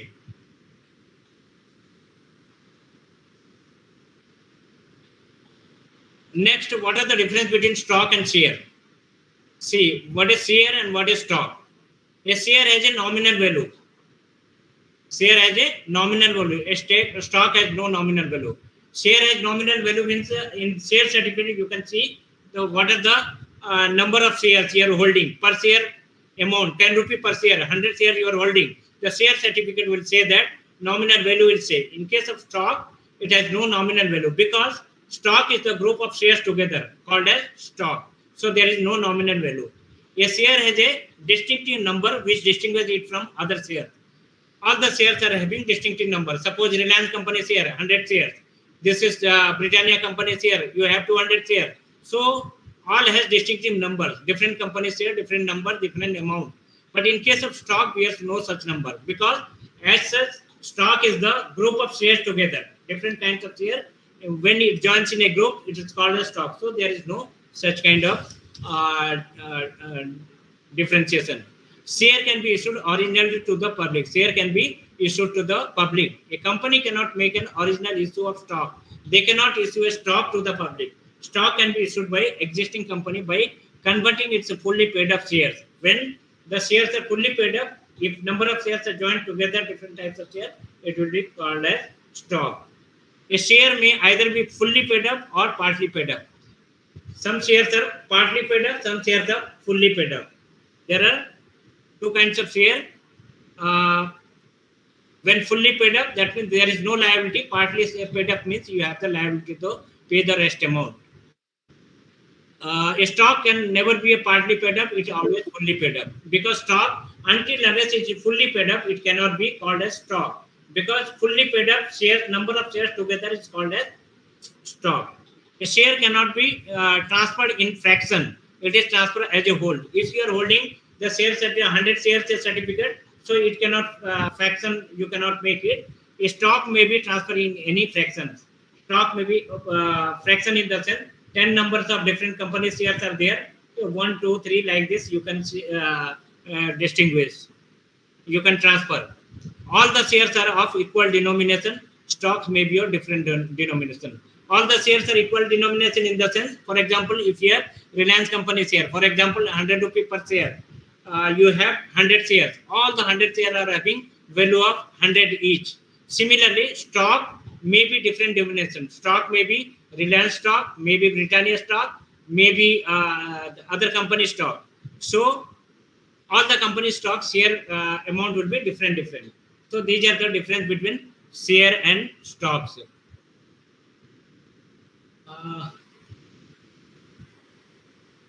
I hope it is clear till difference between stocks and share. Next we'll be discussing about debenture. Then we'll discuss about debenture, then we'll go for company meeting next class. See, according to section 230, debenture includes debenture stock, bonds or any other instrument of a company evidencing a debt, whether constituting a charge on the asset of the company or not. It is like a share or it is like a stock, like a bond. It is a debt to the company, whether constituting a charge on the asset of the company or not. You are giving loan to the company. In case of debenture, unlike shares, it is not like that. it is a loan to the company. It is the duty of the company to repay you. In case of share, if value goes ups and down, you will be responsible for that one. But in case of debenture, it is not there. What is the loan it has been taken from you? The company has the liability to pay you. It is the duty of the when the company goes for liquidation. By that time, it is the duty of the liquidator to first pay to the debenture holder. They have the advantages. It has to be debenture holder are to be paid, then leftover amount it is to be distributed among the shareholders. So because debenture is the loan given to the company.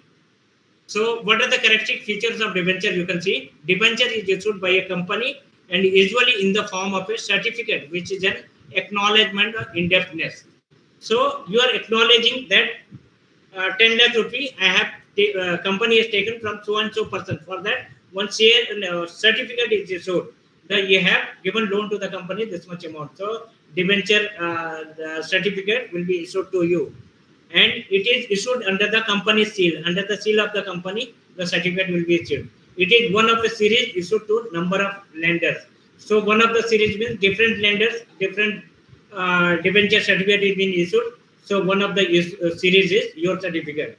It is usually specified a particular period or date as the date of repayment. They must have mentioned after 2 years or after 3 years and so date. It has to be written with the this much of interest, or we will pay bonus in between. So, but whatever the paid amount, so maturity amount, it has to be and the so and so date after so many years, it has to be mentioned in the certificate. It generally creates a charge on the undertaking of the company or some parts of its property. They undertake it is the kind of guarantee it is given to the individual debenture holder to repay the amount.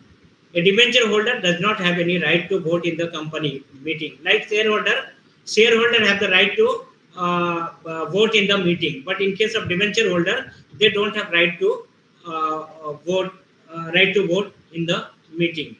So these are the differences between debentures and shares. I hope it is clear to you. If any doubt or any clarification, you may ask now. Sir, what exactly means shell company, sir? What exactly means? Shell company. Shell company. Yes, sir. What is the shell company means? Sir, I am asking you, sir. No. What is shell company? I didn't understand. Shell, sir. Shell company. I didn't say anywhere shell company. What is the types of company or what you are asking? Sir, I'm generally asking the meaning of shell company, sir, because I can't able to understand that. Where I told shell company, I didn't say anywhere. Sir, you didn't say anywhere, sir, but I'm generally asking, sir. I didn't understand what exactly shell company. I too do not know. Okay, sir. You were asking about petroleum shell? No. Shell company. Okay, sir. I will research about that and I ask you. Shell company, you tell me. Anything, some background or something, why it came to doubt for you that shell company, where it is written? Sir, according to Hindenburg research,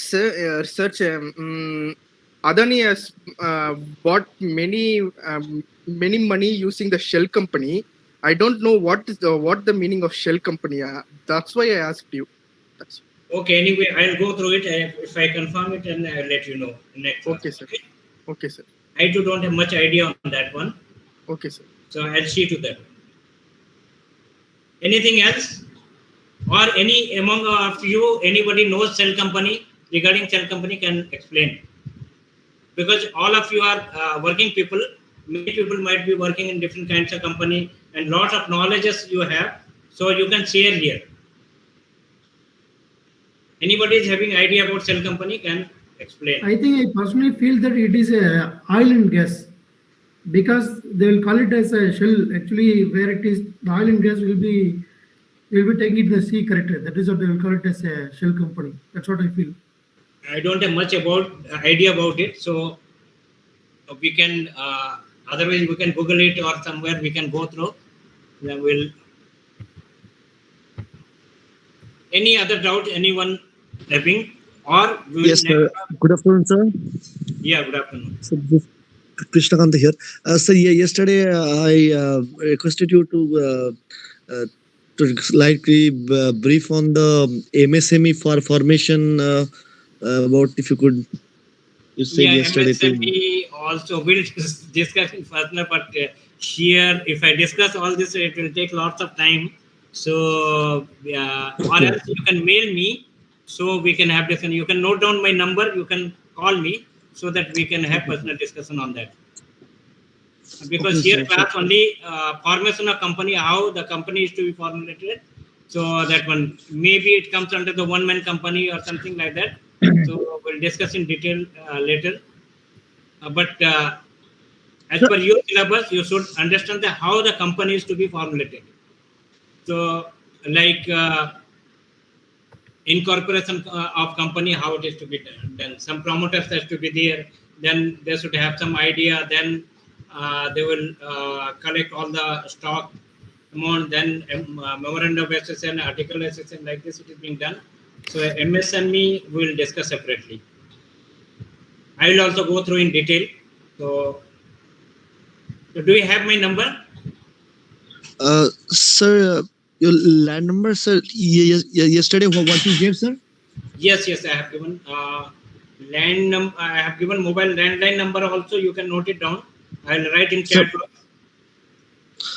Sir, yesterday you gave your landline number, not mobile number, sir.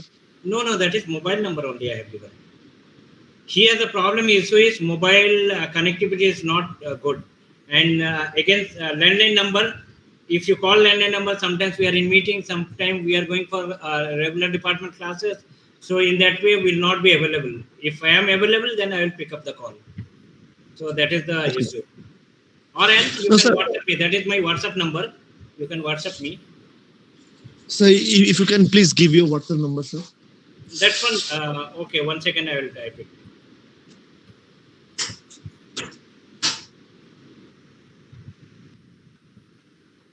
Sir, on yesterday class itself, you have gave the number, sir, 978770239. Yeah, that is my WhatsApp number only. So, in case of any difficulties, any doubt, so kindly please don't disturb after this. Within office hour, it is all right, no problem, not an issue. If anything urgently, you can call anytime, but otherwise, because a lot of people, they are coming at 9 o'clock, 10 o'clock, whenever they wish, they are calling. Sir? Not you, Sir? you people. Yes. Sir, I have a doubt, sir. I can't able to register my enrollment number in a student portal ID. I put an mail for a DD help desk. Is there any other possible way to log in? What's your name? Guru Baran Krishnasamy. So you have sent a mail. Yes. I gave you the email ID, the help desk, ddhelpdesk@pondiuni.ac.in. In that you send your request, and definitely we'll resolve it. Okay. Which mail you have sent? DD at help desk. Yes, definitely. I'll confirm it. Next class, I'll let you know. Otherwise, because today class is over on Sunday, so we'll check it out. I'll note down your name also. 1 second, you give your mobile number also. Tell me your mobile number. So excuse. Sir, yes. My mobile number. Me, so I also can't able to register into student portal ID. What you could not register? My mobile number is. Yeah, tell me, Guru Baran. Tell me your mobile number. 30. What is it? 98430. 98430. 24. 890. 890. And this is my WhatsApp number also, sir. Okay. We'll see that whether it is being done. Who else? Somebody else told just now? Sir, I also couldn't able to register in student portal, sir. Okay, Venkatesh. Venkatesh, yes. Yes. Your number, please. 960096. 9600 96. So my contact number is, sir, my name is Arunish. Arunish. No, Venkatesh, please tell me 960096 7239. 7239. We'll see that because yesterday the responsible person, he was online. He was able to reply you. So Okay, I'll sir. convey the message to them. Yeah, Sir, my number is I also sent my mail yesterday itself, sir. okay. Definitely they will be doing something. They will do. Okay, sir. Who else is? Sir, Subaida Sabi, sir. Vanita. Subaita Sabi. Subeda. Yours is also same. You Yes, could sir. not register. Yes, sir. Can you tell me your number? 890 890 33 33 25 25 267. 267. Or else what you can do, you note down one number 0413, all of you. Yes, sir. 04, I'll type in chat box also. 265. Sir, Nizam sir. Yes. Nizam sir. Yes. Shiva, you are here. No need, sir. Just you drop a mail, we will take care, sir. Just drop one email only, that's all. Yeah, that's what they say, that you drop an email. Whoever Yes, having issue, you can drop a mail to the DD helpdesk at pondiunit.ac.in. They will take care. Yes, sir. Yes, sir. Okay? Okay, sir. Okay, it will be done. Don't worry for that. Anything else?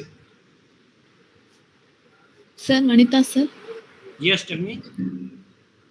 Sir, my number, phone number, No 9952. need of number. You just can send a mail to ddhelpdesk@pondiunit.ac.in.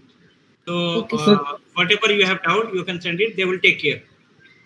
Can you hear me, sir, now? Yes. Hello? Yes. Yeah, I'm Arunish. So my voice was not audible before. Yeah, audible. You tell me. So I also can't able to enroll in student portal. So I gave you my number. I dropped an email as well. It will be taken care. Don't worry for that. Once you have sent a mail, definitely it will be done. Okay, thanks, sir. Okay, don't worry for that. Hello, sir. Good evening. Sir, Yeah, good evening. will you be getting this recording session that you are conducting? I hope you will be getting this after. It is already, sir, already YouTube, sir. Now already recorded. Now we are live. Already recorded. That's what they say. That you can see in YouTube also. Okay, because sir, yesterday's session and the last week's sessions, I am not able to get it on the YouTube. Shiva, it is there. Yes, sir. Past 3 years recording is there, sir. Everything in YouTube. Yes, you try to. It will be there. You search it. Okay. Okay. Just MBA first semester PCP class you type in YouTube automatically it will come, sir. Yeah, I searched it. There is a channel DDE Pondicherry University, right? Yes. So on that, there are no video available. You know, the last video was uploaded 9 months ago. That's No. So it is automatically uploaded, sir. And, because we have done live also. That's why automatically recording. There may be some technical issue. You once again you check, it will be there. You will get it. Okay. Okay. Okay. Shall we wind up the class?